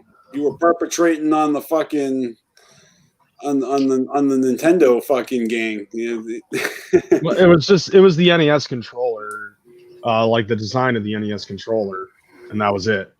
So, I mean, I don't care. It's still up. I got it back up there. Although the other one that I had where it was like, I wrote in the description, it's like this shirt is a complete knockoff of the Paul Heyman guy T-shirt, and WWE got that one shut down. What the fuck? What the hell? Whoa, we're playing musical chairs. Yeah, I'm not sure what happened there. I didn't like the placement of the people. That was really weird. Like it looked like he kicked everybody off but me for a second. Right. Which and me. And then everybody would have left the show at this point. Maybe we could make a Juggalo version of Duck Duck Goose. We'd be like Ninja Floob. Juggalo, Twizzler. You motherfuckers! Hey, hold on. You might upset more people than trans. No fucks given, fam. I don't give a shit. What up? We got a badass over here. Culture. We don't want to ruin Tales from the Wilderness podcast. Oh no. I don't know. We bring in more controversy. Shade, Callie Green, Gino Colt shit collab on the way. Nice. That'd be awesome. Look at Callie Green with his shameless promotions in the chat. Hell yeah.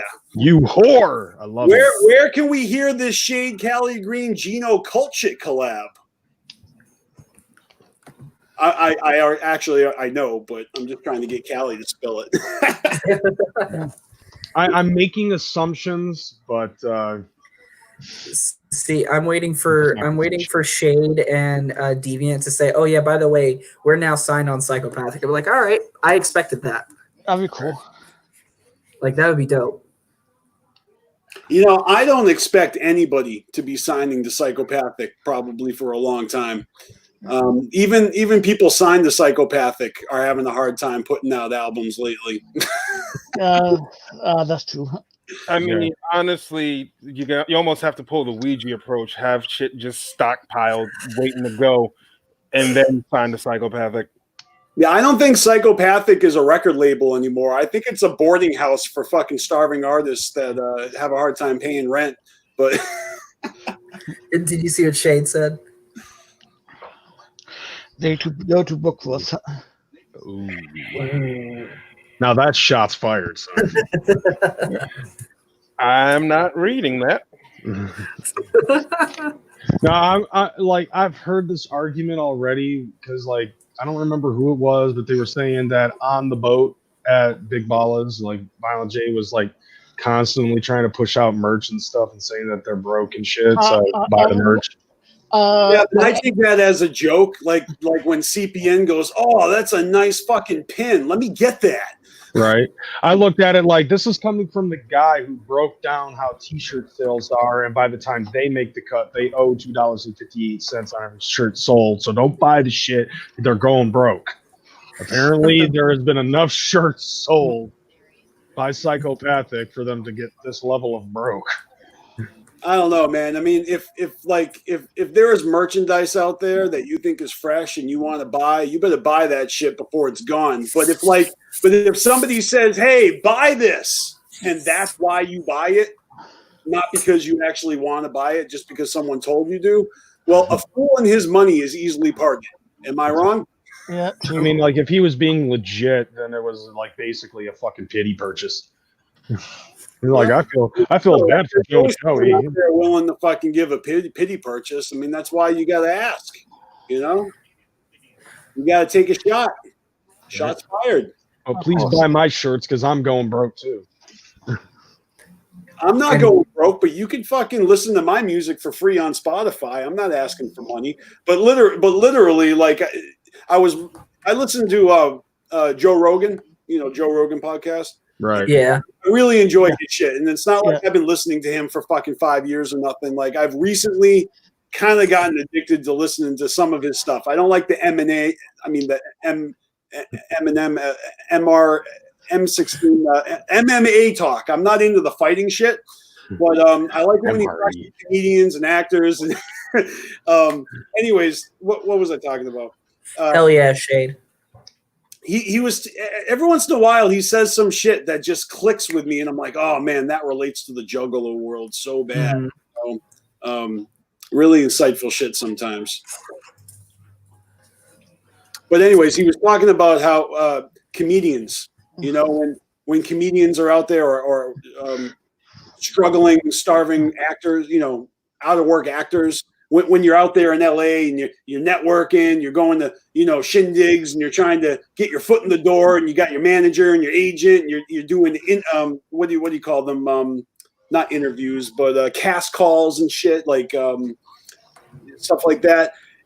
There's just this air of phoniness, and like everyone out there is just talking like, yeah, we're doing big things, da, da, da, da. And I was like, holy shit, that is exactly what it's like dealing with broke rappers. Everybody's doing big things, everybody's making moves, everyone's kind of being shady. But then once you meet someone that's actually doing shit, that's actually really fucking making money, they're usually fucking pretty chill and more relatable. It's the people that are fucking, dying to make it that are anyways, it's like crabs in the barrel. Everyone's fighting for that number one spot or just to get a little bit of shine, and that's fine. That's how the whole world is. I mean, and I feel like that's why when the Joker with 2 R's was dissing Juggalo rappers, I felt like he was kind of dissing half the Juggalos because half the Juggalos are rappers.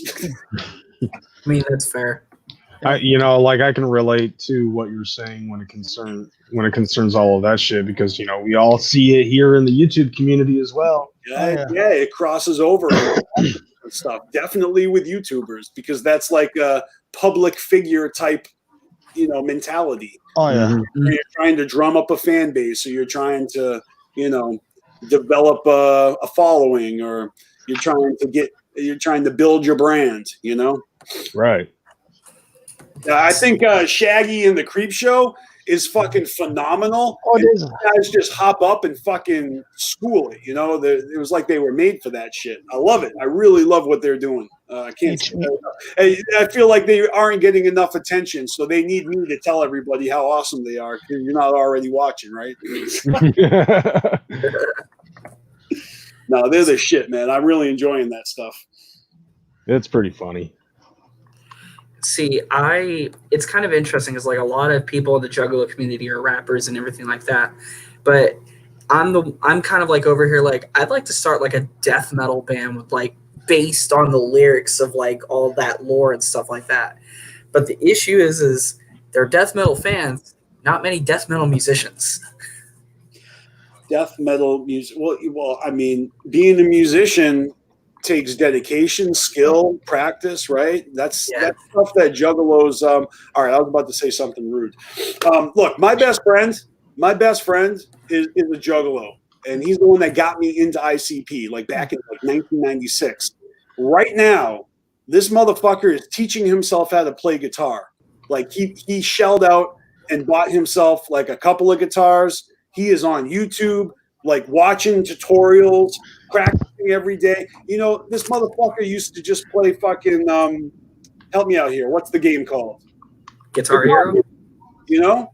And he used to kill it on that. But I'm telling you, you're never too old to learn a new trick. Oh no. And anybody could teach themselves that. You just have to be dedicated, you know. And I'm fucking shocked at how good he's become in just like a month's time, because that's all he does is just smoke weed and fuck with his guitar.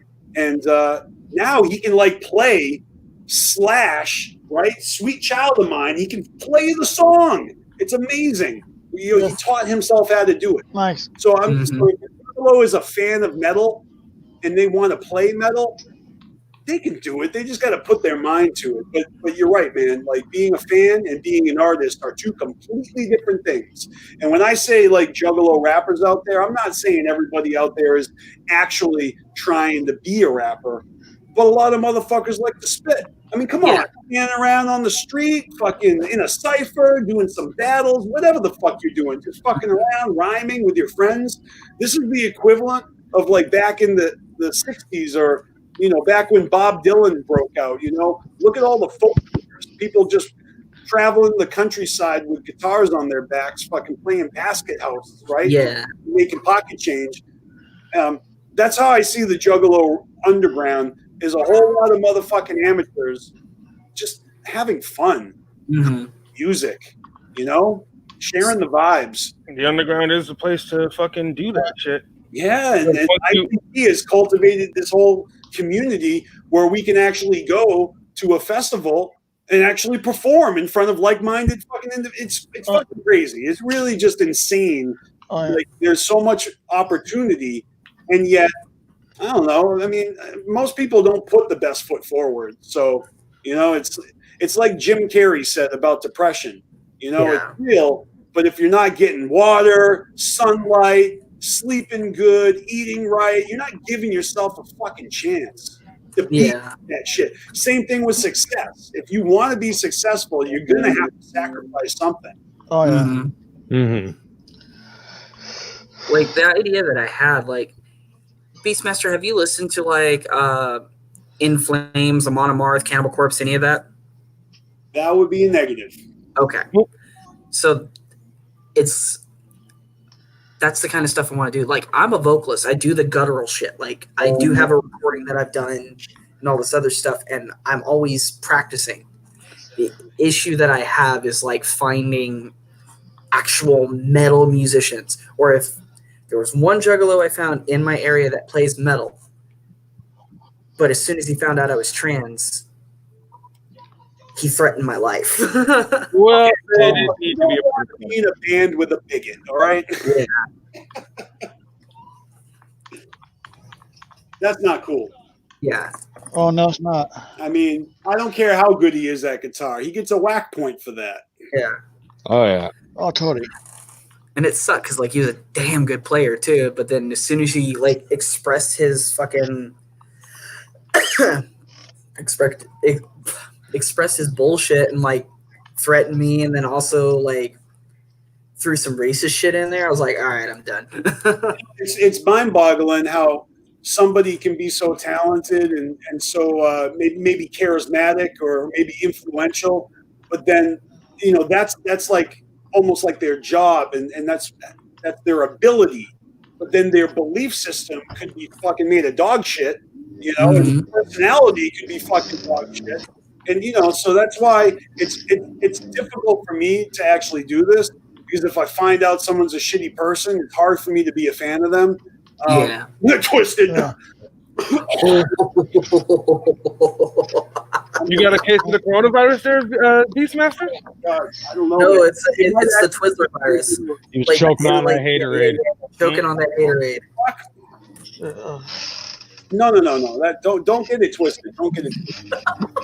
So what's up, CPN? Oh shit! Hey, what's up? What up? Oh my god! Look at that. CPN, we were talking about you. No, we were talking about D&D. You missed the whole world building thing. Oh shit, that's dope. The whole idea of taking juggalos like from modern times, and they get trapped in a high fantasy world. I mean, I'd be awesome in that. I'm just saying, do you want to play? I will say, as long as I can give the speech telling you all that I did not kill Joffrey, but I wish that I had. Duffy did need to die. Somebody said that you would be a bard. A bard? Yeah. Oh yeah. And see, I said that Acetone would be a bard and he would inspire people by talking shit. I mean, as long as I'll be a bard, as long as I can sing the song. Which song? Toss a coin to your witcher, oh Valley of Plenty. Yeah, that'll be your inspiration. You guys, yeah, but I was hearing what you guys were talking about music-wise. Yeah. Shitty Juggalo rapper. By the way, Beastmaster, how you been? I haven't heard from you in a bit. I know, man. It's good to talk to you. Is it? Oh, you tell me. Well, it's good to see that CPN's actually eating. Well, I mean, if it wasn't, we wouldn't be able to get 2 words in edgewise.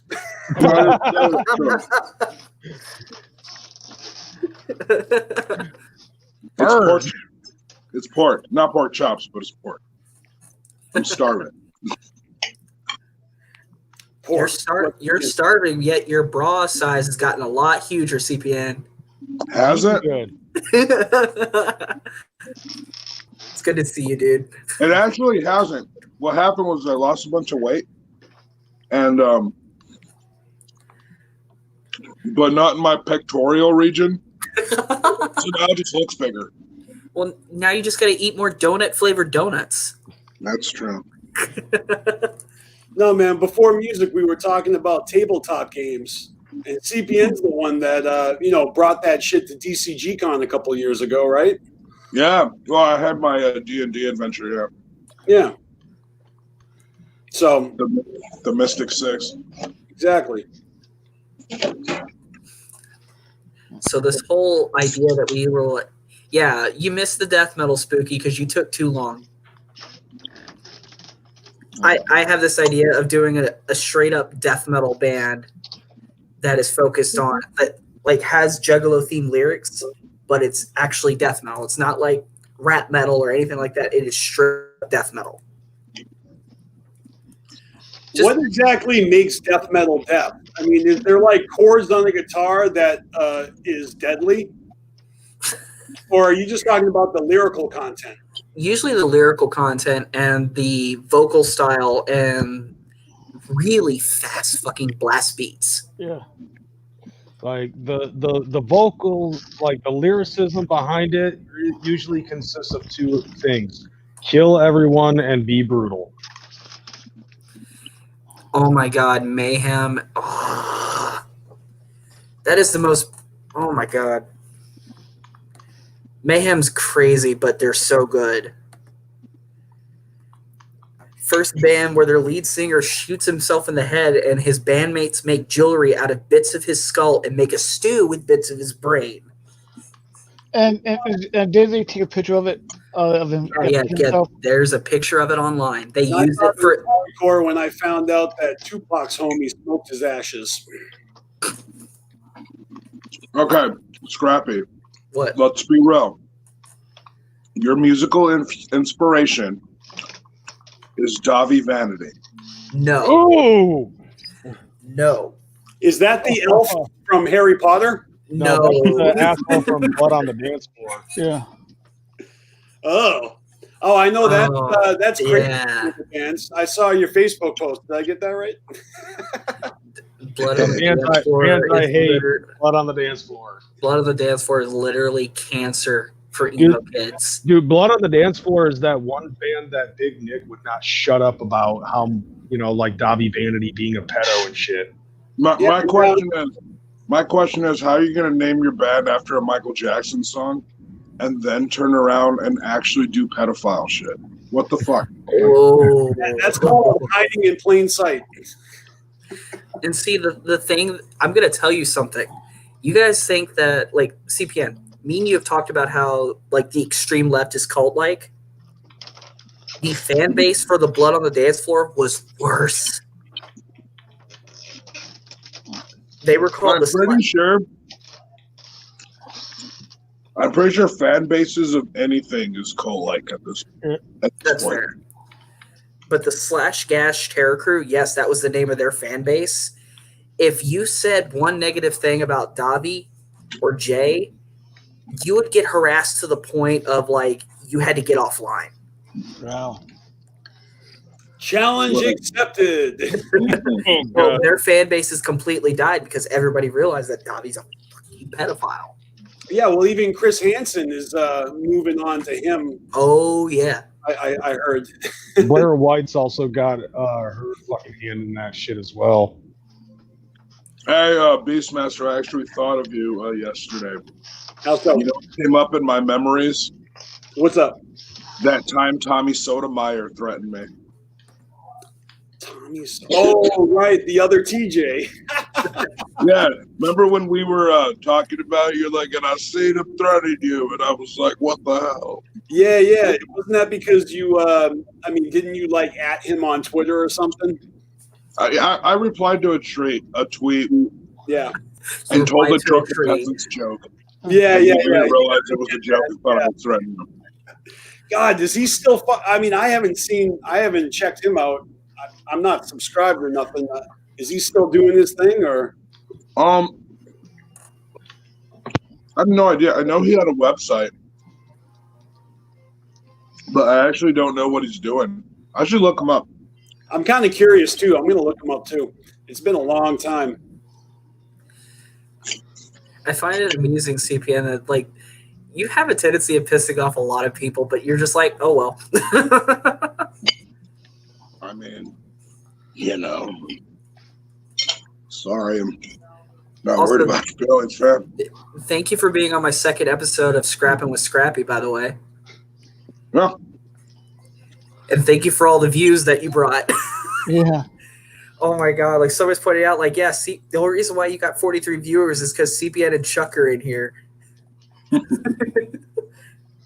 I mean, I'll tell you, I miss Chuck. You know, that was honestly really great. It's like that scene in The Dark Knight. The why do you want to kill me? I don't want to kill you. What would I do without you? You know, you complete me. It's actually kind of weird because I feel like Chuck actually agreed with that sentiment too. Yeah. Well, I mean, he does have more going on than YouTube. And I also have more going on than YouTube. So me and him both, in a sense, haven't put as much stock into YouTube as far as life goes. Mm-hmm. And YouTube is just another extension to our lives. Yeah. Except for he's a lot more involved in the scene than I am. Like, I got more going on than YouTube as well, but it's not like in the scene. Yes. But I do other shit, you know. He's just a lot more involved in the scene than I am. Mm-hmm.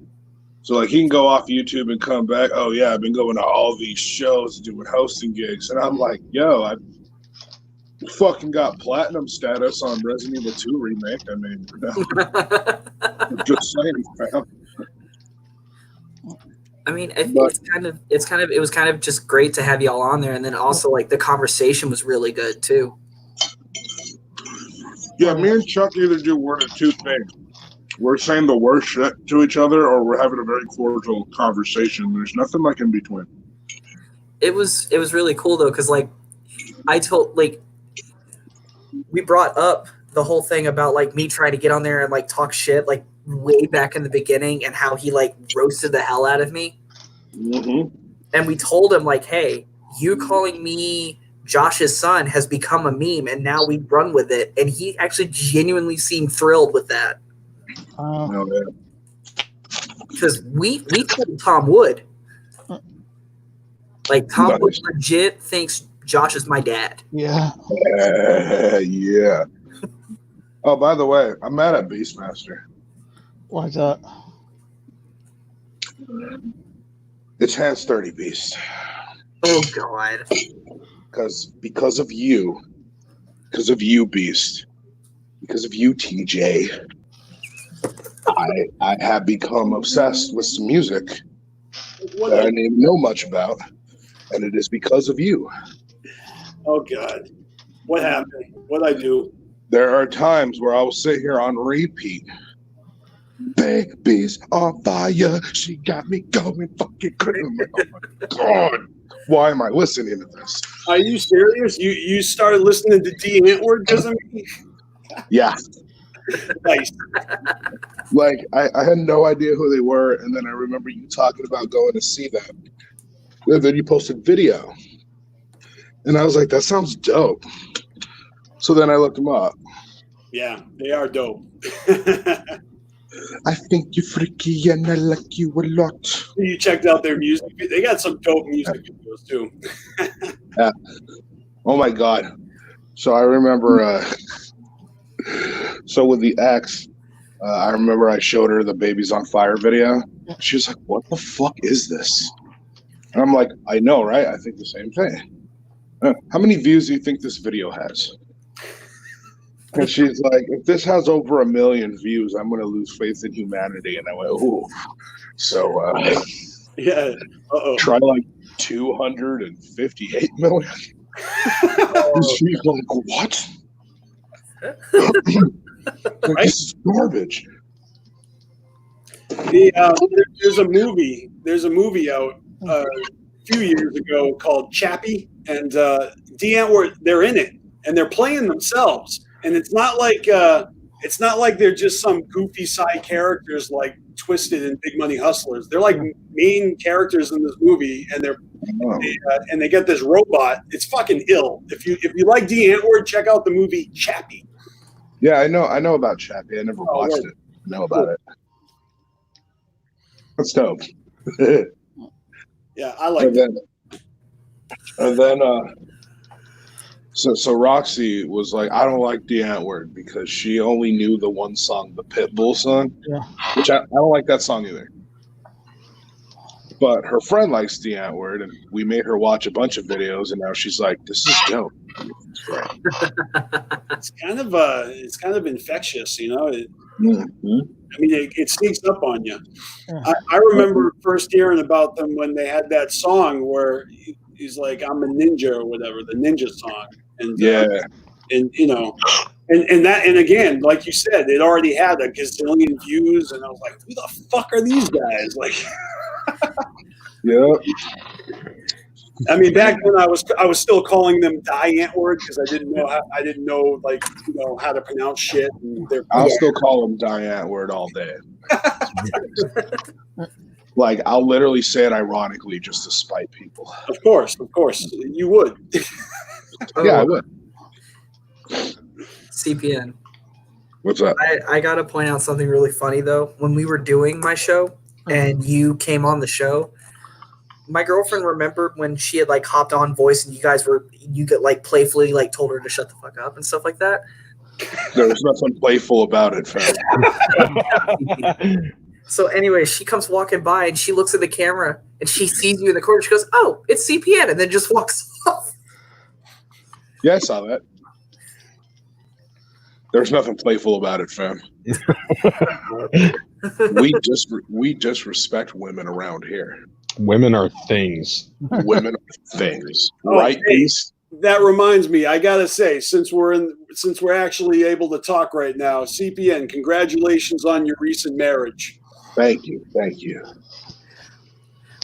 You know, if you really screwed up, if like as soon as you said that, suddenly Roxy comes behind and starts stabbing CPN repeatedly. We were saying that when Roxy was in the picture. And then Roxy takes the phone and then Beastmaster goes, "Congratulations on being a widow, Roxy." No, you just hear her say "fuck your phone" one last time before she stabs him some more. All right, we are not role playing yet, fellas. Right? Yeah, we're not. Yeah, and if we were role playing, I rolled a 20, fam. I guess Crazy rolled a 13. Which I think rolling a 20 in that thing, like, I very graciously spun out of the way and pep slapped her, and then she suddenly realized how, like, hot and manly I am, and then she took me right there. No, That's if you rolled a 20, you smacked her so hard she fell into the kitchen. Damn. right. She like fell into the kitchen with a sandwich ready for you. So she has no idea about this, right? I've like secretly filmed her doing laundry, dishes, making me a sandwich, and I'm gonna put this video together eventually, and it's gonna start with me doing the Roxy Red contest, turn this hoe into a housewife, and then it's gonna cut to the wedding thing, and then it's gonna cut to just all the videos of her doing housewife shit. Oh my god! Fucking did that shit. Little do you know, she's been secretly recording you in the bathroom, jerking off, fucking plucking your nipple hairs, and she's making her own compilation video. Except mine can go on YouTube. Yeah, yours is going on Pornhub. Oh man. Is this because of that comment that I posted on her? I was like, oh my god. Oh no, I joke with her like that all the time. I was like, yeah, it's funny. I won my own contest. Damn, that's true. That's true. There was only one way to beat Lakeland, and that's to actually do the thing. You know what? I might take a page out of your book. Next time I have a crush, I'm gonna turn this hoe into a housewife contest to see if I can win her heart. Right. Watch it backfire massively. Yeah, you end up in a relationship with Crazy McCormick. Mm-hmm. There you go. Darn it, I was hoping for a prettier, less hairy chick. That's right. Well, see, I adopt the words of Bill Engvall. If it wasn't for the sex, I figure I could be gay, because at that point it's just hanging out with your buddies. Yeah. Gabriel Iglesias made the same joke. He said, like, literally being with a man is a little bit easier because you don't have to.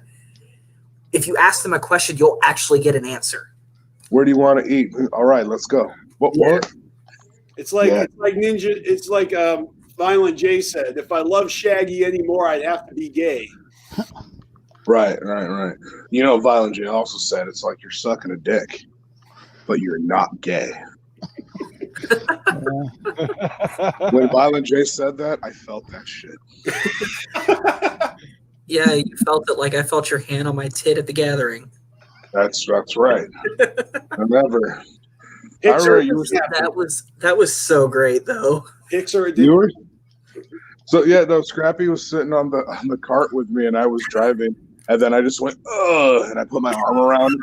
He was like, "What are you doing?" I said, "Shut up and let it happen." I was literally just thinking about that like a few days ago. I'm like, my I bet best you moment. were. Shut up. I bet you were. Shut up, CPN.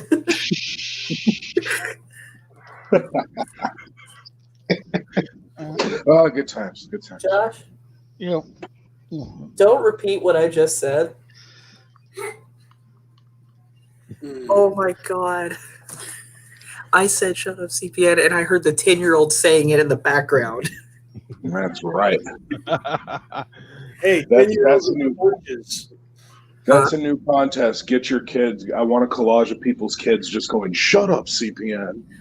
Well, I was telling Crazy that we should make a "Shut the Fuck Up" Scrappy t-shirt. Dude, now that you said that, you're going to have a video of Ghetto Freak Show and little 6-year-old Lotus saying that shit like probably tomorrow. Shut up, CPN. Hey, Crazy, you could get your son to come over here and say it. I probably could. Like, I don't know. He's probably doing something right Yeah, now. why would you want to do that? Who are you, Jamie Nicole?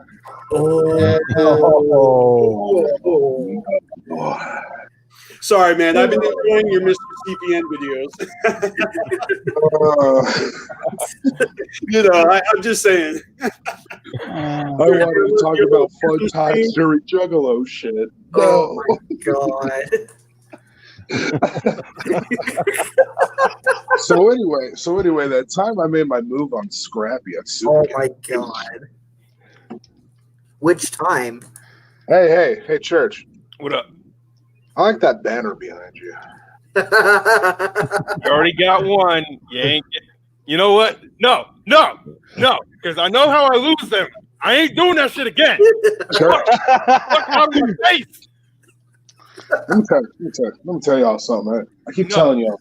I keep trying to say the power of the secret is real. Okay. B-Clown, that is not real. A long time ago, a few years back, or one time, I said, Proxy Red doesn't know it, but that's wifey right there. What's up? And another time I said, hey, church, you know that nice Malenko banner behind you? I'm going to get that banner. Church, you're not always the fearless Fred. Go get the banner, Fred. Yeah. Hold on. This is not. I said that the last time too. Fuck. No, Church. CPN's goal is to slowly deplete you of all your psychopathic merch. Beastmaster, congratulations to us. She says thank you, Beast. But anyway, no doubt. You know. Oh, look at that over the shoulder like a belt. Oh, it feels so good on me. Oh, you now got a veil. Ooh. What is that? Your thumb rag? At this point, it just might be. Look at that. Look at that. It's nice. But all I'm saying, church, is that banner behind you. I'm having my eye on it, you know. I know you're having your eye on it, but banner behind you is. I am not giving that up, and that is a fucking promise, not a fact or fiction. It's a promise. You know, church, I've heard this line of rhetoric from you before, though. Yeah. Hey, I tell you what, church, I'm going to solve your problem for you. Give it to me. That way, you can never give it to him. Nobody fucking gets it. How about that? At all. I mean, in this case, I think I'm going to get it. No, you're not. I will fight people for this one. Church is like, oh, never going to get it, never going to get it. Church, what I'm saying is I've heard you say all of this before, though. Yes. And like, oh, the Malenko banner, it feels so good on my skin right now. Hey, real quick. CPN, Shayna says that she's got one too. Yeah, but this one's a lot more special. Ooh. You don't understand the power of this one right here. Yeah. I call this the law of attraction banner. I call this the power of the secret banner. This is, you know what I'm saying? It's the only one you're getting. Church list. Okay. You're never getting my banner turned into that's the only one you're getting. For at some point, church, it'll be like, okay, those are the only two you're getting. That's the new challenge. See, it's gonna be great though, because like 1 minute, like CPN's gonna be filming, be like, "Hey, by the way, I'm at your house," and you just see his hand reach behind church. Mm-hmm.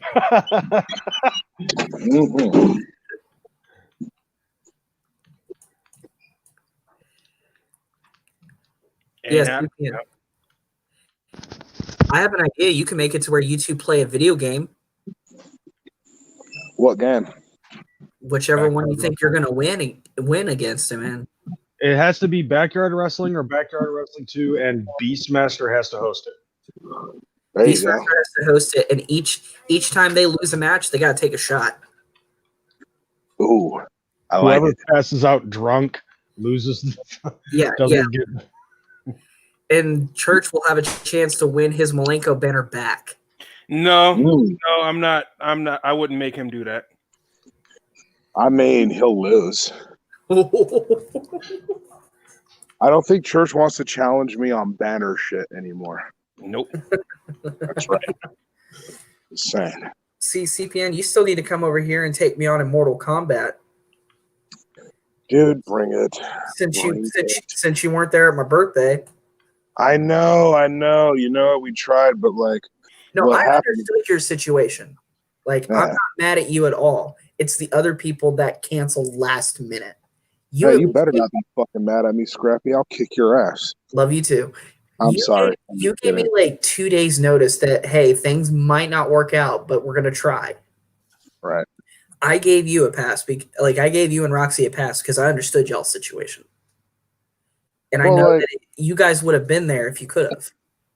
So we were going to leave for Nashville a lot earlier, and then I got sick. Yeah. And I was like, I don't want to move, much less drive for 9 hours. I think Roxy was the one that messaged me and let me know that you got sick. Yeah, I told her, I was like, can you let Scrappy know that there's a possibility we had to put our trip off for a few days? And there's a possibility we might not make it. Well, see, the cool thing is, like, even though, like, everybody canceled, like, there were still 2 people that showed up besides, obviously, my partner. And I played a few games. And then one of your fans, actually, Joey, who's one of my homies, he's like, well, come on over to my house. We're going to smoke. Hell yeah. I got faded and threw up. Nice. Hey, listen, I want to hear more from TJ. I gotta express a problem I have. Oh, God. I like watching when TJ's on, and I'm always reluctant to come in because it seems like TJ doesn't talk as much when I'm around. And I like hearing TJ talk. So, TJ, start talking, fam. What would you like me to talk about, CPN? I don't know. You talk about so many things, and you just like you're a tangent king like I am. Start tangenting, fam. No, I hear you, man. That's true. But I mean, are you speaking in general, like every Saturday afternoons, or are you talking about? Because I'll be honest with you, over the course of the past year, I've been just going through a lot of personal shit where I had to fucking take a back seat for a while to handle my business. I hear you. No, I'm saying like when you are on and you talk, you have a lot of cool perspectives on things.